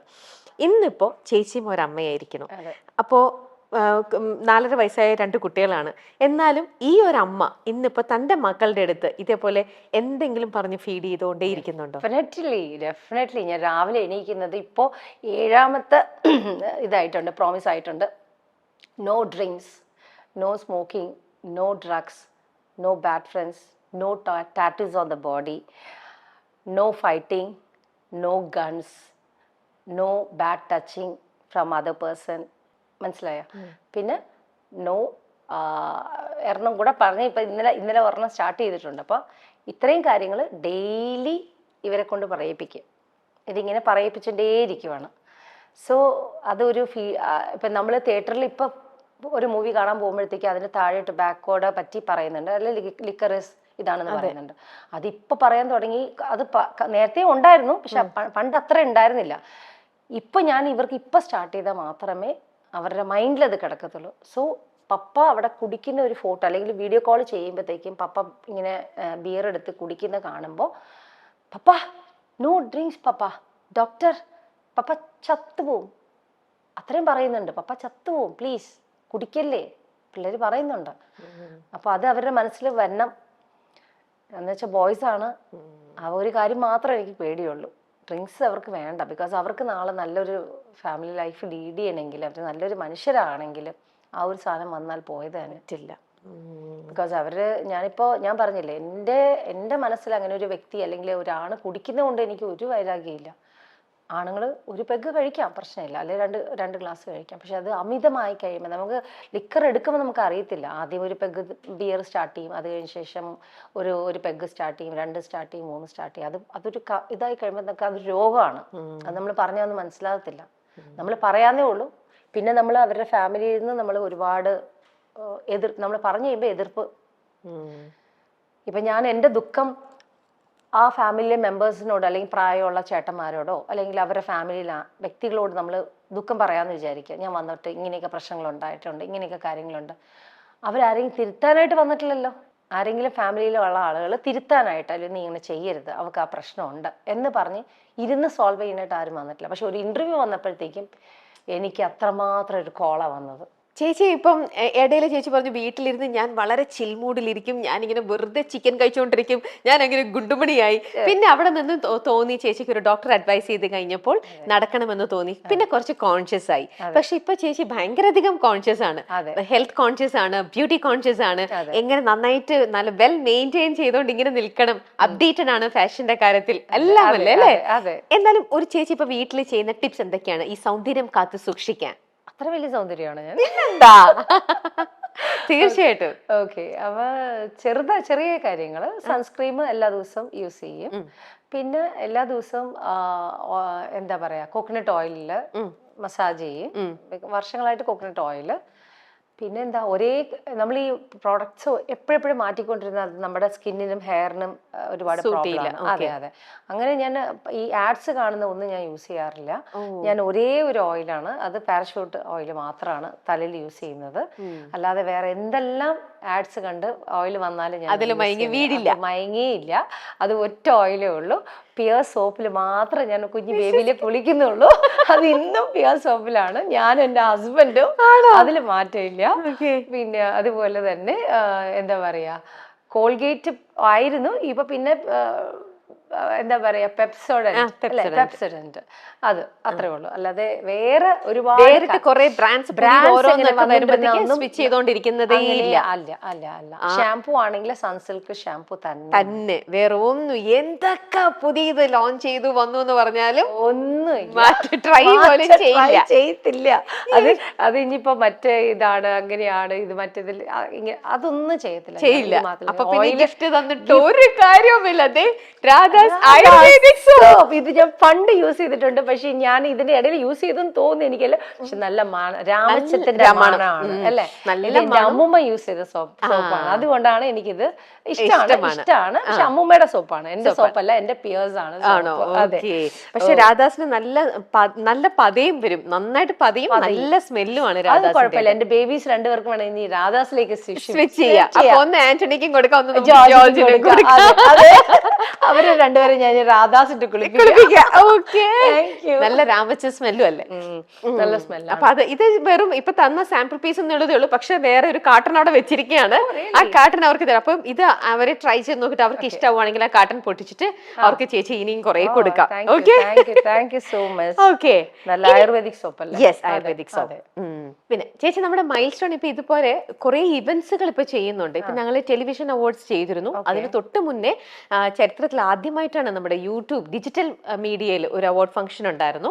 ഇനി മൈൽ സ്റ്റോണിന്റെ നെക്സ്റ്റ് ഈ മാസം ഇപ്പൊ നവംബറിൽ ഈ മാസം ഞങ്ങൾക്ക് തരാൻ പോകുന്ന വലിയൊരു സർപ്രൈസ് എന്ന് പറയുമ്പോൾ നമ്മൾ ഓൾറെഡി അനൗൺസ് ചെയ്ത് കഴിഞ്ഞു. മ്യൂസിക് അവാർഡ്സ് ആണ് ഇനി വരാൻ പോകുന്ന വലിയൊരു ഇവന്റ്. അപ്പൊ ആ ഒരു ഇവന്റിന്റെ ഭാഗമായിട്ട് ചേച്ചി നല്ലൊരു നായിക, എന്താ പറയാ, ചേച്ചിയുടെ ആക്ടറിന്റെ വിശേഷങ്ങളൊക്കെയാണ് നമ്മൾ പറഞ്ഞു പോയത്. ഇതിനിടയിൽ സുമ ജയറാം എന്ന് പറഞ്ഞ നല്ലൊരു ഗായികയും കൂടിയാണ്. ആ ഒരു വിശേഷങ്ങളൊന്നും നമ്മൾ പറഞ്ഞിട്ടില്ല. അപ്പൊ ആ ഗായികനെ ഞങ്ങളുടെ ഈ ഒരു മ്യൂസിക് അവാർഡ്സിലേക്ക് നമ്മൾ ഇൻവൈറ്റ് ചെയ്യാണ്. തീർച്ചയായിട്ടും ചേച്ചി ഇവിടെ ഉണ്ടാവുമല്ലോ. അപ്പൊ എന്തായാലും അന്ന് സമയം ഉണ്ടെങ്കിൽ എങ്ങനെയെങ്കിലും സമയം കണ്ടെത്തി ഞങ്ങളുടെ ആ ഒരു സെലിബ്രേഷന്റെ ഭാഗമാവാൻ ചേച്ചി ഉണ്ടാവണം കേട്ടോ. ആ ഒരു ഹാപ്പി മൊമെന്റിന്റെ ഭാഗമാവാനായിട്ട് ഡേറ്റ് ഒക്കെ നമ്മളെ പറയാം. അപ്പം എന്തായാലും വരണം. ഇപ്പോഴേ ഞാൻ മുൻകൂട്ടി ക്ഷണിക്കാം. അപ്പൊ അതിലേക്ക് പോകുന്നതിന് മുമ്പേ നല്ല ആ ഗായികയുടെ ഒരു ശബ്ദം ഞങ്ങളൊന്ന് കേൾക്കട്ടെ. പെട്ടെന്ന് ഒരു പാട്ട് പറഞ്ഞ് എങ്ങനെ പാടാൻ പറ്റും? അയ്യോ, പിന്നെന്താ, വീട്ടിൽ എപ്പോഴും പാടുന്ന ഒരു പാട്ടുണ്ടാവും, ആ പാട്ട് പാടിയാ മതി. എപ്പോഴും പാടുന്ന പാട്ട്, അല്ലെങ്കിൽ ആന്റണിക്കും ജോർജിനും പാടിക്കൊടുക്കുന്ന പാട്ട്. ഓക്കെ, എനിക്ക് നേരത്തെ ഒരു പാട്ട് ഭയങ്കര ഇഷ്ടമാണ്. അതൊരു രണ്ട് വരി പാടാം. വലിയ പാട്ടുകാരി ഒന്നുമല്ല, എന്നാലും പാടാം. എൻ പൂവേ പൊൻപൂവേ ആരേരാരം പൂവേ കനവും നീ നിനവും നീ വായോ വായോ വാവേ ഉണ്ണിക്കണ്ണായെന്നെന്നും നിന്നെ കൂടാതില്ല ഞാൻ കുഞ്ഞാവേ. ഓ എന്താണ്? പൊൻപൂവേ ആരീരാരം പൂവേ കനവും നീ നിനവും നീ വായോ വായോ വാവേ. Yes, thank you. അപ്പം ഗായികയുടെ പാട്ടും കേട്ടു, വിശേഷങ്ങളും കേട്ടു. ഇതിനിടയിൽ ഒരു കാര്യം കൂടെ ചോദിച്ചോട്ടെ. ചേച്ചിയുടെ മൂവിയുടെ വിശേഷങ്ങളെല്ലാം നമ്മൾ പറഞ്ഞു പോയി. ഇതിലിടയില് അമ്മ ഭീഷ്മപർവത്തിലൊന്ന് അഭിനയിച്ചു അല്ലേ? അതെന്ത് പറ്റി അമ്മയ്ക്ക് അങ്ങനെ ഒരു അഭിനയമോഹം തോന്നിയതും? അങ്ങനെ അതിന്റെ പിന്നിലത്തെ കഥ എന്താ? അമ്മയ്ക്ക് അഭിനയമോഹം ഒന്നുമല്ല. എന്റെ സിസ്റ്ററിന്റെ ഹസ്ബൻഡാണ് അൻവർ റഷീദ്. അപ്പോ അമൽ നീരജ് എപ്പോഴും ഇടയ്ക്ക് വീട്ടിലേക്ക് വരാറുണ്ട്. അപ്പൊ അമ്മ ഫുഡ് ഇങ്ങനെ സെർവ് ചെയ്യുന്ന സമയത്ത് അമ്മ തമാശക്ക് പറഞ്ഞു, അമല എനിക്ക് നല്ല ക്യാരക്ടർ ഉണ്ടെങ്കിലൊക്കെ തന്നെ ചുമ്മാ എപ്പൊ നോക്കിയാലും ഡയലോഗ് പറയുമ്പോഴത്തേക്കും അദ്ദേഹം മനസ്സിൽ ഓർത്തിട്ടുണ്ടായിരുന്നു. പിന്നെ ആന്റിക്ക് ഒന്ന് കൊടുത്ത് നോക്കാം എങ്ങനെ പെർഫോം ചെയ്യും നോക്കാം. അങ്ങനെ കൊടുത്ത ഒരു വേഷമാണ്. പക്ഷെ നമ്മൾ ആരും പ്രതീക്ഷിച്ചില്ല മമ്മി ഇത്രയും സൂപ്പറായിട്ട് ചെയ്യും എന്നുള്ളത്. പക്ഷെ മമ്മി പറഞ്ഞു ഞാൻ കുറെ വെള്ളം കുടിച്ചു മമ്മൂട്ടി സാറിന്റെ മുന്നിൽ നിന്നിട്ട് ഞാൻ വെള്ളം. എന്റെ ബ്രദറിന് ഭയങ്കര ടെൻഷനായിരുന്നു. ബിക്കോസ് എന്റെ ബ്രദർ അവിടെ ഉണ്ടായിരുന്നു. അവൻ അമലിന്റെയും ഇവരുടെയും വന്നിട്ട് കാഷ്യറായിട്ട് വർക്ക് ചെയ്യാണ്, ബോണിന്നാണ്. അപ്പൊ അവൻ പറഞ്ഞു എനിക്ക് ടെൻഷനായി, ബിക്കോസ് അമലിന്റെ ലൊക്കേഷനിൽ പിൻ ഡ്രോപ്പ് സൈലന്റ് ആണ് എല്ലാവരും ഷോട്ട് എടുക്കുന്ന മുന്നേ. അപ്പൊ പറയും അയ്യോ മമ്മി വന്നിട്ട് ഡയലോഗ് തെറ്റിക്കോ എന്തൊക്കെ പറയുന്നല്ല. അതൊരു പക്ഷെ മമ്മി ഭയങ്കര കൂളായിട്ട് മമ്മിനെ കൂളാക്കിയിട്ടാണ് ഷോട്ട് എടുത്തതെന്ന് പറഞ്ഞു കേട്ടു. പിന്നീട് അങ്ങോട്ട് എന്ത് പറ്റി അമ്മ? പിന്നീട് വേറെ സിനിമകളോ വിളിക്കാനായിട്ട് മമ്മി പ്രൊഫഷണൽ ആയിട്ട് അഭിനയിക്കാൻ പോകുന്ന ആളല്ലല്ലോ. പിന്നെ മമ്മി അതിനോടൊന്നും ഇൻട്രസ്റ്റ് കാണും. ബിക്കോസ് ഞങ്ങള് പേരക്കുട്ടികൾ തന്നെ എല്ലാരും ഇടക്കിടക്ക് മമ്മിയുടെ അടുത്ത് ചെല്ലും. അങ്ങനെ മമ്മി ബിസിയാണ്, അങ്ങനെ അതിനുള്ള സമയമില്ല. അല്ലാതെ തന്നെ പേഴ്സണൽ ലൈഫിൽ ബിസിയാണ്. എന്തായാലും ഇഷ്ടം കൊണ്ട് സ്വന്തം പ്രൊജക്റ്റില് അതുകൊണ്ട് നമുക്ക് ബിഗ് ഫ്രെയിമിൽ എപ്പോ വേണമെങ്കിലും അമ്മനെ കാണാമല്ലോ. അതെ, എന്തായാലും ചെയ്തത് തന്നെ നല്ലൊരു സിനിമയുടെ ഭാഗമായി അമ്മയ്ക്കും ആകാനായിട്ട് അമ്മയ്ക്കും പറ്റി അല്ലെ? ഓക്കെ. ഇതിനിടയിൽ ചേച്ചി നിങ്ങൾ ഒരുപാട് ട്രാവൽ ചെയ്യുന്ന സമയത്ത് ഇസ്രയേലിൽ പോയപ്പോ എന്തോ കഴുതയിൽ കയറിയ ഒരു കഥ, പിന്നെ അങ്ങനെ എന്തൊക്കെയൊക്കെ വേറിട്ട കുറെ കഥകളൊക്കെ കേട്ടിട്ടുണ്ട്. അതെല്ലാം അവിടെ നിൽക്കട്ടെ, ആ കഥകൾ അവിടെ നിൽക്കട്ടെ. എപ്പോഴും ഫ്രീക്വന്റ് ആയിട്ട് ട്രാവൽ ചെയ്യുന്നതല്ലേ, ലേറ്റസ്റ്റ് ആയിട്ട് എന്തെങ്കിലും കഥയുണ്ടോ പറയാൻ? വേറെ ഏതെങ്കിലും രാജ്യത്ത് പോയി നടന്ന എന്തെങ്കിലും അബദ്ധങ്ങളോ? വേറെ ഏതെങ്കിലും രാജ്യത്ത് പോയ അബദ്ധങ്ങൾ എന്താ? അബദ്ധങ്ങളൊന്നുമില്ല. ബിക്കോസ് ഇപ്പൊ ഈ പറയുന്ന പോലെ എല്ലാ രാജ്യത്ത് പോയാലും എന്റെ ഹസ്ബൻഡ് നടന്ന് കാണുന്ന വ്യക്തിയൊന്നുമല്ല. പുള്ളിക്ക് ഇങ്ങനെ ഇൻട്രസ്റ്റ് ആയിട്ട് ഇങ്ങനെ എല്ലാ മ്യൂസിയം കാണാനോ അങ്ങനെ ഒന്നും വലിയ ഇൻട്രസ്റ്റ് ഒന്നുമില്ല. ഇപ്പൊ ലണ്ടനിൽ പോയി, ലണ്ടനിൽ ചെന്ന് കഴിഞ്ഞാലും ഏതെങ്കിലും സ്ഥലത്ത് പുള്ളി ഇങ്ങനെ കൂളായിട്ട് ഇരിക്കും. ലണ്ടൻ മ്യൂസിയം കാണാനായിട്ട് ഞാനായിരിക്കും ഒറ്റയ്ക്ക് പോകുന്നത്. അങ്ങനെ ഒറ്റയ്ക്ക് നടന്നായിരിക്കും ഞാൻ എല്ലാം കാണുന്നത്. പിന്നെ ഒരു സന്തോഷം എന്ന് പറയുന്നത് നമ്മൾ എഫൽ ടവറിൽ ചെന്നപ്പോഴത്തേക്കും ആ ഈവനിങ് മൂഡിലെ ലൈറ്റിങ്ങിന് വരുന്ന സമയത്ത് അതൊരു നല്ലൊരു ഇതായിരുന്നു. പിന്നെ സ്വിറ്റ്സർലൻഡിൽ പോയപ്പോഴത്തേക്കും ഫസ്റ്റ് ടൈം എൻ്റെ മനസ്സിൽ നമ്മൾ ദിൽവാലയ ദുർഗനെയൊക്കെ കണ്ട സമയത്ത് സ്വിറ്റ്സർലൻഡ് കാണുമ്പോൾ അങ്ങനെ ഒരു ആഗ്രഹം, കല്യാണം കഴിച്ച് ഹണിമൂണിന് പോകുമ്പോൾ ഇങ്ങനെ ആയിരിക്കണം. അപ്പം ഫസ്റ്റ് നമ്മൾ ഹണിമൂണിന് അങ്ങോട്ടാണ് പോയത്. പോയപ്പോഴത്തേക്കും ഹോട്ടൽ റൂമിനകത്ത് ചെന്ന് ഇങ്ങനെ ജനലൊക്കെ തുറന്നു നോക്കിയപ്പോൾ ഇതുപോലെ ആൽപ്സിൻ്റെ മഞ്ഞൊക്കെ വീണ് കിടക്കുന്നു. നോക്കിയപ്പോഴത്തേക്ക് അദ്ദേഹത്തിനെ കാണുന്നില്ല. അപ്പം ഞാൻ ബാത്റൂമിൽ നിന്ന് ഇറങ്ങിയില്ല. സുമി ഞാൻ ഇപ്പം വരാം, ഞാൻ താഴെ പോവാണ്. എന്തിനാ പോകുന്നതെന്ന് ചോദിച്ചു. എന്തിനാ പോകുന്നത്? ഞാനൊരു ബിയർ കഴിച്ചിട്ട് വരാം. അത് പുള്ളി അങ്ങ് ബിയർ കഴിക്കാം. മനസ്സിൽ അപ്പോൾ ലഡ്ഡു പൊട്ടിയെന്നുള്ള എൻ്റെ ദൈവമേ, ഇവിടെ വന്നിട്ട് പുള്ളി ഒരു റൊമാൻറ്റിക് അല്ലല്ലോ, ഇത്രയും നല്ലൊരു കാഴ്ച കണ്ട് പുള്ളിക്ക് ഇതൊന്നും കാണാനല്ല. പുള്ളി നേരെ പുള്ളിയുടെ കാര്യത്തിൽ പോയി. പക്ഷെ ഞാൻ അവിടെ നിന്ന് ആലോചിച്ചു, നെക്സ്റ്റ് ടൈം വന്നിട്ട് ബിയർ ഒന്നും ഇല്ലാതെ വന്ന് നമുക്ക് എൻജോയ് ചെയ്യണം എന്നുള്ളത്. പക്ഷെ അന്നത്തെ ഒരു 2 ദിവസം ഞങ്ങൾ രണ്ടുപേരും റെസ്റ്റോറൻറ്റിൽ നിന്ന് കുറെ എൻജോയ് ചെയ്തെന്നല്ലാതെ ഈ ആൽപ്സിന്റെ ഭംഗി കണ്ട് ഒന്നും ഞങ്ങൾ എൻജോയ് ചെയ്യാൻ പറ്റിയില്ല. അതൊരു വലിയ സങ്കടമാണ്. വീണ്ടും പോവാലോ ഇനി മക്കളായിട്ട് പോവാലോ. അതാ പറഞ്ഞേ. അപ്പൊ നിങ്ങൾക്ക് 4 പേർക്കും കൂടെ അങ്ങ് പോവാം. ആൺപടകളുടെ ഇടയിൽ ചേച്ചി ഒറ്റയ്ക്ക് സന്തോഷം. അപ്പൊ ഫുൾ അങ്ങനെ പോയിട്ട് അത് എൻജോയ് ചെയ്യാം എന്തായാലും. ഓക്കെ, വേറെ വിശേഷങ്ങൾ, കഥകൾ? വേറിട്ട കഥകൾ എന്തൊക്കെയാ? എന്തായാലും എല്ലാം തന്നെ ഓരോരോ നല്ല മെമ്മറീസ്. ഒരുപാട് രാജ്യങ്ങളിൽ പോയതിന്റെ സന്തോഷമുണ്ട്. ഒരുപാട് സ്ഥലങ്ങളിൽ പോകുമ്പോഴും ഞാൻ ഈ ചെറിയ തിങ്സ് ആണ്, എന്താ പറയാ, ഓരോ ആ രാജ്യങ്ങളിലുള്ള മോണുമെന്റ്സ് ആണ് ഞാൻ കൂടുതൽ പർച്ചേസ് ചെയ്യുന്നത്. അത് അവിടുത്തെ സാധനങ്ങളെല്ലാം ഒരു രാജ്യം കളക്ട് ചെയ്തിട്ട് കൊണ്ടുവന്ന് വെക്കും. അതെനിക്ക് ഷോ പീസ് എനിക്ക് ഭയങ്കര ഇഷ്ടമാണ്. അത് വെക്കും. അത് ഞാൻ കല്യാണത്തിന് മുന്നേയും അങ്ങനെ ഒറ്റയ്ക്ക് യാത്ര ചെയ്ത വ്യക്തിയാണ്. അത് കഴിഞ്ഞിട്ടും അതേ രാജ്യങ്ങളിൽ പോയിട്ടുണ്ട്. അപ്പോൾ ഇനി അടുത്തത് പോവാൻ വിചാരിക്കുന്നത് ഏത് രാജ്യത്തേക്കാണ്? ഞാൻ ഉടനെ പോകണമെന്ന് ഇങ്ങനെ ആഗ്രഹിച്ചുകൊണ്ടിരിക്കുന്നത് യൂറോപ്പാണ്. ബിക്കോസ് എന്റെ മക്കളായിട്ട് ഞാൻ യൂറോപ്പിൽ പോയിട്ടില്ല. ഇല്ല, പോണമെന്നാണ് ആഗ്രഹം. അതെ, എന്റെ ആഗ്രഹമാണ് എന്റെ മക്കളെയും കൊണ്ട് എനിക്ക് ലൂർദ്, പിന്നെ പാദുവ ഇറ്റലിയില്, പിന്നെ റോം ഒക്കെ പോകണമെന്നുള്ളത്. കല്യാണത്തിന് മുന്നേ ഞാൻ ഒറ്റയ്ക്ക് പോയപ്പോഴും ഞാൻ അന്ന് ആഗ്രഹിച്ചു എനിക്ക് അങ്ങനെ യാത്ര ചെയ്യണമെന്ന്. പാദുവയിലേക്ക് പോകാൻ പറ്റി. 2ാമത്തെ പ്രാവശ്യം കല്യാണം കഴിച്ചിട്ട് ഞാൻ വരണമെന്ന് ആഗ്രഹിച്ചിട്ടാണ് വന്നത്. പിന്നെ ഹസ്ബൻഡായിട്ട് പോകാൻ പറ്റി. ഇപ്പൊ മക്കളായിട്ട് വരണമെന്ന് ഞാൻ ആഗ്രഹിച്ചു ഇരിക്കുന്നു. എത്രയും പെട്ടെന്ന് നടക്കണമെന്ന് പ്രാർത്ഥിക്കുന്നു. Okay, beautiful. പിന്നെ ഇപ്പത്തെ ചേച്ചിയുടെ ആക്ടിവിറ്റി എന്തൊക്കെയാണ്? ഇപ്പൊ എന്റെ ആക്ടിവിറ്റീസ് ഭയങ്കര ബിസി ആയിട്ട് സുമാ ജയറാമിന് വ്ലോഗ് ഉണ്ട്, ഒരുപാട് റീൽസ് ചെയ്യുന്നുണ്ട്, ബിസി മോമാണ്. അപ്പൊ അങ്ങനത്തെ വിശേഷങ്ങളെല്ലാം കൂടെ ഒന്ന്. കൂടാതെ എനിക്ക് ഭയങ്കര ഇഷ്ടമാണ് പിക്കിൾസ് ഉണ്ടാക്കുക, അച്ചാർ ഉണ്ടാക്കുക. അത് ഞാൻ അച്ചാർ ഉണ്ടാക്കി വിൽക്കുന്നുണ്ടോ? വിൽക്കാനായിട്ട് ഒരു മൈൻഡ് ഉണ്ട് എനിക്ക്. അങ്ങനെ ഒരു ബ്രാൻഡ് ചെയ്തിട്ട് ചെയ്യാൻ ആഗ്രഹമുണ്ട്. പിന്നെ ചെറിയ സെയിലൊക്കെ ഞാൻ എന്തെങ്കിലും ചെയ്യാറുണ്ട്. ഇപ്പൊ വരുന്ന ദിവസം ഇപ്പൊ ഈ പറയുന്ന പോലെ സെന്റ് റിസസിന്റെ വീക്ക് വരുവാണ്. അപ്പൊ അവിടെ വന്നിട്ട് കൗണ്ടർ ഉണ്ട്. കൗണ്ടർ നമ്പർ 13 മറക്കാതെ എല്ലാരും വാങ്ങിക്കുക. പറയാൻ പറ്റുള്ളൂ. പിന്നെ എല്ലാ വർഷവും വെക്കാറുണ്ടോ തെരേസിൻ വീക്കില്? ലാസ്റ്റ് ഇയർ സിസ്റ്റർ വെച്ചായിരുന്നു. സിസ്റ്റർ ലോയ്ക്കും ഒരു കേക്കിന്റെ ഒരു കൗണ്ടർ ഉണ്ട്. അപ്പൊ അങ്ങനെ ഒരു ഇതുണ്ട്. അപ്പൊ ഞാൻ പ്ലാൻ ചെയ്യുന്നുണ്ട് പിക്കിൾസും ബിരിയാണിയൊക്കെ ഉണ്ടാക്കി വെക്കണോന്നൊക്കെ. അപ്പൊ തെരേസിൻ വീക്കിന് എല്ലാരും വരിക, ഞങ്ങളുടെ കൗണ്ടർ നമ്പർ 13 എല്ലാരും വാങ്ങിക്കുക. അപ്പൊ നല്ലൊരു കുക്കാണല്ലേ? എനിക്ക് ഭയങ്കര ഇഷ്ടമാണ് പിക്കിൾ ഉണ്ടാക്കാൻ. ഭയങ്കര ഇഷ്ടമാണ്. ചേച്ചിക്ക് പൊതുവെ കുക്കിംഗ് ഭയങ്കര ഇഷ്ടമാണ്. എൻജോയ് ചെയ്യണം. ചിലവർക്ക് കുക്കിംഗ് ഭയങ്കര ഇതായിരിക്കും, മടിയായിരിക്കും. പക്ഷെ എനിക്ക് കുക്കിംഗ് ഞാൻ മാക്സിമം ഒരു 50-100 പേർക്കൊക്കെ ഉണ്ടാക്കും. അത്യാവശ്യമുള്ള കാര്യങ്ങൾ ചെയ്യാൻ അറിയാം. അപ്പൊ എല്ലാ ഡിഷസ് എല്ലാം അറിയാം. അത് കൈപുണ്യം കൊണ്ട് കിട്ടിയ ഭാഗ്യമാണ് അത്. അപ്പൊ എനിക്ക് പിന്നീട് ഒരു റെസ്റ്റോറന്റ് ഒക്കെ സ്റ്റാർട്ട് ചെയ്യുന്നൊക്കെ ആഗ്രഹം ഉണ്ടെങ്കിലും എന്തിനാണ് ഇപ്പൊ നിലവിൽ അത്ര റെസ്റ്റോറൻറ്റ്സ് ആണുള്ളത്? ഇപ്പൊ സ്വന്തമായിട്ടല്ലേ? എനിക്കിന്ന് സ്വന്തമായിട്ട് ചെയ്യാൻ. ഓക്കെ, അല്ലാതെ തന്നെ നമുക്കിപ്പോ പിക്കിൾസ് ഒക്കെ ഉണ്ടാക്കി അടുത്ത പ്രൊഡക്റ്റ് ഉണ്ടാക്കി ഇനിയിപ്പോ നമുക്ക് ഓൺലൈനൊക്കെ നമുക്ക് അല്ലാതെ തന്നെ ചെയ്യാലോ. അതാവട്ടെ, ഒരു തുടക്കം അങ്ങനെ തന്നെ ആവട്ടെ. പിന്നെ വേറെ എന്തൊക്കെയാണ് ആക്ടിവിറ്റീസ്? റീൽസ് ഒരുപാട് ചെയ്യാൻ ഇഷ്ടമാണ്. അത് ഭയങ്കര ഇഷ്ടമാണ്. എന്താ വെച്ചാൽ നമുക്ക് ടൈം പോകുന്നതും പിന്നെ പഴയ പാട്ടുകളൊന്നും നമുക്കിപ്പോ അഭിനയിക്കാനൊന്നും പറ്റില്ല. അപ്പൊ അതിന് അഭിനയിക്കാൻ പറ്റാത്തതിന്റെ സങ്കടങ്ങളെല്ലാം തീർക്കുന്നൊക്കെ എല്ലാം റീൽസിൽ കൂടിയാണ് ചെയ്തോണ്ടിരിക്കുകയാണ്. അപ്പൊ ഞാൻ എന്റെ മക്കളും തമ്മിൽ അങ്ങനെ റീൽസ് ചെയ്യുന്നു. ഓക്കെ, ഹാപ്പി ആയിട്ട്. ഹാപ്പി ആയിട്ടിരിക്കണം, ബിസി ആയിട്ടിരിക്കണം, Busy mom എപ്പോഴും ആക്റ്റീവ് ആയിട്ടിരിക്കണം, അതെ, അതെ. എപ്പോഴും ഈ ചിരിച്ച് ചിരിച്ച് ചിരിച്ച് ഇങ്ങനെ സന്തോഷത്തോടെ ആക്റ്റീവായിട്ട് എപ്പോഴും ഇരിക്കാൻ പറ്റട്ടെ ചേച്ചി. എല്ലാവിധ വിഷസും ഹെൽത്തി ആയിട്ട് ഹാപ്പി ആയിട്ട് ഫോർ എവർ ഇനി സൂപ്പർ ആയിട്ട് തന്നെ ഇരിക്കാൻ പറ്റട്ടെ എന്ന് എല്ലാവിധ ആശംസകളും. Thank you Thank you for so your much, time. Ramya. Thank Thank you. you.